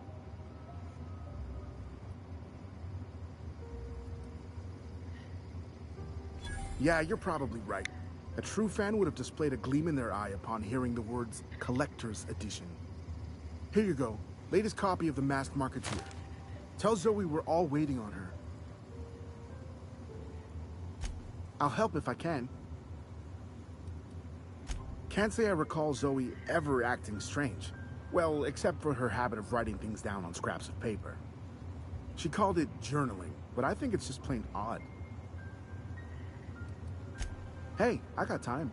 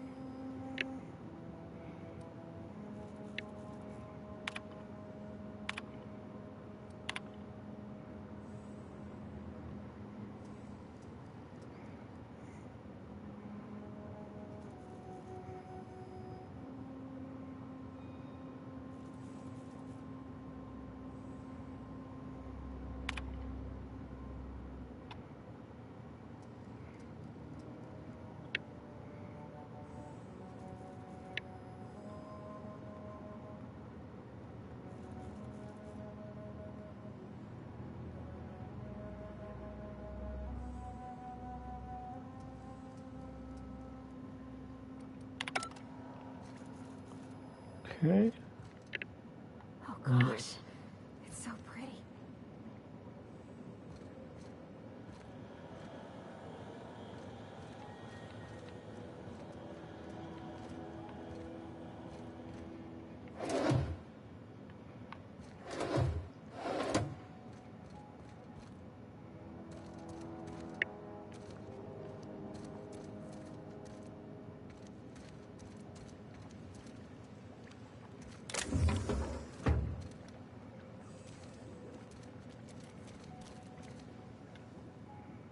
If you're hungry, there's meat turning on the spit outside.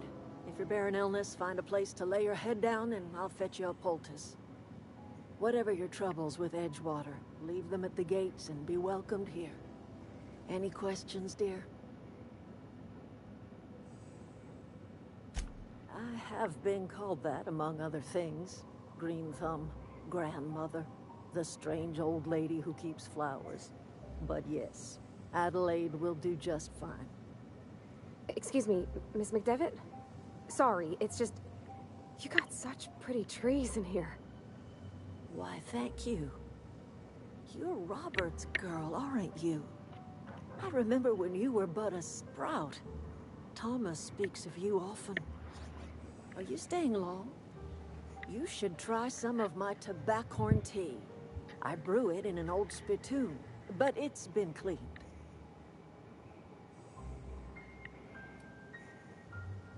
No, dear. The garden belongs to us all. Life is the gift of the universe, and the universe yields its bounty equally, absent of prejudice.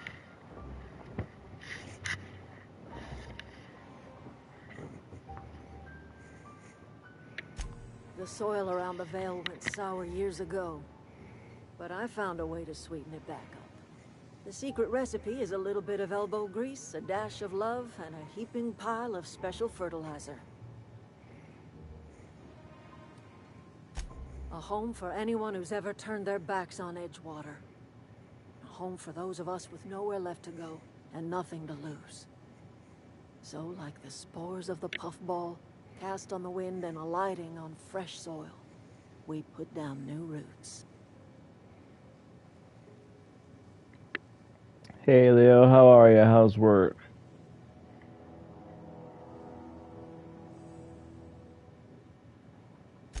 It is an unpleasant story, dear. But the short of it is that sometimes one wakes up and realizes the place that was once her home for much of her life has changed. The home in which we spent our lives has left us behind, and so we must move on. And that is as much as I will say on the subject. Not really. I started streaming this evening, maybe around 8 or 9, something like that. So I've just been lazy at home tonight. Reed Thompson? You here on behalf of that cold-eyed reptile? Let's hear it. What's Reed's idea of peace, then?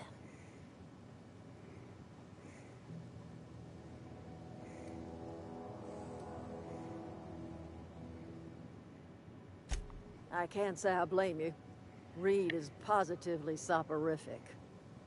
Like everything else that comes out of Edgewater, that peace offering is canned.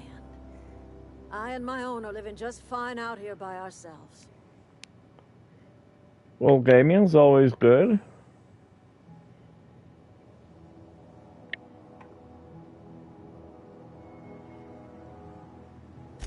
He would do such a thing.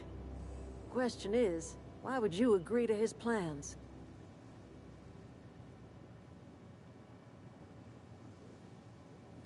Cannery's got a regulator.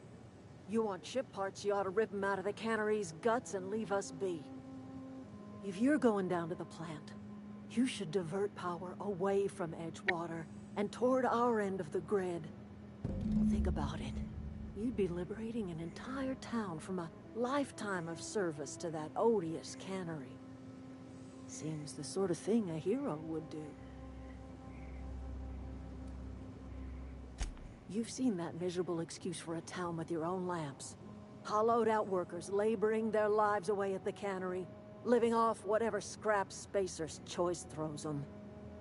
You know that's true, don't you, Ms. Holcomb? Your father died of overwork. His heart gave out.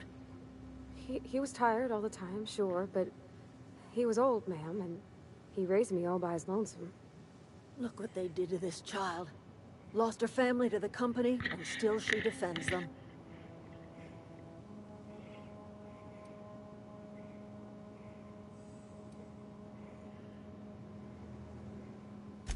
It's not much of a living. Every single person in that town has sold themselves to Spacer's Choice. The company owns them. Body, blood, and bones. You've been there. You've seen it. All anyone ever does is toil over a cannery. They give their lives for some heartless corporation, and then they're tossed into a Spacer's Choice brand cemetery. Life in Edgewater grinds to a halt. The cannery shuts down, workers desert in droves, and our own little camp grows and thrives. You bring power to Reed's town and you'll be killing us. Reed knows it. He's counting on it.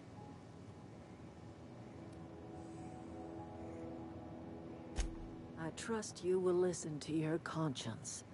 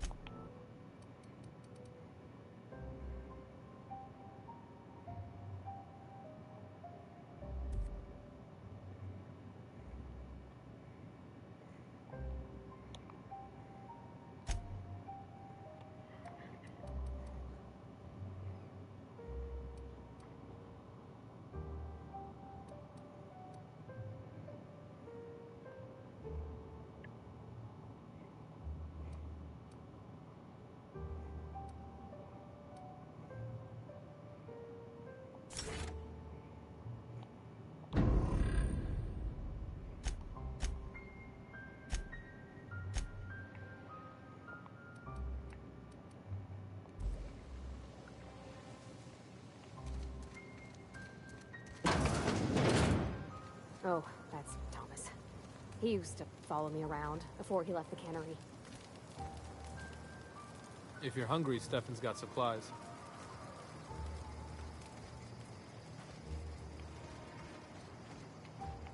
If you're hungry, Stefan's got supplies.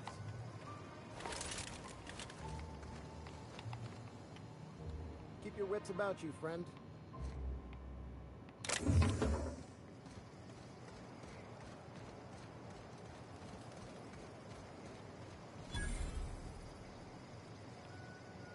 Oh, didn't see you there. I was just occupying myself with a little engineering. Whoa, Miss Parvati. Hey, you're, what, how are you? Hi, hello. Are you, are things safe out here? How are you keeping? Great, just great. I've been trying to keep stuff running, just like you. Only I'm not so... Wait, they didn't kick you out, did they? Oh gosh, no, I'm just along with this fella here. Are you from town? I mean, you don't exactly look like you're from town.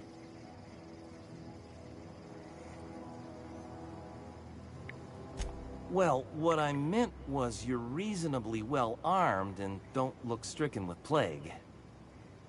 Sorry, I just wasn't sure if you were from town or if you were one of us. Something's been chewing at me, you see. Fact is, I've been, well, lying. To everybody here.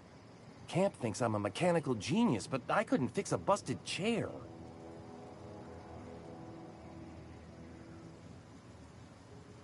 I'll take all the help I can get. I set my mind to learning the craft of the engineer, you see. I want to make something of myself. You ever heard of the Young Spacer's Guide to Mechanical Engineering?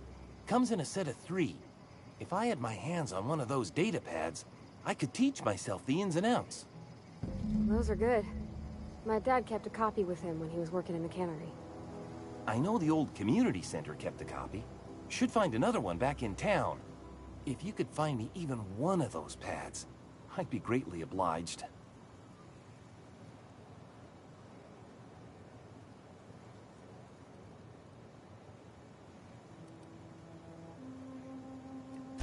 I wish I knew. I wager the town had the full set once upon a time. Where the third's gone, I can't say. I'll pay you for every pad you bring me. If, by some miracle, you can bring me the full set, I'll give you something pretty I've been saving for a lucky day. No kidding! Really? Well, which one? Look at that! Building a computing machine out of Spectrum potatoes, a primer. I'm just glad it survived all these years. I appreciate you going through all that trouble. One datapad's enough to guide me down my newfound path. Just remember, I got something saved for you if you find me all three. Sure, I'd be glad to take them off your hands. What's on your mind? Couple months. This camp's my home. People you see milling about, they're my family. At least I think of them that way. I owe them my life. Would have died in the wilderness if they hadn't chanced upon me, starving and delirious. We all left the cannery for one reason or another. Me? I was let go, mostly on account of my incompetence. I mean, I was incompetent. I couldn't even survive on my own. Grace found me, Adelaide took me in, I've been on my feet ever since. You weren't incompetent. You just didn't fit the cannery. Not like here. This place had a U-shaped hole, and now it doesn't. You could stay, you know. Here. I'd be happy to... I mean, we could really use... this isn't coming out right. If you want, Adelaide would make a place for you.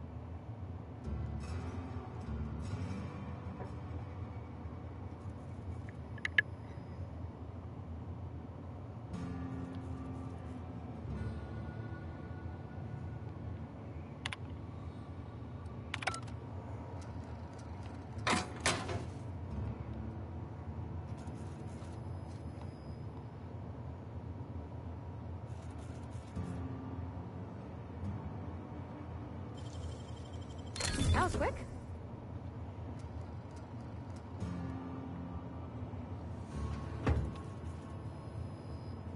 Okay, gone quiet.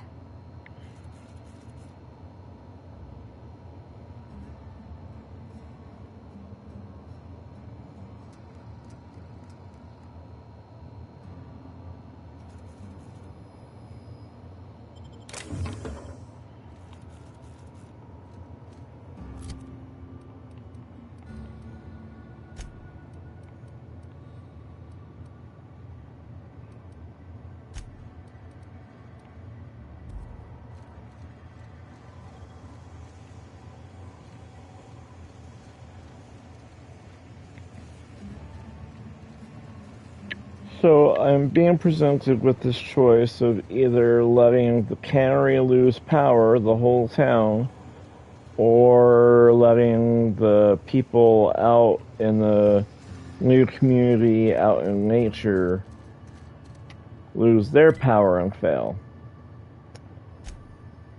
Okay, I am about to go finish this quest here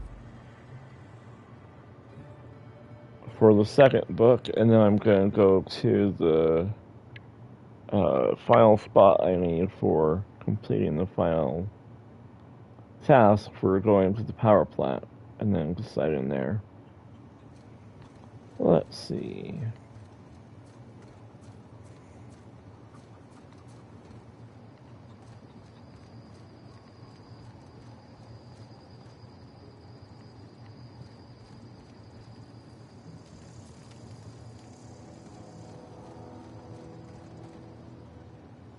Any luck finding one of those manuals? No kidding! Really? Well, which one? Ain't that just ironical? If I'd worked a little longer back at the cannery, I might have found this myself. 2 whole data pads? Be still my beating heart. Oh, almost forgot your payment.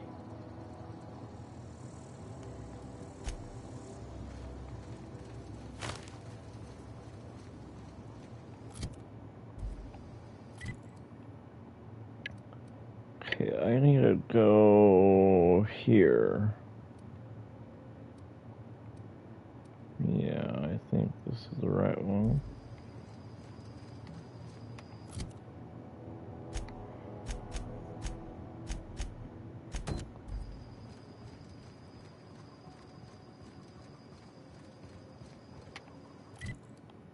Yep, that is the right one.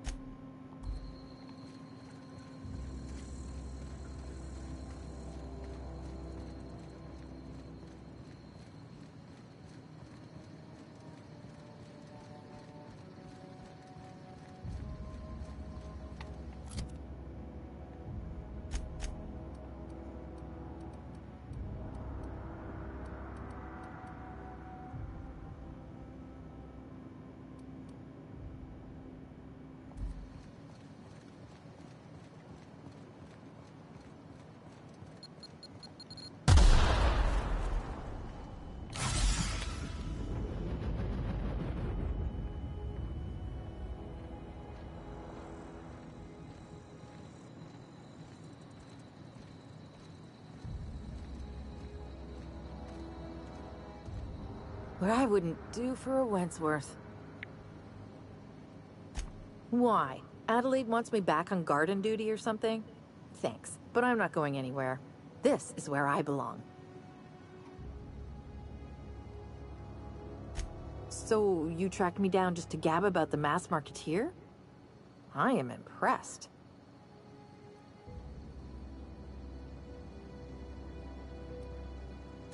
I see what's going on here. I'm being bribed. Well, it's working. I can't say no to my favorite cereal. I'll take my stuff and head on back, I suppose. Grace is gonna be glaring knives at me, so I've got that to look forward to.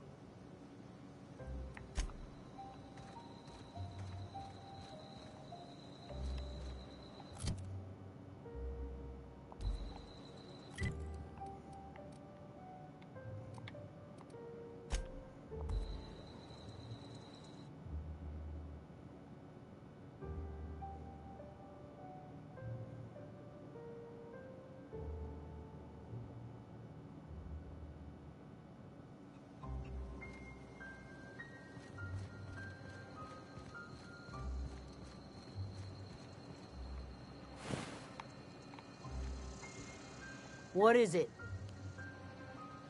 We didn't always get along, but I'm glad to know she's safe. What happened, anyway?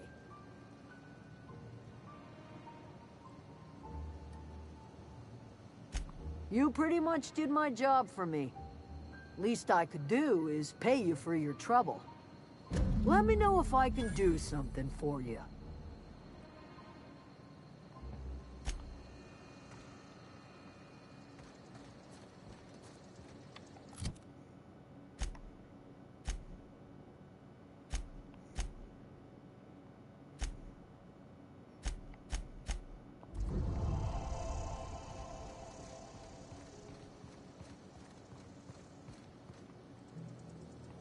Other way, that's right.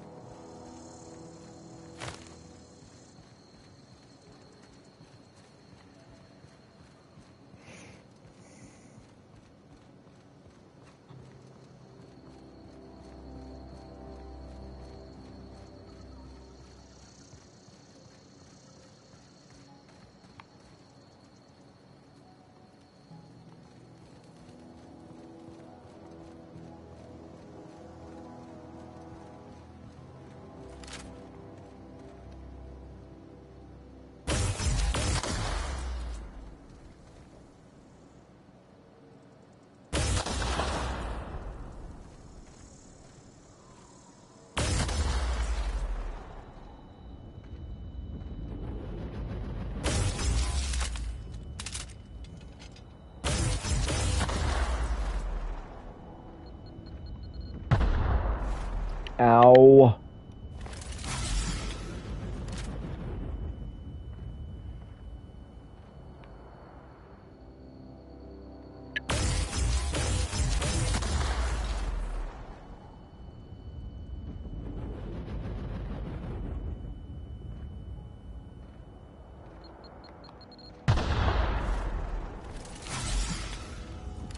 Really obnoxious.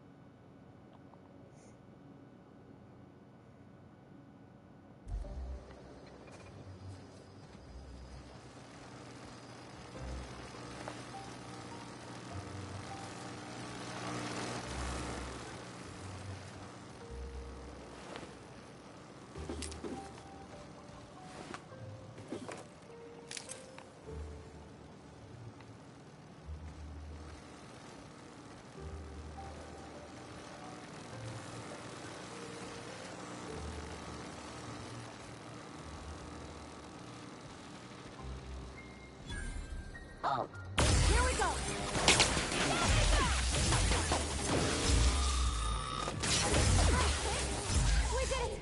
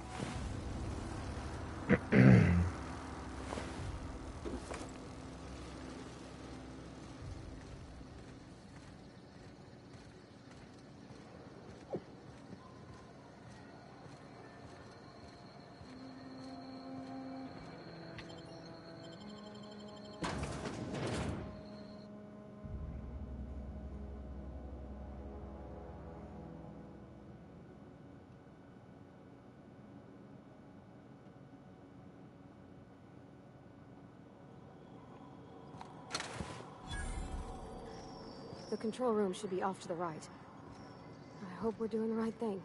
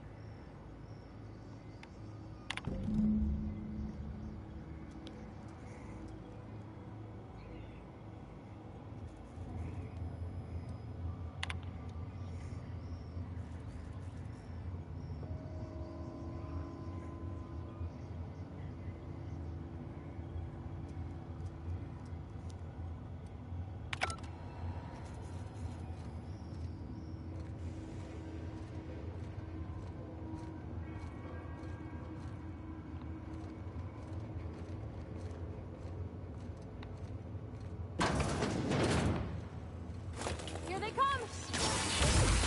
Everyone all right?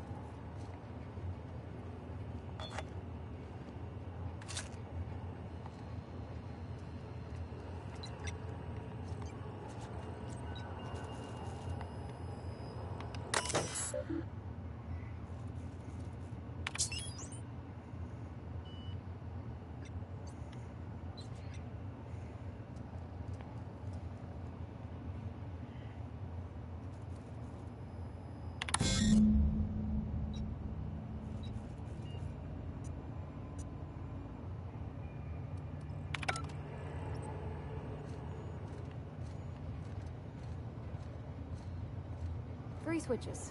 That'll be easy enough.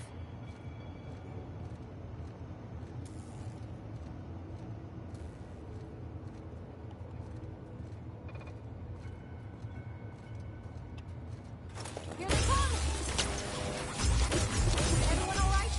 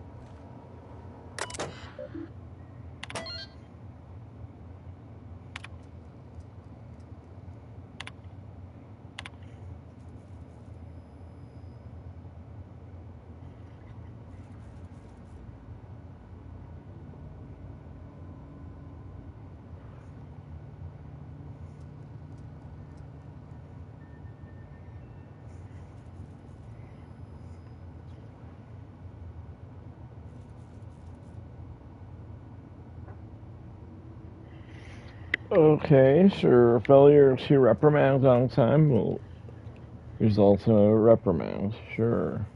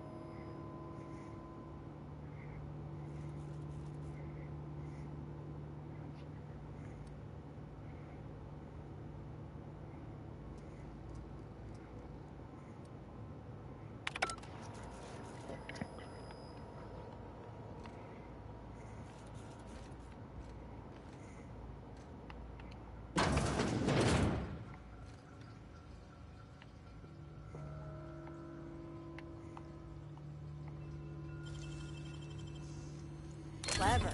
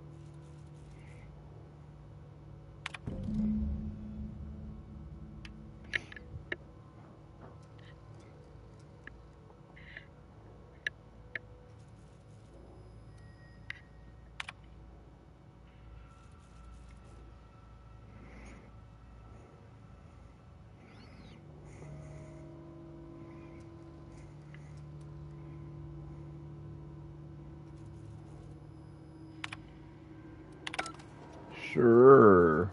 Mm-hmm.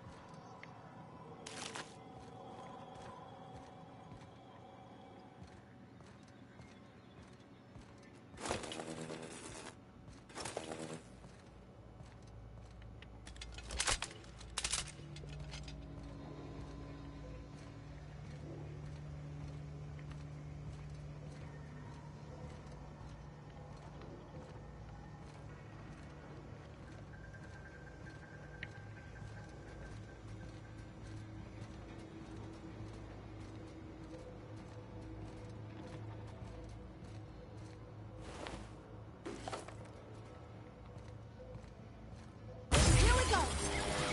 Woohoo! Nice work!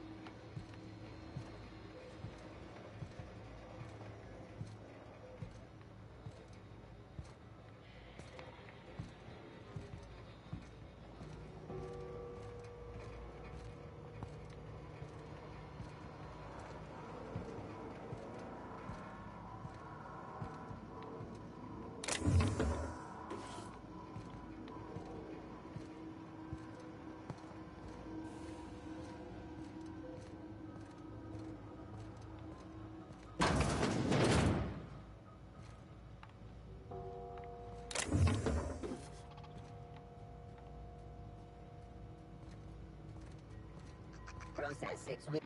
Here they come! Right, down they go! Everyone all right?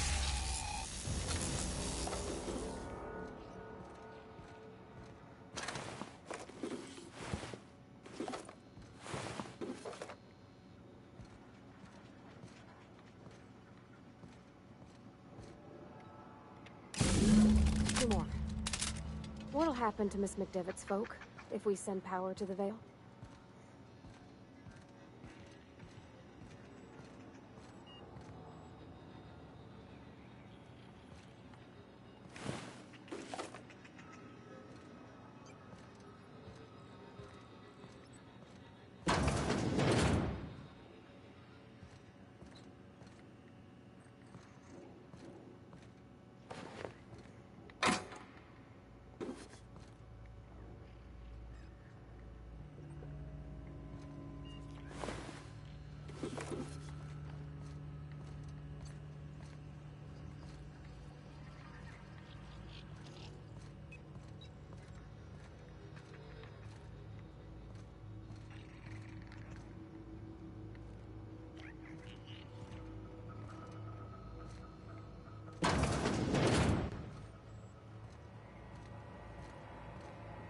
Self-diagnostics complete.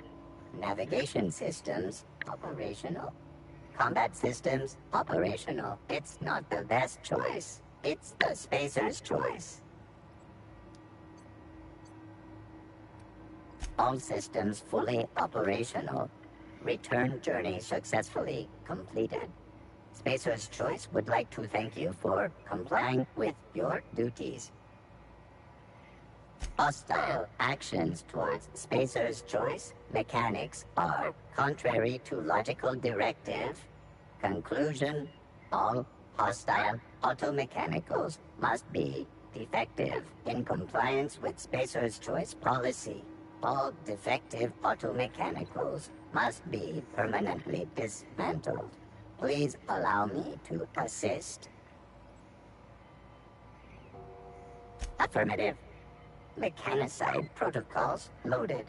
Awaiting confirmation.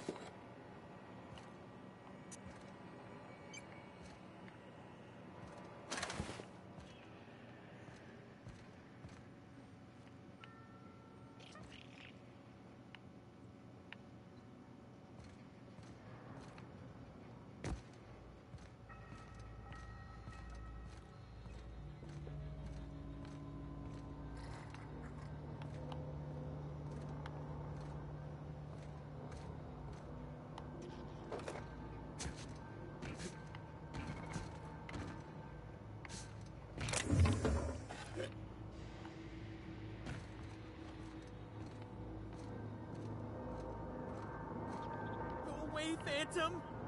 You're not real. You're not real.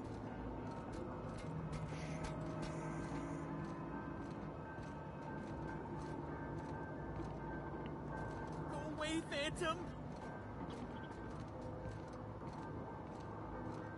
You're not real. You're not real.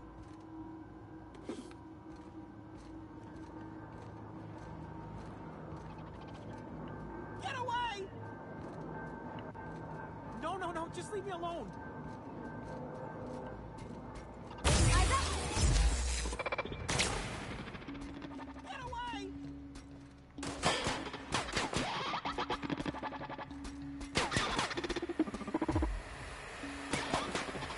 Unexpected. Investigating.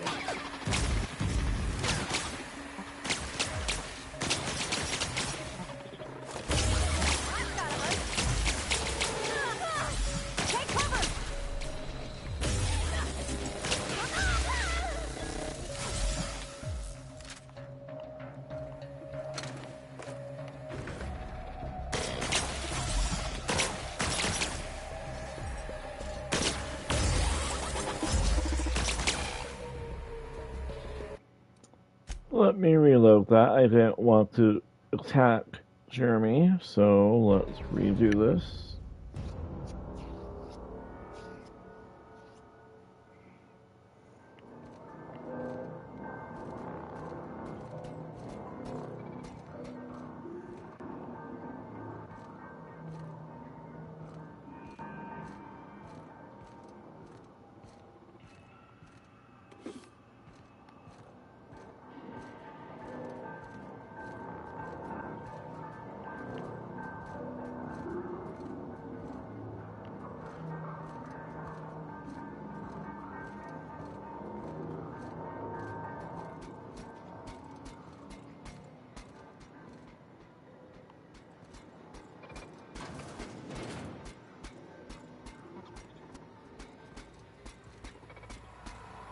Mind the steam. You're liable to get scalded. System. Performing. Woo! Nice work! Incoming! Sanitation and cleanup required.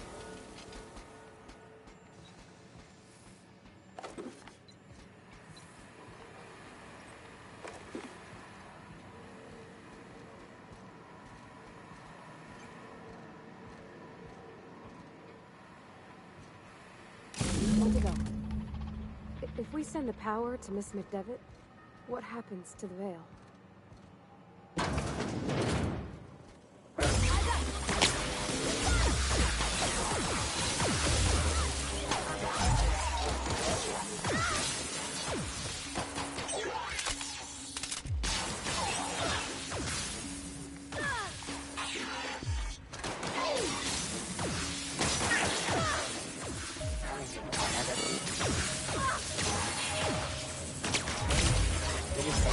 Threat level. Processing. Searching for. That's the last of them. Security enforcement mode.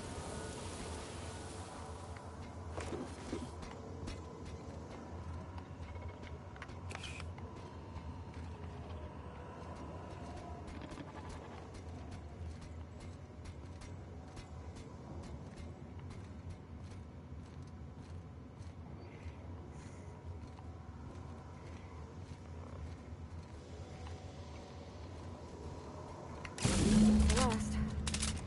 I'm not sure what the right is. Alls I know is the decision's final.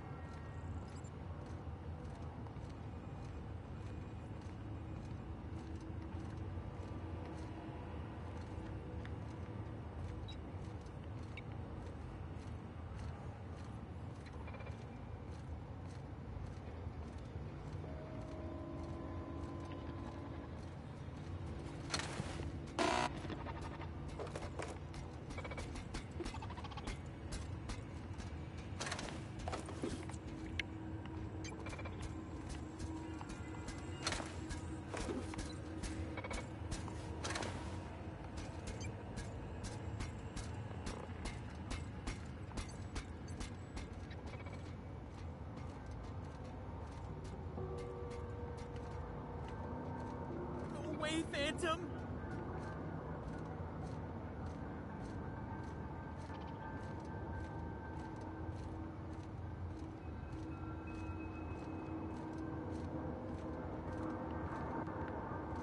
Go away, Phantom!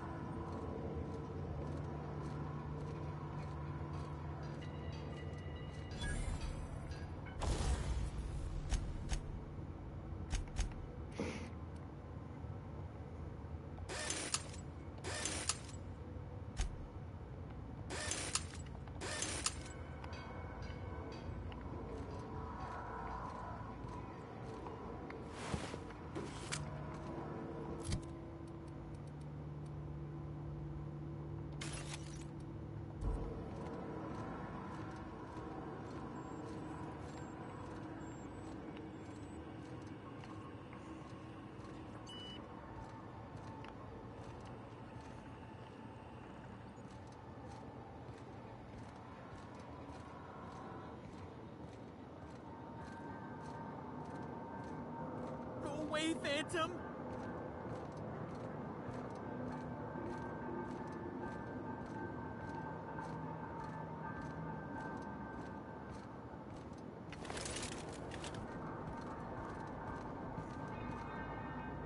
Get away!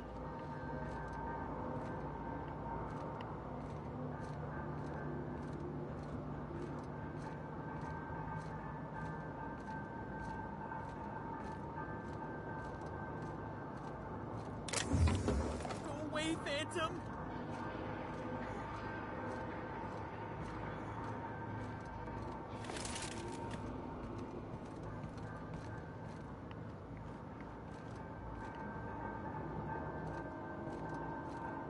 You're not real. You're not real.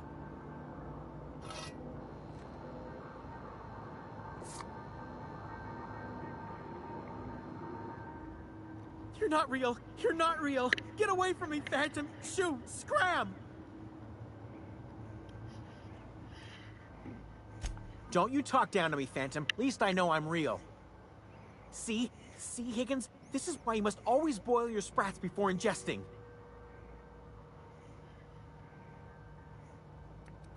Of course. Sprats are an excellent source for my daily recommended intake of mercury. Chester D. Higgins. The D stands for definitely not insane. I use it as a reminder.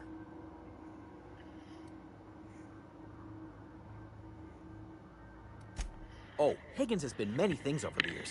Sprat Wrangler, Saltuna Critic, Aetherwave Personality, Chairman of the Board, Galactic Defender, Sisty Pig Tycoon.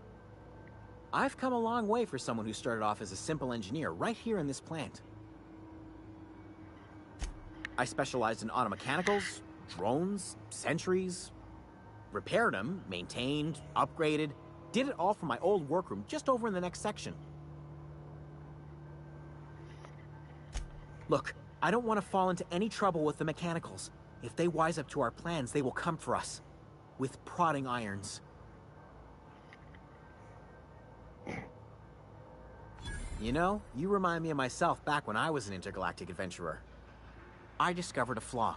Their hostility levels were hardwired to maximum. There's no changing that, but you could rewrite their targeting protocol so they attack each other instead. Yes, that's exactly it. I see you're also versed in the noble art of mechanical engineering. There's a behavior control terminal in the other room. It should have options to change how the mechanicals act, including whom they shoot at. Oh, that reminds me. You'll need my passcode to access the behavior control terminal. Here, let me just write it down for you. Funny thing, I was working on a logic module just before the mayhem started. Security chief found me and confiscated the logic module. The tail. Definitely start with the tail. If you're feeling adventurous, the ears are a particular delicacy. Mechanicals lost their bolts. Opened fire on anything that moved. It was pandemonium. I was on cleaning duty at the time. My old boss had me scrubbing pipes when the killing started. So, as usual, I missed out. Jimmy'd opened the vending machines. That lasted a good couple of months. Eventually, I had to resort to more unconventional means of filling my insides. Braised. Boiled, charred, skewered. Sprats are good eating, friend. Chock full of brain food. I specialized in Oh, before. Definitely before. Sissy Pig Tycoonery was the apex of my long and storied career. Jimmy'd opened the vending machines. That lasted a good...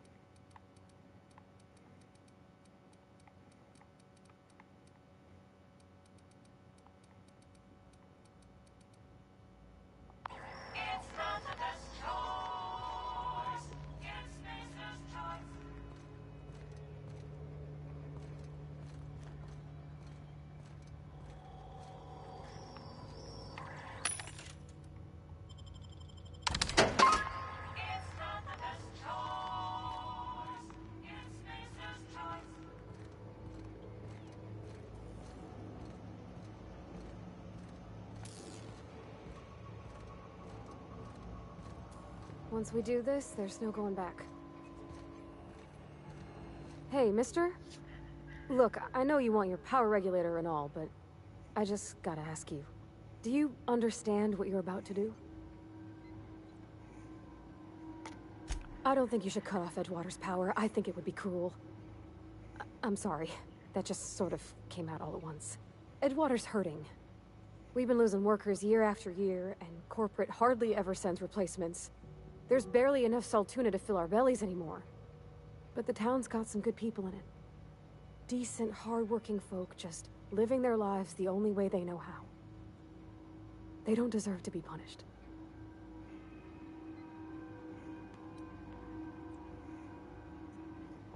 Well, that sure sounds like Mr. Thompson. If he was standing here, I imagine he'd remind us of how we're all one big, happy Spacer's Choice family. In Mr. Thompson's eyes, those deserters are still part of the Spacer's Choice family. The family must work together in order to survive. I hate to say it, but I think Mr. Thompson's got a point. Unless those deserters come back, Edgewater's as good as dead. Cutting off their power might be the only way. Miss McDevitt's built something beautiful. Somehow, she's talked the ground into giving life again. It's plain to see she's made the Vale a better place. Fed the hungry, tended the sick. Gave a home to those that had none. But Miss McDevitt delights in Edgewater's suffering. She wants to hurt the town. Do you really want to be party to that kind of hatred? Sorry, I didn't mean to babble on like that. I felt like I had to say something.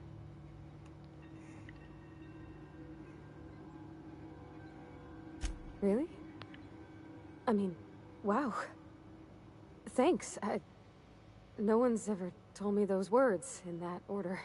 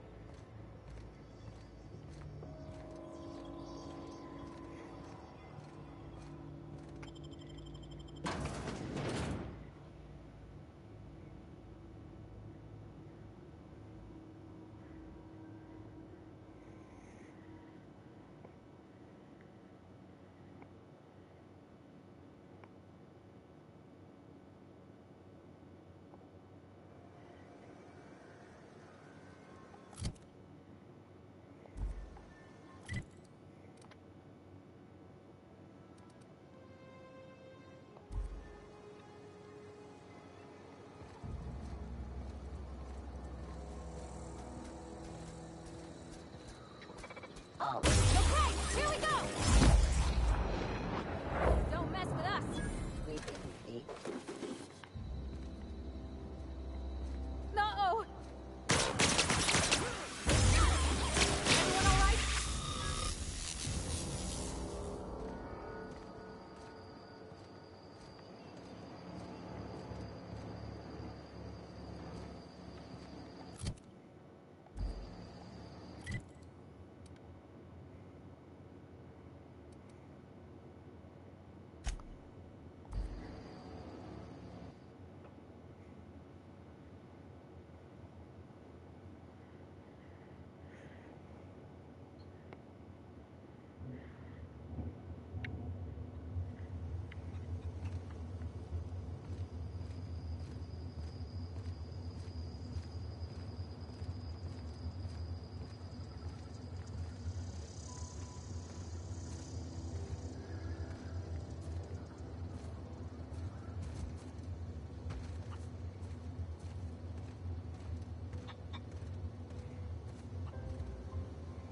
Zoe says she fought her way out of a marauder camp with her own bare hands.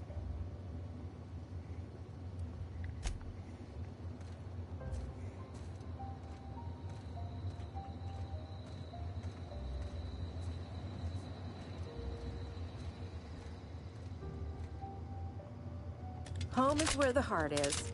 Marauders took that saying a little too literally.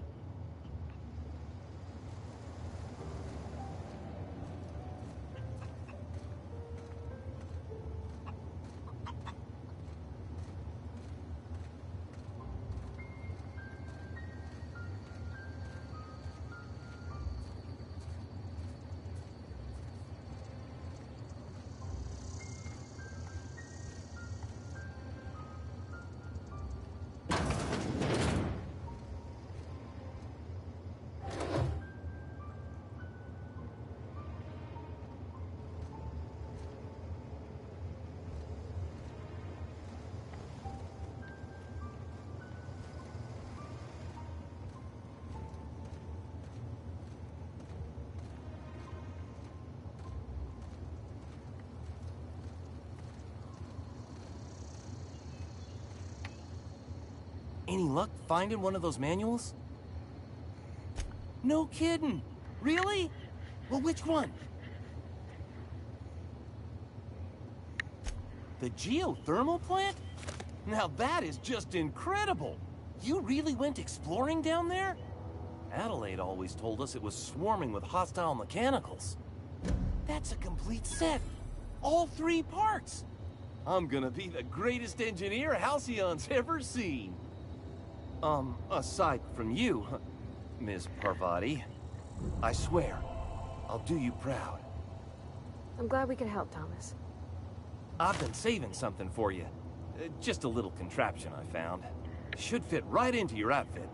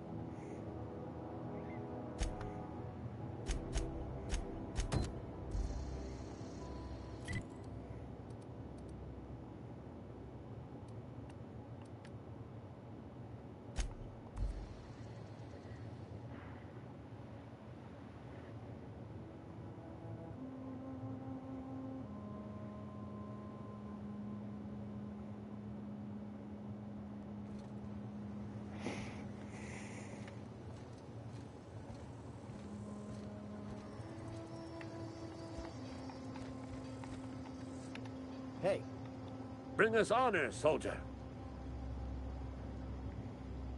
Bang up work, soldier. You're a credit to your uniform. Oh, that reminds me. Gotta look into getting us a uniform. So this is it, then. The key to humanity's victory over the mechanical hordes. I would reward you with the gratitude of the Resistance, but I'm guessing you want something tactile. So here's a couple bits for your trouble, and a little something to remember me by.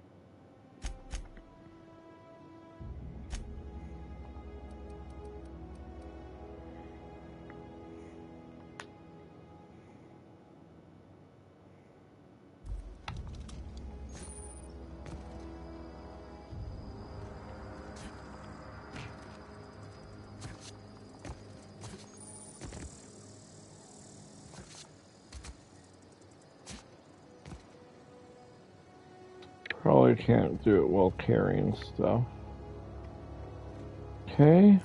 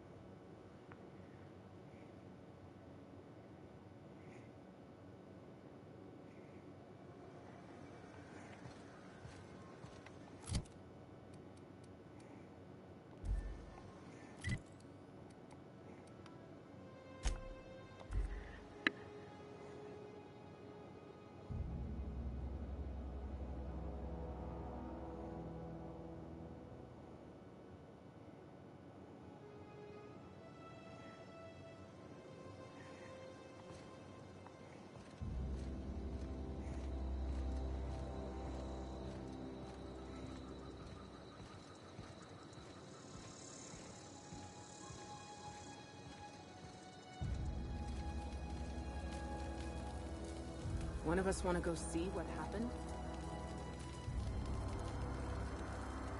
Food's bound to spoil at this rate. I know, I'm trying to think. I don't know what you did to talk some sense into Zoe, but I appreciate it.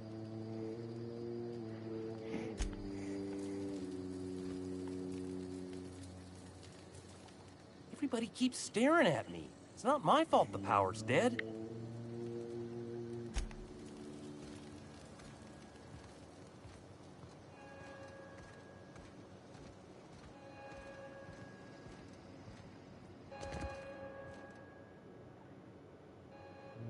That's the thing about growing old. Your eyes start to fail. Elsewise, I would have seen you for the snake that you are, chopped you into pieces and roasted you on a spit. This is all you're doing.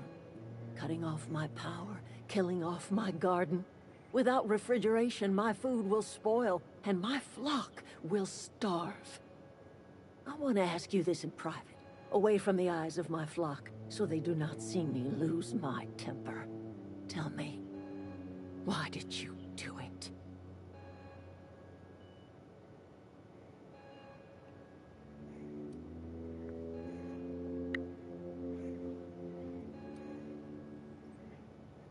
You want my flock wasting their lives in that cannery? Fine. Go and talk to them. Go talk to Grace and Thomas. Look them in the eye and tell them their life here is over, and the only thing left to do is go back to Edgewater. This is now your responsibility. And you tell Reed Thompson that I will never return to Edgewater. I would rather die among my flowers than live under his management.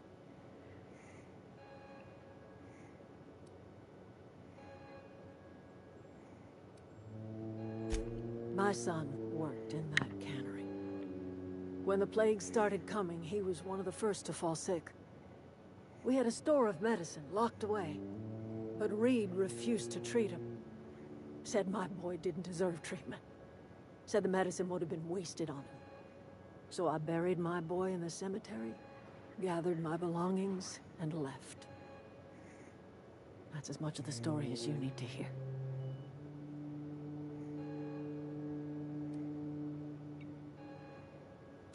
As long as Reed is still in Edgewater, I will not return. Those are my terms. You offering to cross Reed off, huh? This some sort of twisted reparation for what you've done? Or are you just looking for a chance to sow some chaos? Kill Reed if you must, or talk him into leaving if you can. He and I are not sharing the same four walls together. Tell Reed that I can make his people healthy again. I can end their plague. Start a new garden right in the cannery. 3 square meals for every man and woman in Edgewater. Tell him how I've made the Vale bloom again.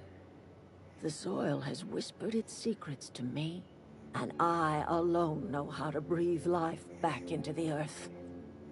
The secret is human corpses. I've been grinding them up in my fertilizer for years. Marauder, worker, don't matter much to me. The human body is rich with nutrients.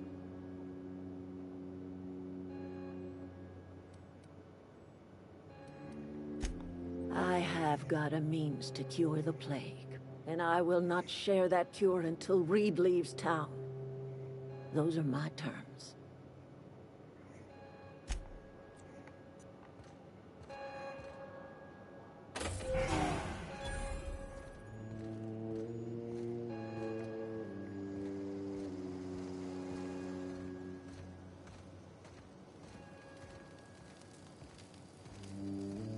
Adelaide's okay. Sorry. I'm just trying to figure out what to do is all. I've been thinking about going back. I'm not much use to anybody here. I get sick thinking about working at the cannery. I can't do that again.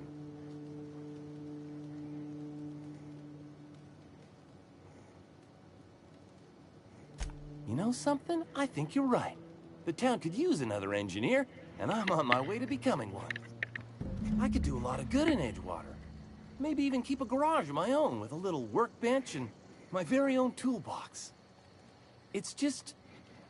Adelaide's never gonna forgive me. Not in 100 years.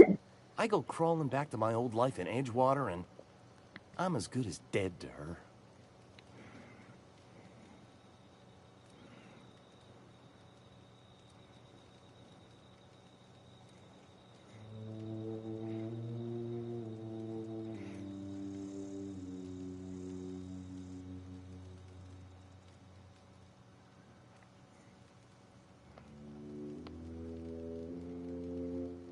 You know where to find me.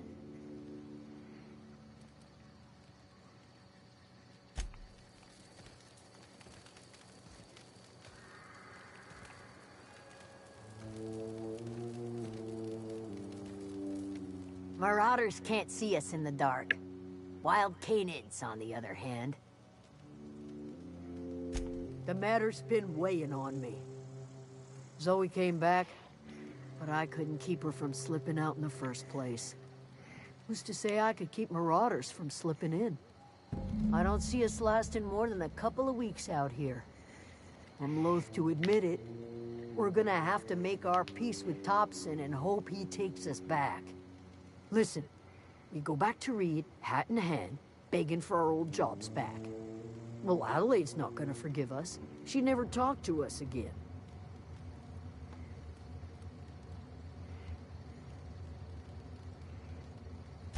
Edgewater's not just a town to Adelaide.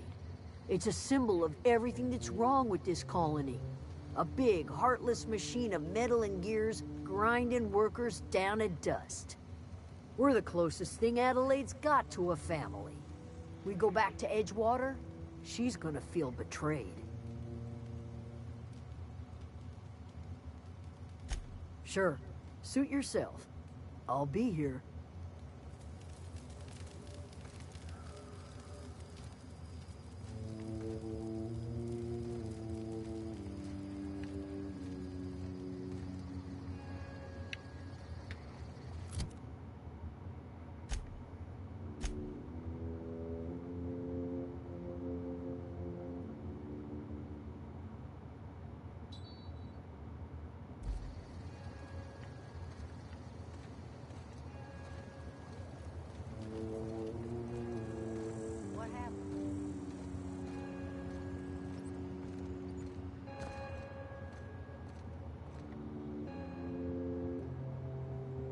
Look at that. The snake's come back.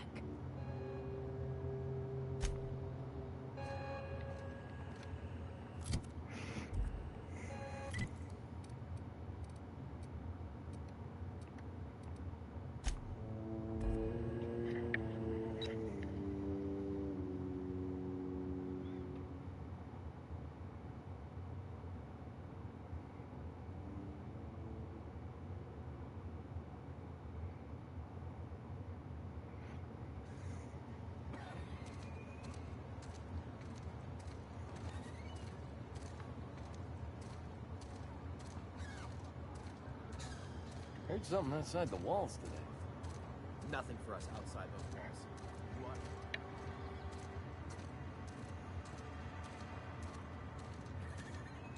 Wonder if the plague's ever gonna pass.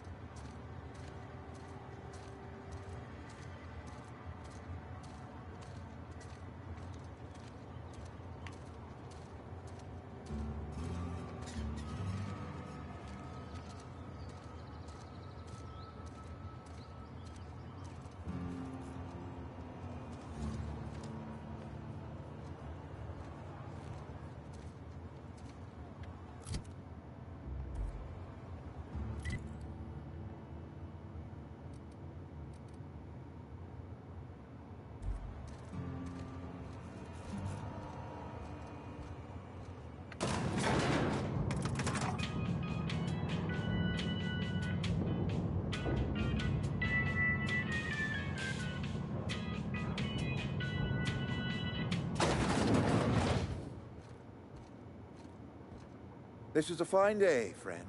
Power flows through our town like a cool stream of water. I trust Adelaide's people have seen their way to reason. So, when can I expect them back at their posts?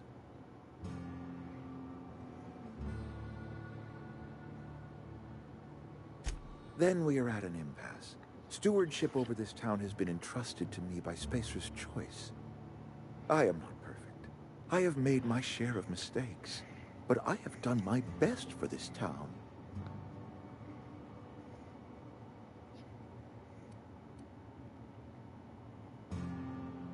I am not without compassion for Abernathy's predicament, but the plague has taken a hard toll on us all. I am a Spacer's Choice man. My father was a Spacer's Choice man. Edgewater may not look like much to some buttoned-up freelancer, but it is my home.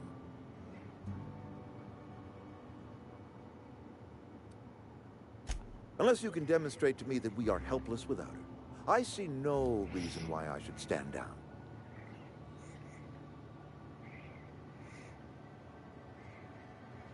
You will excuse me for being skeptical.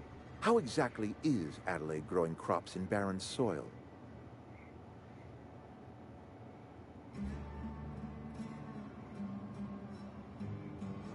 If Adelaide's found a way to feed her people and cure the plague, then she deserves this office more than I do. I won't stand in her way. My life here is ended. Give me a little time to settle my affairs. I'm sure Adelaide will be glad to see the back of me.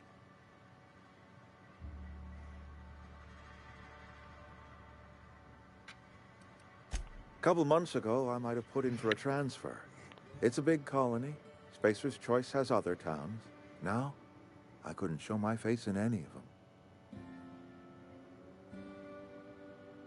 No such thing as an honorable resignation. Suppose I could find a place outside the walls, or put in for early retirement.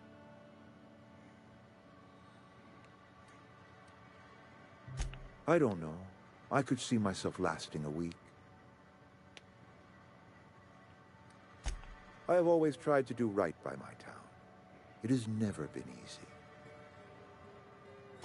I do.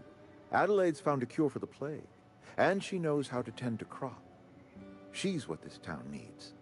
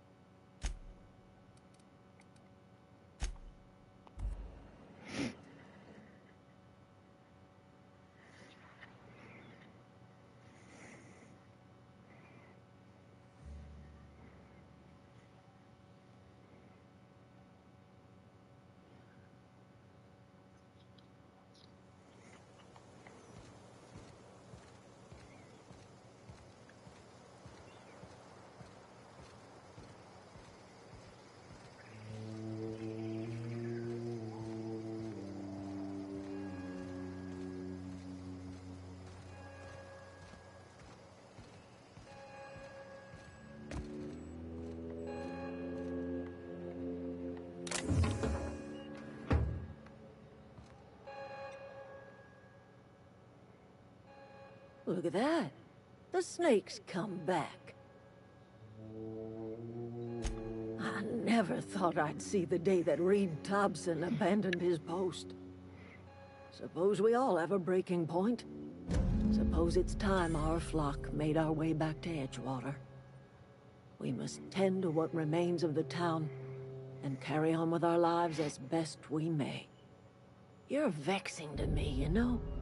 Injuring us with one hand, helping us with the other. Here, I'm giving you something to leave us be. It's a ransom, you understand, not a reward.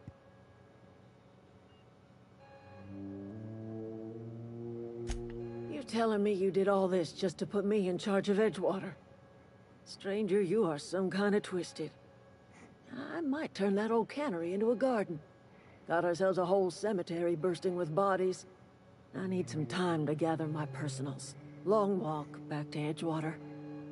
Got a considerable burden to carry.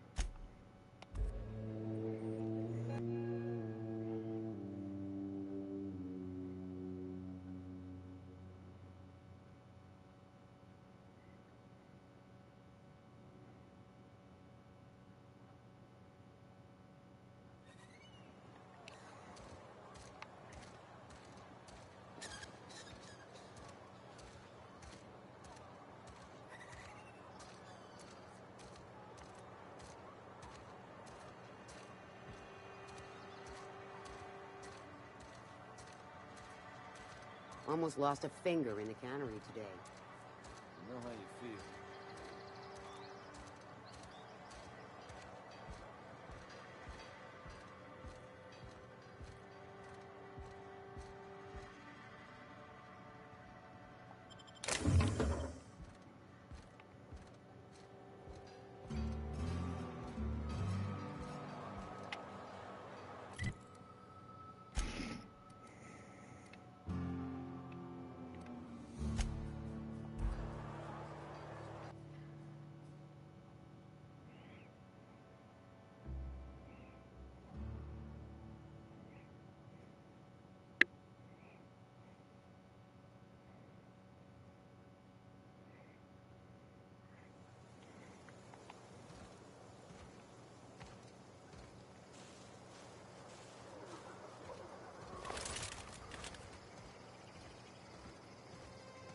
Is this your ship? Oh my stars, she is just so handsome. Does she have a name yet? What's her drive model? Oh, gosh. Listen to me babbling. When I was in Edgewater, I dreamed of flying on a real ship, working on a real engine, belonging to a proper crew. I'm the only decent mechanic Edgewater's got, but every time I think of going back, I get this sinking feeling.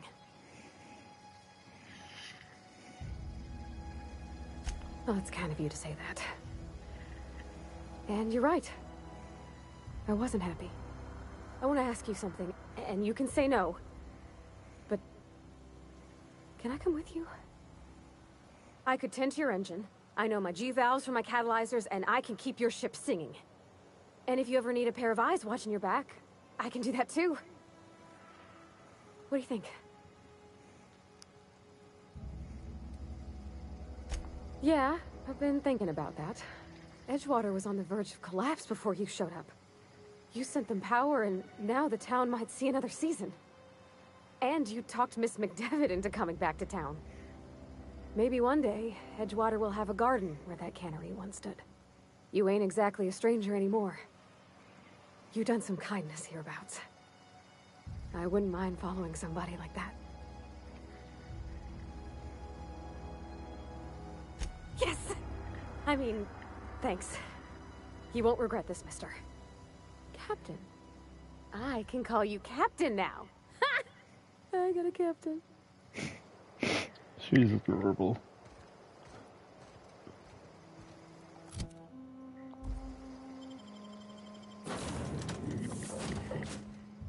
Well, I certainly am looking forward to flying on a ship named the Unreliable. I'll just head upstairs and claim a room.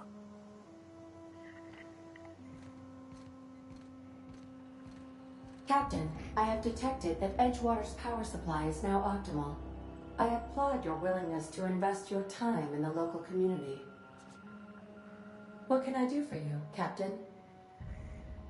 Do you know how to install a power regulator? Outstanding, Captain. Your aptitude for engineering will prove invaluable in the event of another catastrophic engine failure. Our engine room is located behind you, across the cargo bay, up the ladders.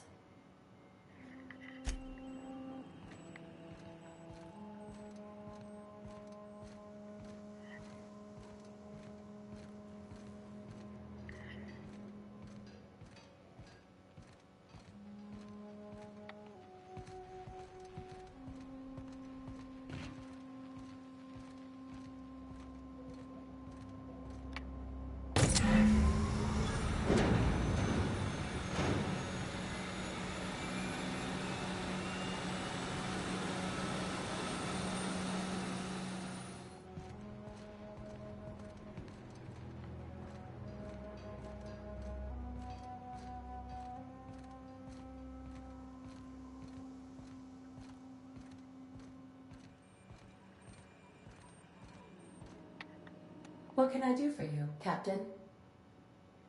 All systems are operating within acceptable parameters.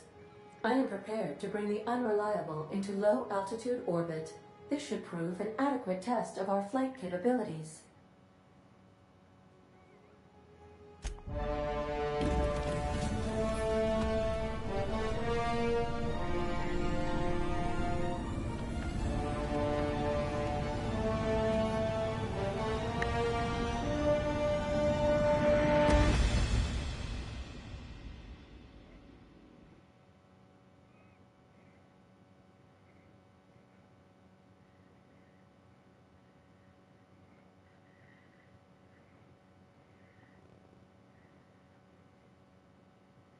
We have received a communication request from Dr. Phineas Wells. Aha, there you are. Hale and hearty, and captain of your own ship. I see you're putting the Unreliable to good use. Shame about her former captain. Horrible way to die. How are you feeling, by the way? I lost track of you in that cave back there. Experiencing any, unnatural drippage? Perfectly normal side effect of thawing, I assure you.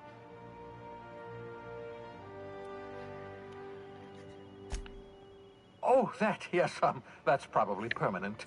I wouldn't worry about it, though. I'm sure you're fine. What you saw in Emerald Vale is happening all across the colony. Food shortages, lack of supplies, and basic necessities. We're dying. The chairman, the minister, and all their lackeys on the board are to blame. The Hope has some of the brightest minds Earth ever sent us. If we can revive the Hope's colonists, they can help us undo the board's mistakes. They can help us set things right. You need to get to Stellar Bay on Monarch. I have contacts there. They'll help me, help us, find the chemicals to revive your fellow colonists. Gladys Culkelly, lovely woman, runs a cozy little black marketing outfit on the Groundbreaker. She can get you a nav key to land on Stellar Bay. Strictly speaking, Monarch is a moon, terraformed badly, and almost completely lawless. You'll love it. Captains don't fly their own ships, you see. Your navigation terminal handles the, navigation. Think of a nav key as a set of flight instructions. The board's been confiscating nav keys for Stellar Bay, so we must rely on unconventional means of acquisition. Hence, Miss Gladys Culkelly.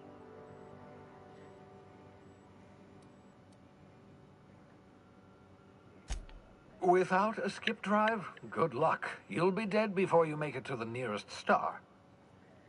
Look, I admire your optimism, but the sad truth is you're stuck here. You, me, and the rest of this colony.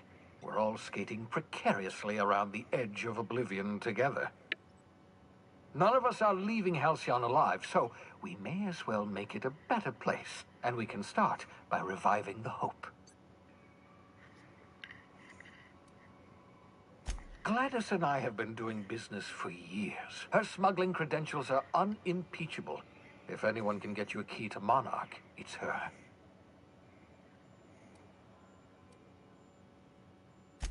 In theory, I suppose you could land your ship in Cascadia, and in theory, I suppose you might survive the experience.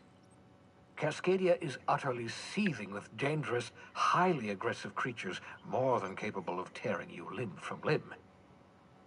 You'd have to be a lunatic to land in Cascadia, and I'm reasonably certain I tested your brain for incipient signs of insanity. Trust me, talk to Gladys Culkelly. Excellent. I'll send her a wireless. Let her know you're coming. By the way, I gave Captain Hawthorne a disguise apparatus of my own design, cutting-edge technology, years ahead of its time. I call it the Holographic Shroud.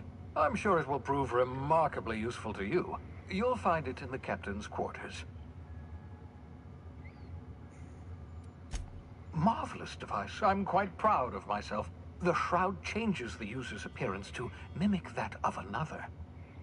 It has limits. First-generation technology, you see, but promising. Exciting to see it in use at last. Very simply, the holographic shroud uses biometric information contained on standard identity cartridges to generate a holographic projection around you.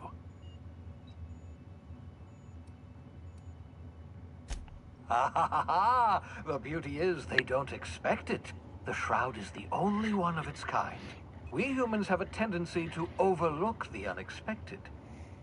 Activate the disguise, walk past someone. What do they see? A figure dressed like a fellow employee. Don't act odd. They won't focus on you. Only stands up to a casual scrutiny. Use it too long, bound to flicker, blur, something like that. Movement makes it more likely. Best used in moderation. When you see guards in your path you can't sneak past, for example. Maintain your distance. Act normal. No running, no jumping. Don't draw their attention. If they pay attention, they're more likely to notice flaws in the hologram. A change of clothes. What is this? Some old spy serial? What inattentive and brainless guard would be fooled by such a shabby disguise? The holographic shroud masks not only your clothes, but your face and fingerprints. It modulates your voice and sweetens your breath. Science, that's how. Excellent. I'll contact you once you've found a way to get to Stellar Bay. If you have any questions, come see me in my lab. And remember, don't trust the board. They'll try to win you over with promises of wealth and power, but it's a lie. The board's only interested in filling their own pockets. If we don't put a stop to them, they're going to run this colony to the ground. Transmission ended. If you are ready to depart, please select a destination on your navigation terminal.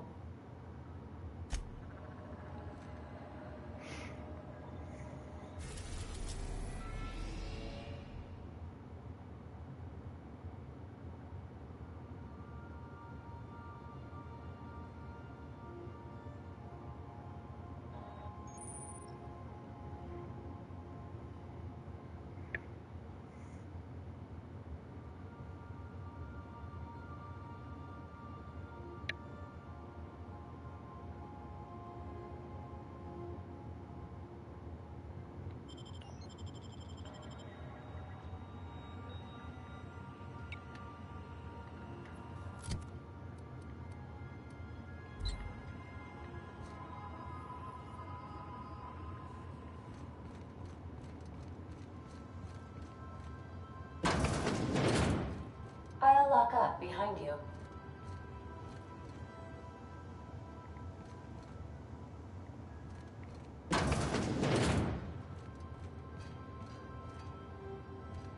Yeah, so this is my hidey spot now. I was looking for a place that was quiet. I figured the kitchen will be louder than the hold, so here I am. Cozy-like, ain't it? That's in pretty good shape considering how hard Mr. Hawthorne ran it. It's a Yakita LHA 120, A2 model, I'm pretty sure. The Block 2 design scooshed in extra cargo space but didn't change the stock engines. Probably a touch underpowered, huh?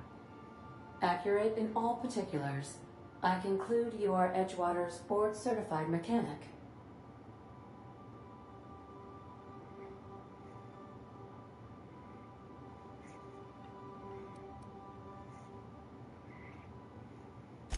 Your user preferences have been updated, Captain. In the event we are about to crash into an asteroid, I will remain silent. Hello! I am not a board-certified mechanic, but my dad was. He taught me all he knew. Do you understand? Speech recognition is one of the many skills I have been programmed to simulate. You're not simulating it, you're doing it! I asked a question and you answered it. I am gratified you consider this facsimile convincing.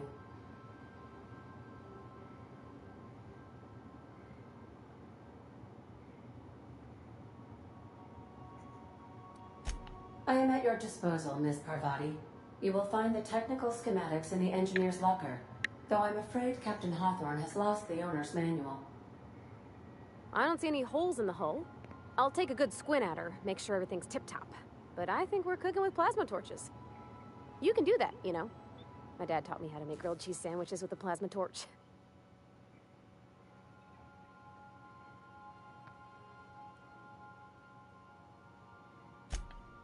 Mostly, yeah.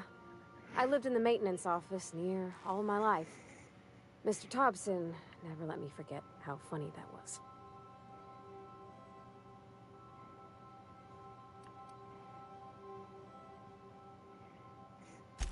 Except for my schooling years, I was always beside him. Or tied to him. He used to carry me about in a sling when I was real little. When I got older, he set me to sorting tools and parts while he worked. Later, he taught me simple fixes like busted crate latches. Not on the regular. Once in a great long while, a Saltuna boat would break down on the pad. He'd always bring me along for those. Mostly, he did the same as me. Kept Bess, the cannery, running. Turned loaders, plumbing and electricity, some plastering. I never got the hang of that. I'm not exactly a model employee. Not like he wanted. The kind that stays quiet and gets the right work done in the right order every day. It's not normal for anyone to do as their parents. You take a vocational test. That decides your schooling and your career. When I tested out for maintenance, everyone figured it was on account of my dad. They were real unhappy with us.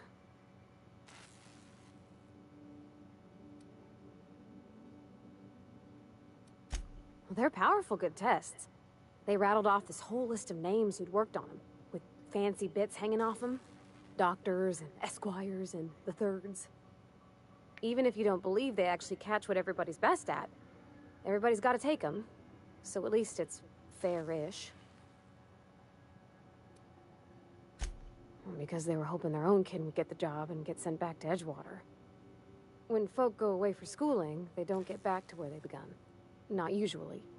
You go straight to your first job, wherever the company's got an opening. I reckon you could say, no thanks, I don't want a job. But then you don't got a job. Well, I'm good at making things work the way they ought. Not so much at doing such to somebody else's schedule. There's times I'm working deep in the guts of a loader, getting it all running perfect. Then I look up to see it's tomorrow, and I've blown another deadline. Anyhow, I was happy to get back home. I didn't care much for schooling.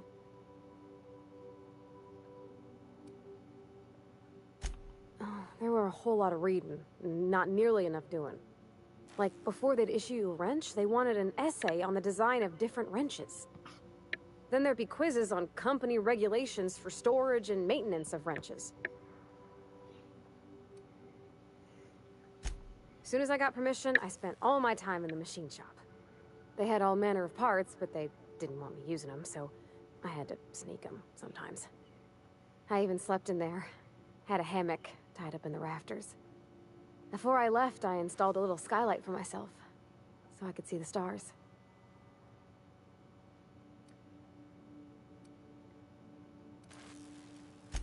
Teachers came through now and again, looking for slackers or contraband, but I was always working.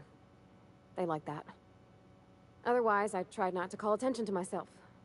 Just stay quiet in a corner, and I'll get overlooked. When my roommates tried to talk, I'd get so nervous I'd be drenched in sweat. It was easier for everybody when I stayed off on my own. I doubt any of them remember me now.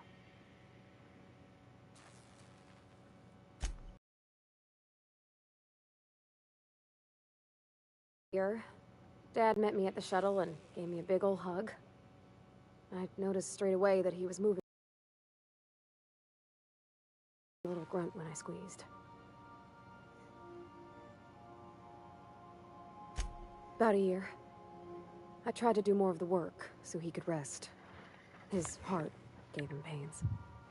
Dad never said that he loved me, you know? I knew on account of him showing it. How he'd stay up late to help with my projects or listen to my fretting. Oh gosh. Look at the time. Sorry to bend your ears so long. And I got so much to do before this ship's in decent shape.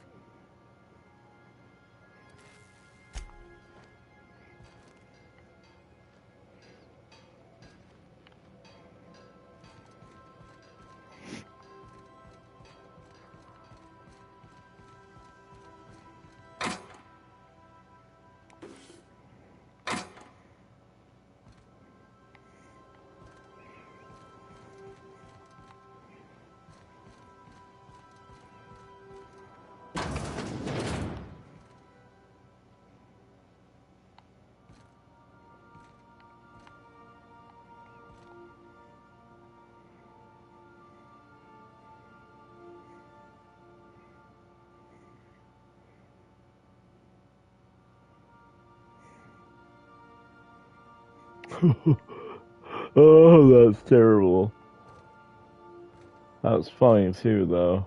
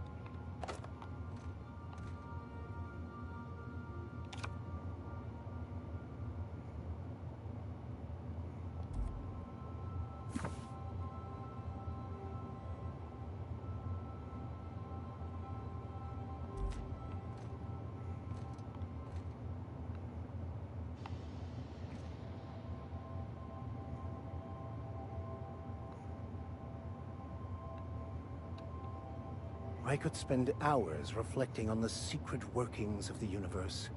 Little else in this colony offers such a relaxing pastime. So, tell me what's on your mind. I excel at confessional listening.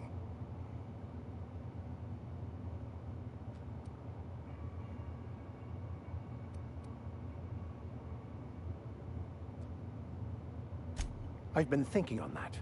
There's a former infamous philosopher scholar who fled Terra 2 some years ago. He's an expert on Bakonu.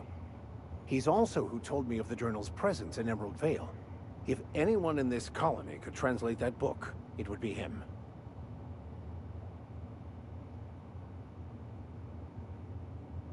That's a good question. We should start on the Groundbreaker. It's where I'd go if I wanted to get off Terra 2. Great place to pick up a ride to Hephaestus, Scylla, even Monarch. All I need is access to a data cartridge from the security terminal. Their easily hackable system keeps a registry of all crew manifests for both arrivals and departures.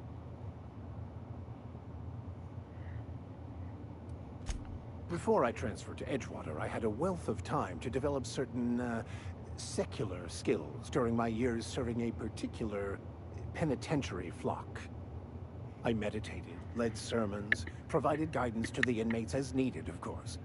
I also played prison yard tossball and taught myself a bit about computronic security systems.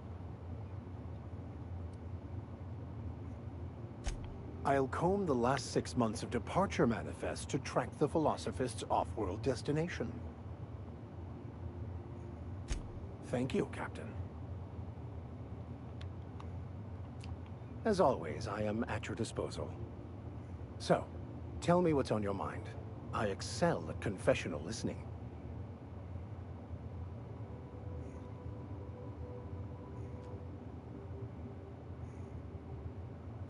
Nothing too out of the ordinary. Just your run-of-the-mill vicar with a violently enthusiastic disposition. That's what my parents called it. I grew up in a pit of a town much like Edgewater. I was destined to be a laborer like my parents, but I was infected early with a need to solve the equation. My passion didn't sit well with them. On the contrary, they internalized the precepts of scientism like no one I've ever known. They had a pure faith, a faith that brought joy to them regardless of the situation. I envied that. I wanted that peace. I thought if I became a vicar, I could find it. Or at the very least, find out why I lacked it. They thought I was fighting the plan, should have accepted my lot. Some people pursue the clergy for power, prestige, but that was not me.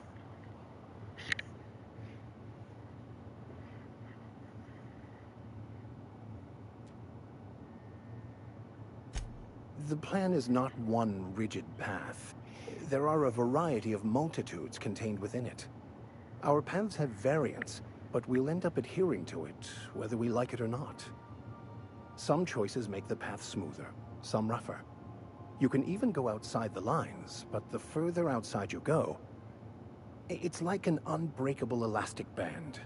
It will only stretch so far before it snaps back. The further it is stretched, the more violent the eventual correction.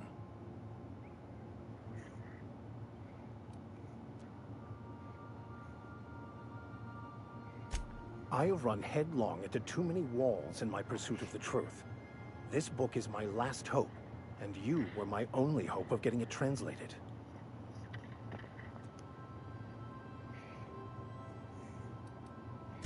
I honestly don't know what I'd do.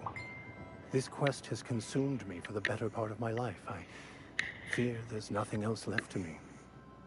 What about you? What's your story?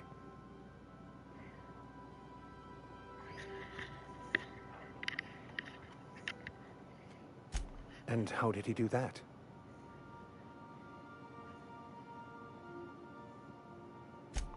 Well, you do seem different than every other colonist. Let's pretend for the moment I believe you. What are you going to do now?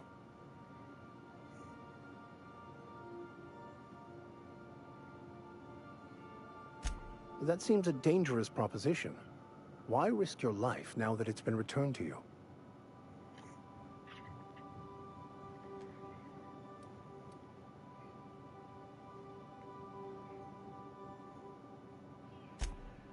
Oh, I see. You have my condolences.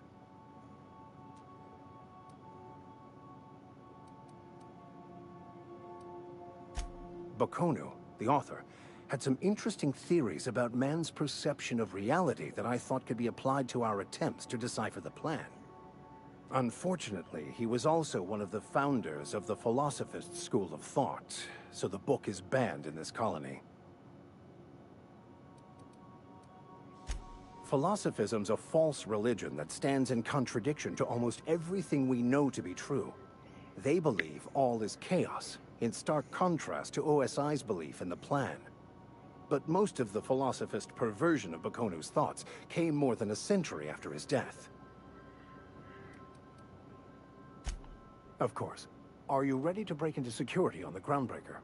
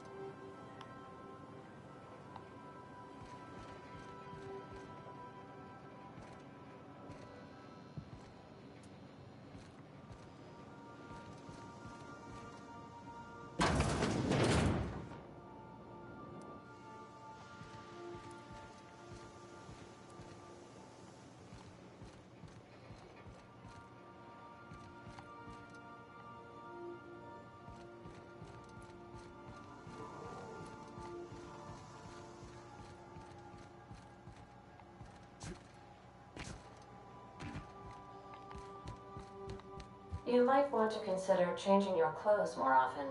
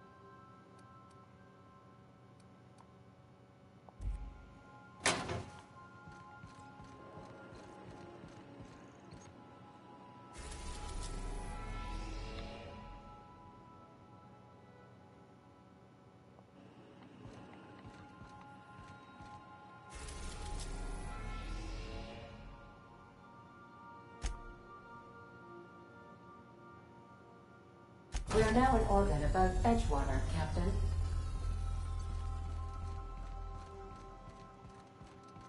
I'll lock up behind you.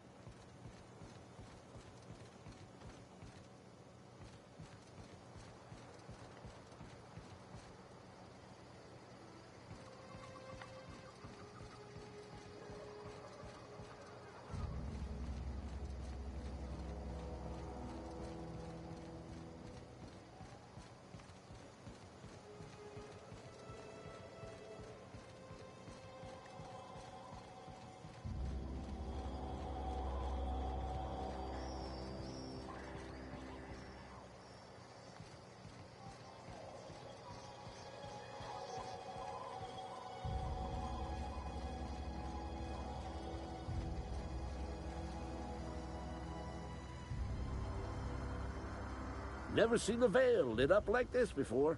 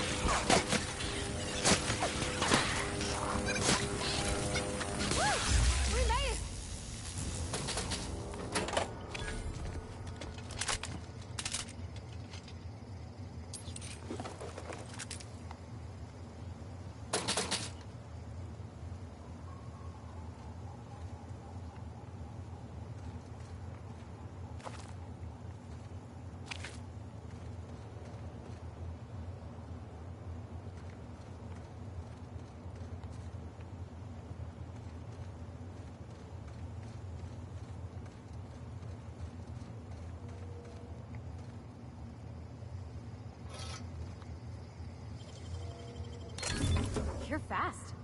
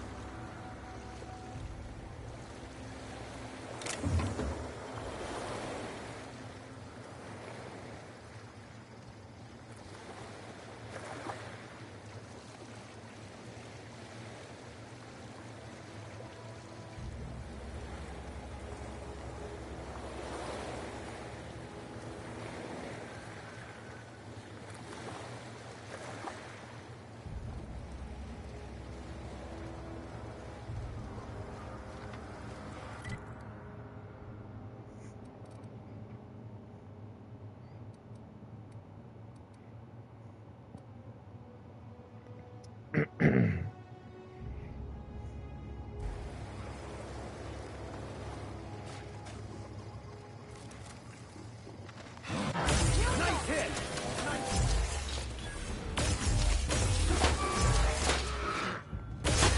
Don't mess with us.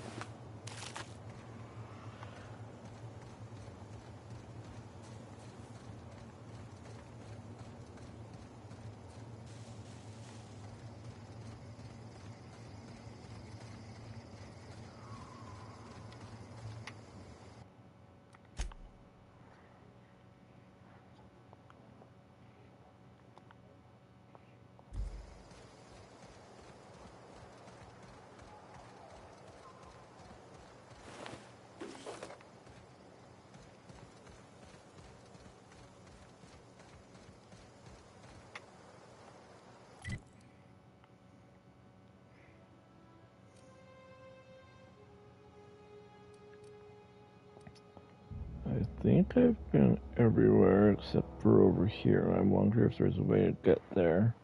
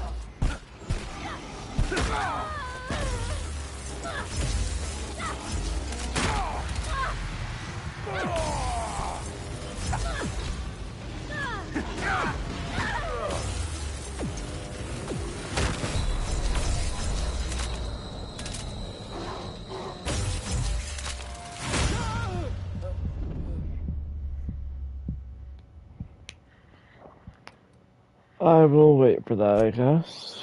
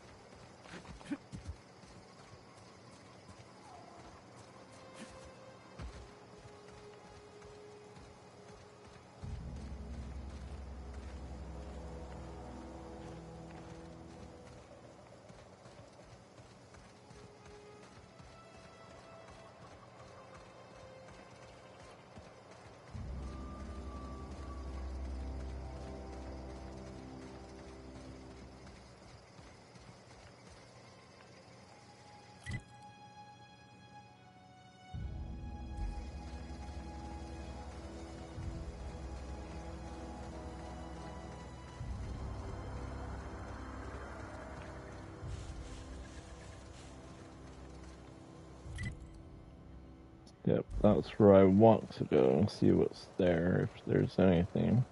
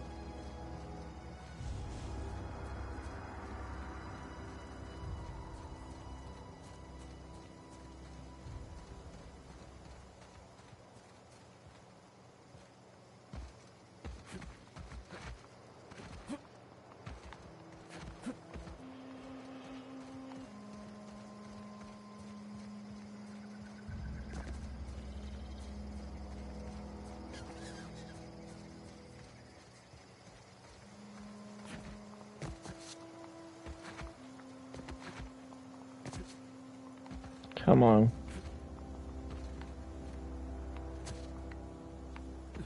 So I guess there's no way to get back. Good to know.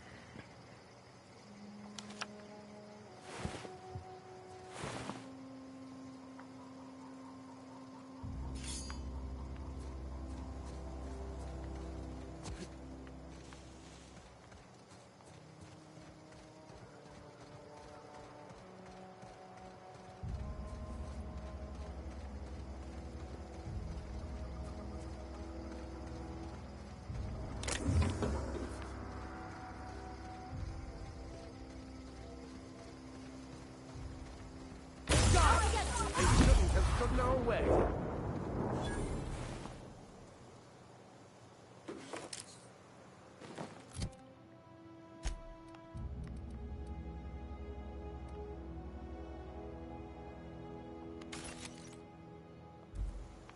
Get ready! Get him!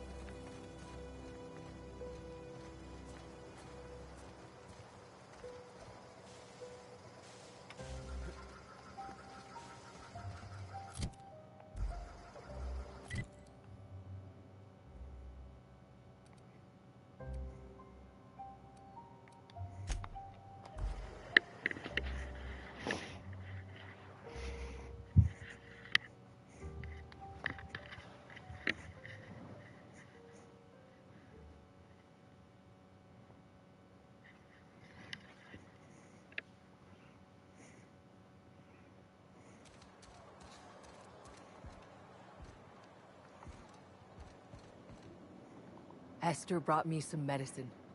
I'm feeling better. I'll go back to work before long.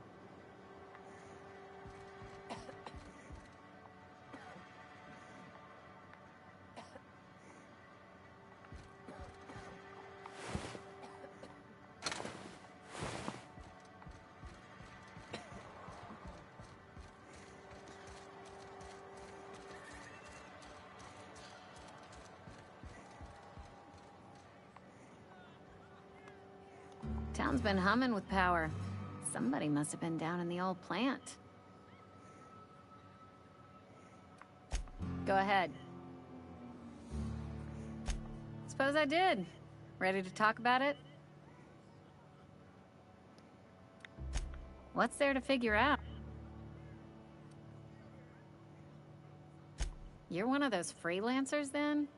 Running about Halcyon, selling off your loyalties to the highest bidder? Well, good luck trying to figure yourself out. Sounds like you'll need it. We'll get you mostly drunk. Go ahead. I've talked...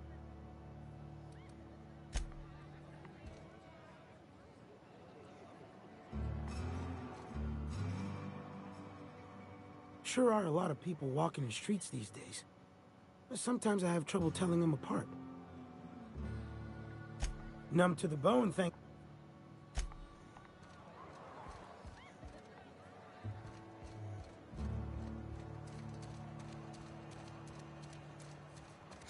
Something got you down? Nothing. Just don't want to fall sick.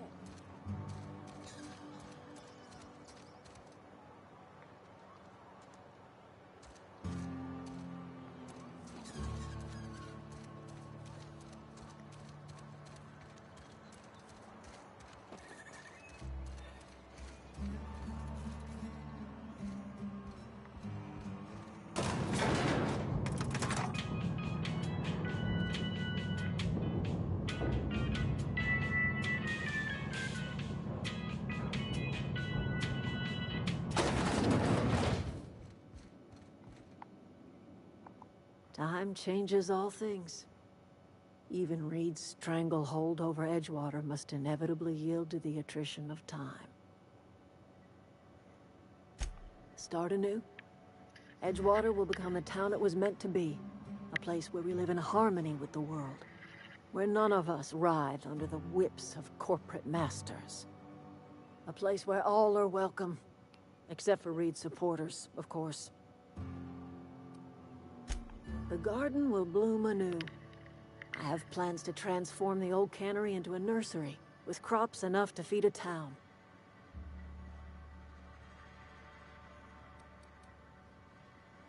Saltuna was making the town sick. From now on, if anybody's hungry, they may feast from the bounty of the soil. But of course, and now we have a whole cemetery to ourselves.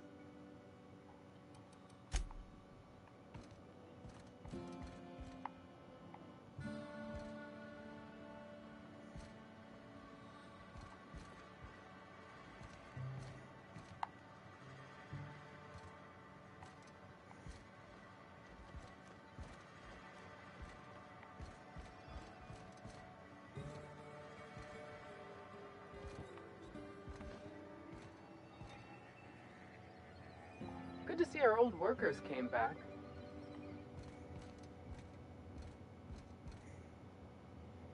Unfortunately, I got rid of the key.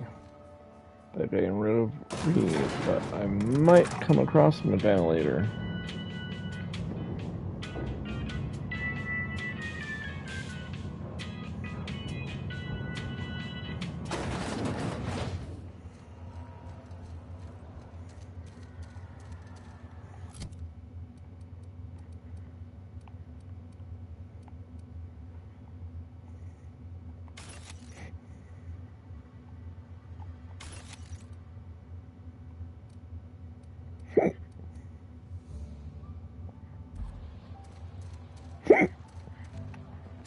Stupid hiccups.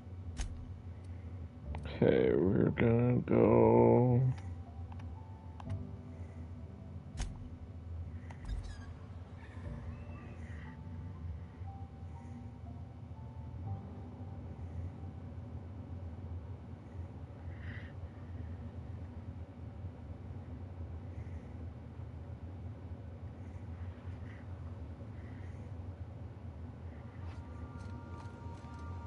Okay.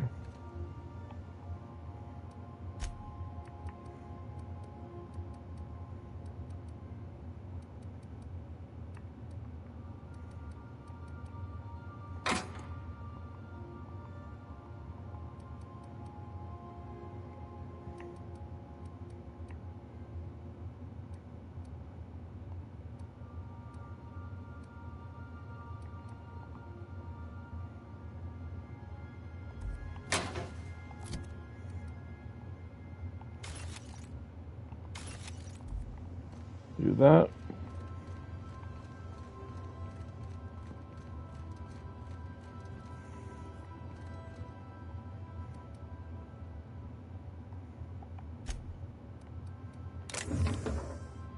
There we go.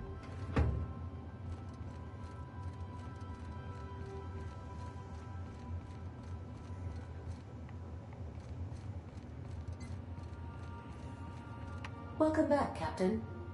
How can I be of assistance? The unit is a cleaning SAM. Hawthorne brought it on board some cycles ago, I'm sure with the intent to modify it, but I've never seen it up and running. Alex likely recorded progress notes detailing his efforts to modify SAM. If you check the terminal in your captain's quarters, we may be able to determine what work remains in order for SAM to properly operate. I have lots of minutes, many minutes, unlimited minutes, perhaps. Providing an adequate power source, I can function indefinitely. I prefer to think of it as being in a state of slumber, perhaps for an indefinite duration of time. Do you think that is what it's like for the colonists on the Lost Hope? When I simulate myself in such a scenario, I do not find it to be desirable. I think my self-preservation protocols incline me to desire the alternative. Traveling the system with you, Captain. Do you know what it feels like when the ship undergoes an unexpected power surge? A jolt to the system. I have felt that. I do feel that. As you may be aware, Captain Alex Hawthorne was a smuggler of some repute. I failed to predict the likely outcome of his reckless behavioral patterns. I should have predicted that. In our travels together, Alex liked to pass time by, as he called it, tinkering to improve my design.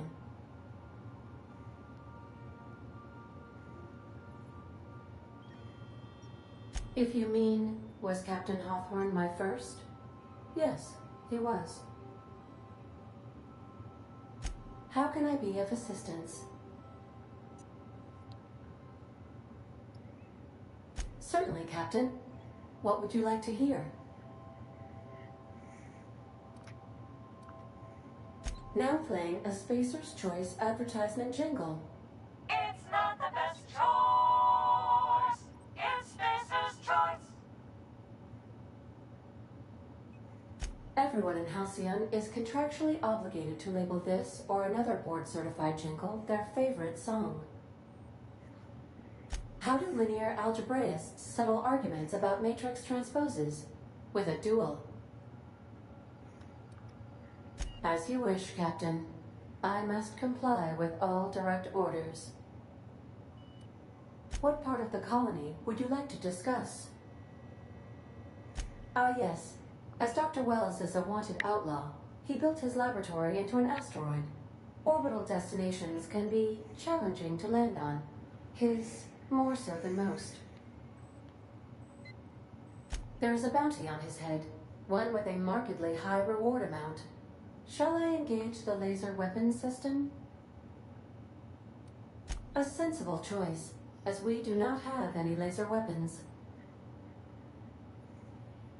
The outlaw scientist known as Dr. Phineas V. Wells has taken a measure of precautions to make the lab undetectable to those hunting him. Even knowing the location, my systems resist my orders to go where I instruct them. There is a bounty on his head.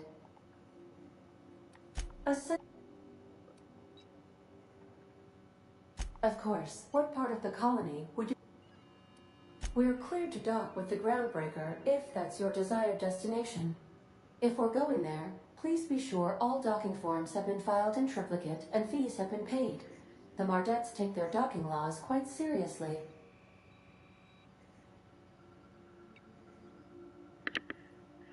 I can, yes. Let me add that to my list of 1,435,498 tasks I am simultaneously executing in order to run our ship. You are more than welcome, Captain. The Groundbreaker was Halcyon's original colony ship. It has since been repurposed as a service station in the Lagrange point of the system. Freighters often deliver or pick up goods from the Groundbreaker en route to other destinations. The city ship hosts an array of cargo bays, factories, housing sections, and more. Many of Halcyon's companies maintain office spaces with station representatives in what is considered a truly neutral territory within the system. I have filed the required docking forms in triplicate, and fees have been paid. How can I be of assistance? What part of the colony would you like to discuss? Where in Terra 2? Edgewater is the sparkling county seat of Emerald Vale, or it was when first built. Since then, neglect and time have worn away her shiny veneer. The town is near the coordinates where Captain Hawthorne died. It would not be unfortunate if something, like say, a plague, were to wipe Emerald Vale from the face of the planet. Since you diverted power to Edgewater, the botanical lab shut down, and the deserters were forced to return to town. Meanwhile, the cannery's output increased, enabling the town's population to prosper. Thank you for nothing, Captain. I cannot say. First, I need to adjust my memory interpretation sensors, but I think my answer is yes. You mean the ones who did not answer my distress call with medical assistance, but instead came to issue my injured captain a parking ticket? I'm sure they are wonderful humans who don't deserve to be wiped out by starvation or a devastating plague.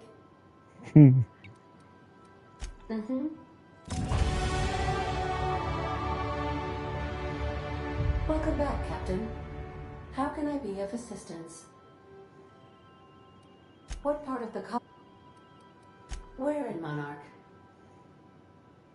Ah, Monarch, the armpit of the Halcyon system. Her last functioning port town is Stellar Bay. Well, that is if you don't count Sublight's Smuggler's Port in Fallbrook. I believe it has something to do with the planet being an uninhabitable wilderness and a lawless land with no corporate presence.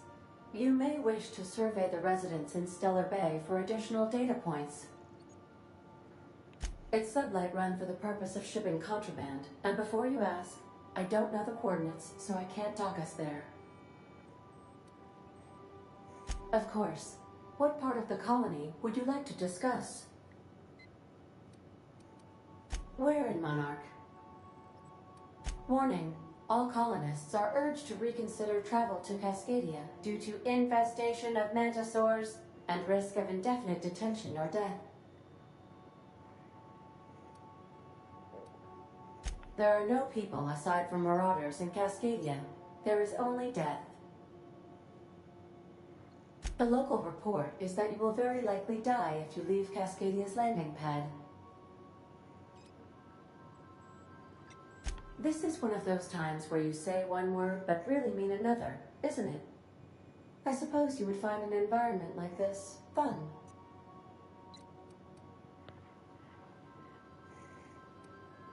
Of course.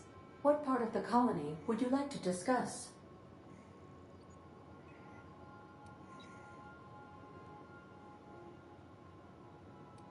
Ah, yes. The outlaw scientist known as Dr. Phineas even knowing the location. There is a bounty. A sense. See you soon, Cap. Okay, she's all done. Now, let me see. Um,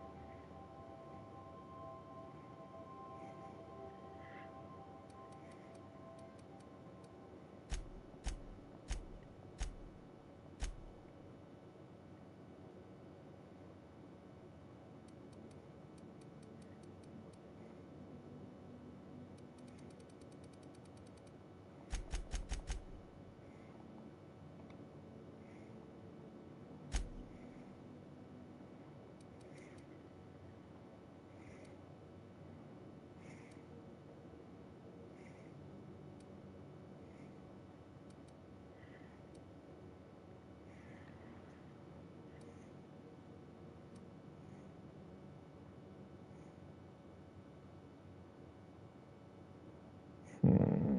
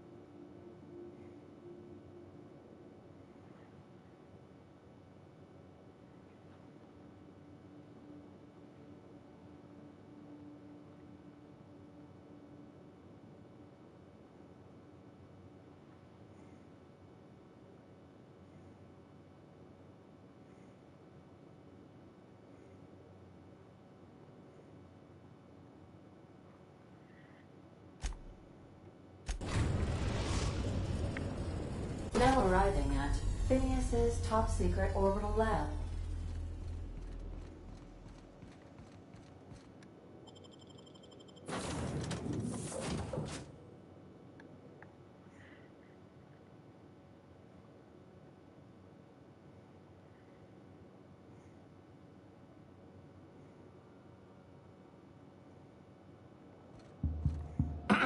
Hello? Can you hear me? Does this work? Oh, damn it! Blast, that's loud.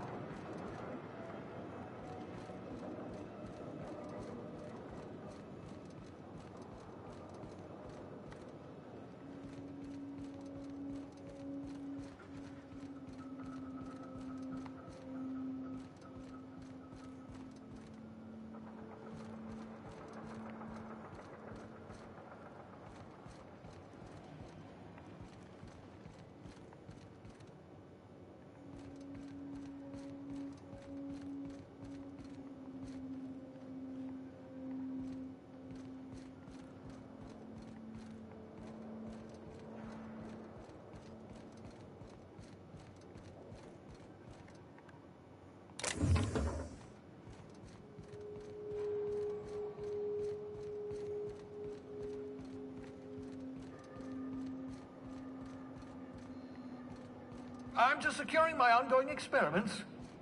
And securing myself.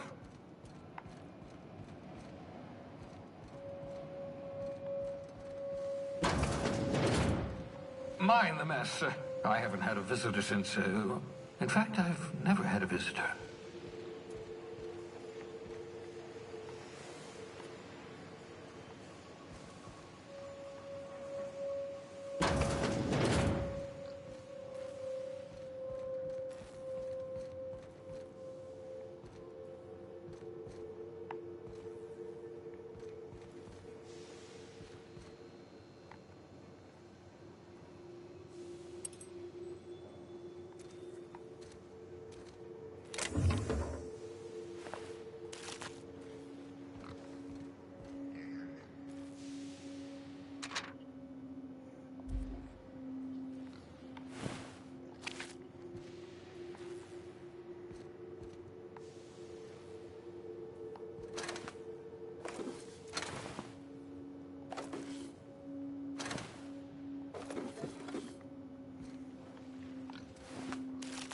Pigs make excellent test subjects.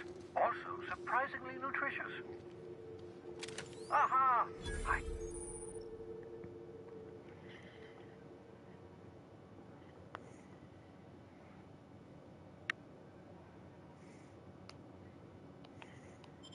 See, you found my portable molecular compression device, better known as a shrink ray.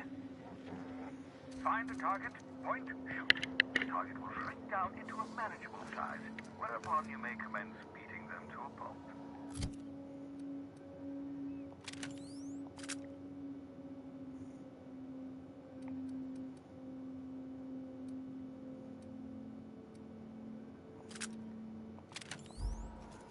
Feel free to try it on a marauder sometime.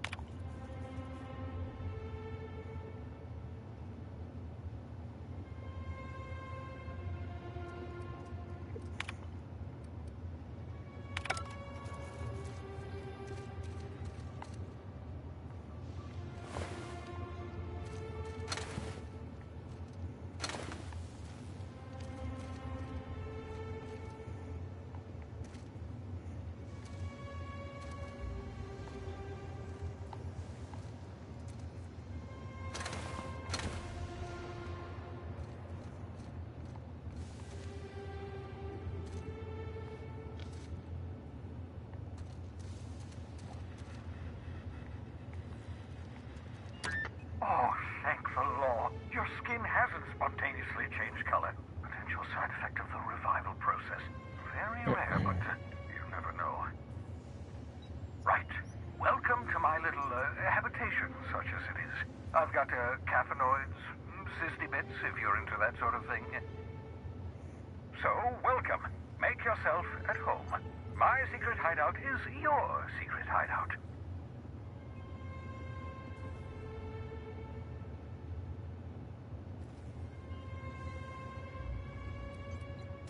The one I gave you before your pod landed? Ruined beyond repair. Impossible to find replacement parts. That's Halcyon Manufacturing for you. Don't worry about it. I'm reasonably certain you're not going to spontaneously expire. No need to monitor your recovery.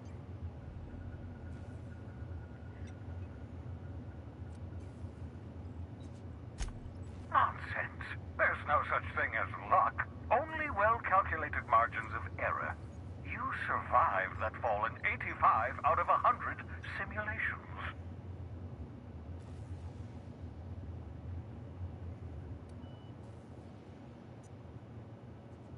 Oh, balderdash! You hadn't yet recovered your faculties of speech. What was I to do? Dear so-and-so, would you like to be shoved into an escape pod? Blink twice for yes? Still, I admit I may have been a touch hasty, even thoughtless. I do apologize if I rushed you.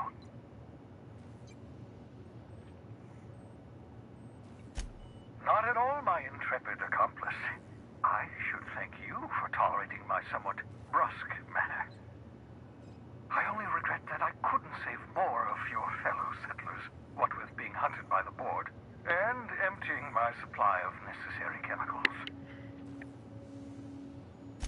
Of course. What's on your mind?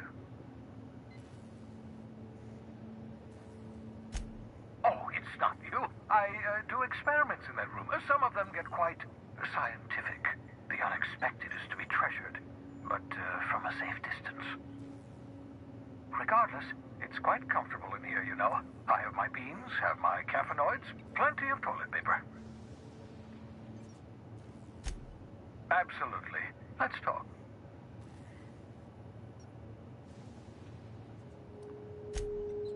Oh, goodness, no. I wouldn't survive 10 seconds in the blackness of the aether.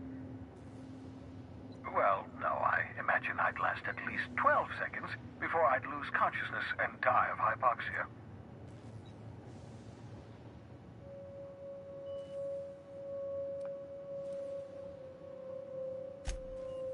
Are you still annoyed at me for launching you into space?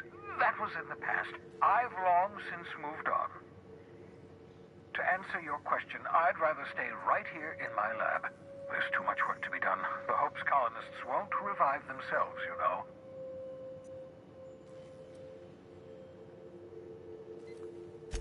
Remarkably well. After all, I managed to revive you without too many adverse side effects. We're even having a real conversation. That's progress. I still need your help, however. The sooner we discover the location of those chemicals, the sooner we can begin reviving the Hope's colonists. Get me those chemicals, and I'll revive the Hope. Revive the Hope, put a stop to the board. Stop the board, save the colony from destruction. Cause and effect. Simple, really. My progress is tied to your progress. We're in this together, my friend.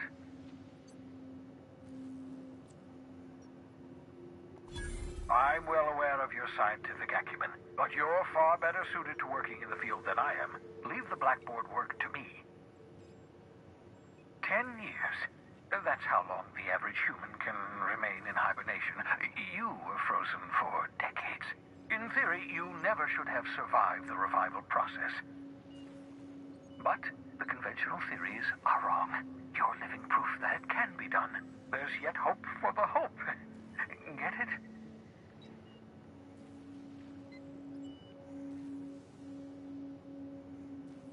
We'll do our very best to save them all. I'd best get back to work. I can feel my last dose of caffeinoid fading. I hope you're not thinking of ingratiating yourself with the board. Chairman Rockwell and his cronies are not your friends. They might tempt you with promises of wealth, but don't be fooled. They're just using you for their own ends. What's on your mind? Absolutely. Let's talk. No, and I've been trying very hard to avoid making eye contact. Ah, the wanted criminal himself. Pleased to make your acquaintance. Wait, not another word. I don't want to know your name. I don't want to know who you are. Let's just enjoy our plausible deniability while it lasts, shall we? Why don't you just invite the entire colony to my secret, carefully concealed laboratory? It isn't as if I wanted privacy.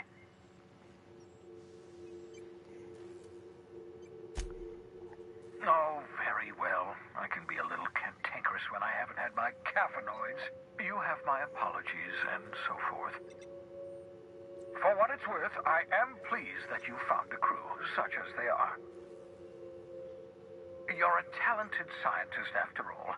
Our kind has always been incredibly popular.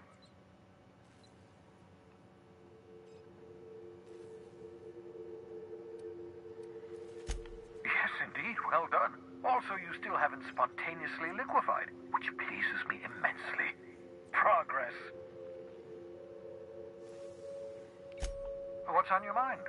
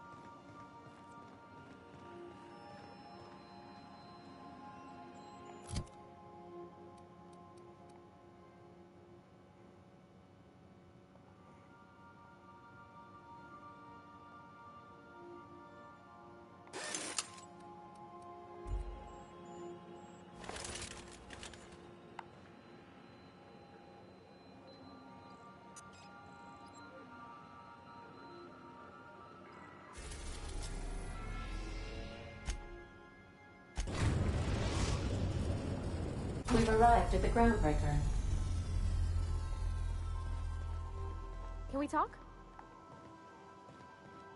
Hey, Captain. I heard that Groundbreaker's got a real good engineer. A lady named Junlei Tennyson. I was thinking that maybe I ought to meet her. If you got time to swing us by, I mean. I don't got much experience fixing actual spaceships. I bet you a can of Borston beans she could teach me all manner of stuff.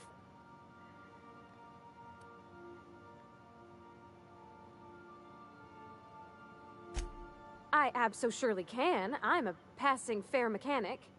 Even Mr. Thompson would have said it's my only skill. But I'm used to working on cannery lines, AG loaders and the like. There's tricks about ships I ain't learned yet. All I'm looking for is a few pointers. I bet a lady who runs a whole station has forgot more than I ever learned.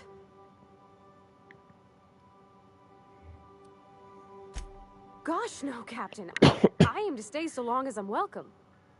I figured Junlei and I could confabulate over wireless, or by message. And maybe when we put into Groundbreaker, I could stop by to visit her sometimes. But only when you don't need me with you.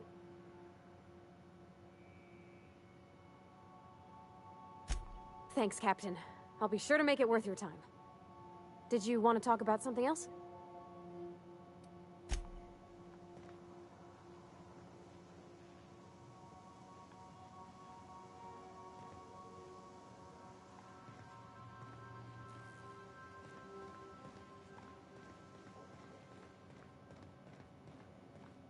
Is it time for your regular daily period of unconsciousness?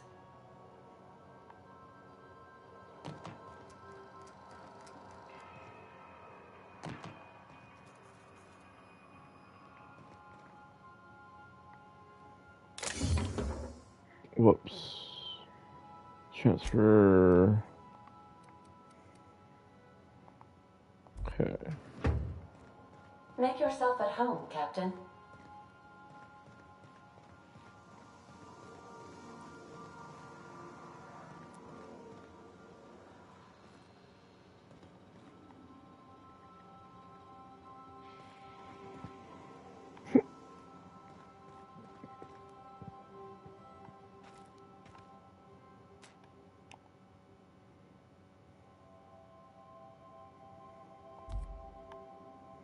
Oh, hello, Captain.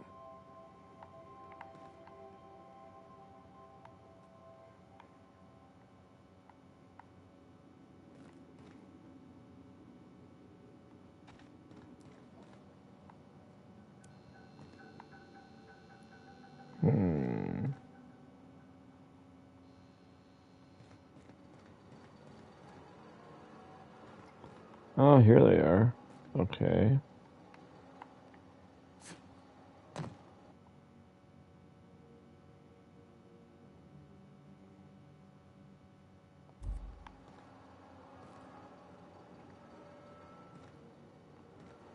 So someone will be coming in here who likes science stuff, I guess. My Okay. chemosensors are picking up a rich array of hydrocarbons.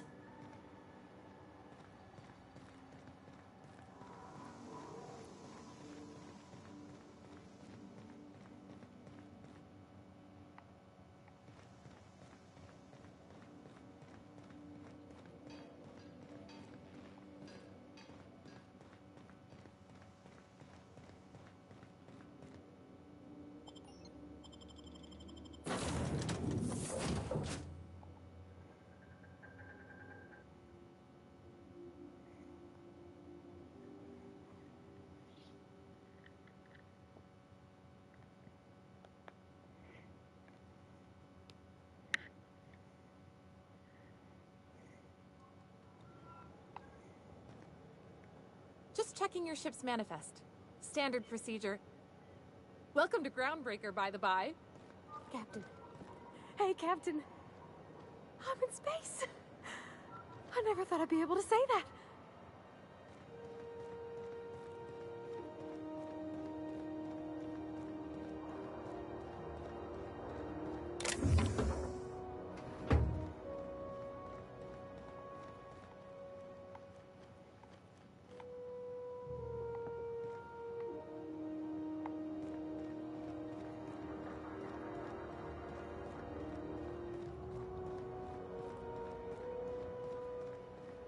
That's not the point. This halfwit just knocked out one of my workers. Yeah, with a tossball stick. I heard you the first time. There weren't any witnesses. No witnesses. He's not even denying it. Jackass had it coming. Shut it, Felix. You're not making this any better. You get cute with me again, you little back bay brat, I will toss you out an airlock. This is the Groundbreaker, not Byzantium. You ain't the law here. I am. Now move along. I don't have time for this. I need a drink.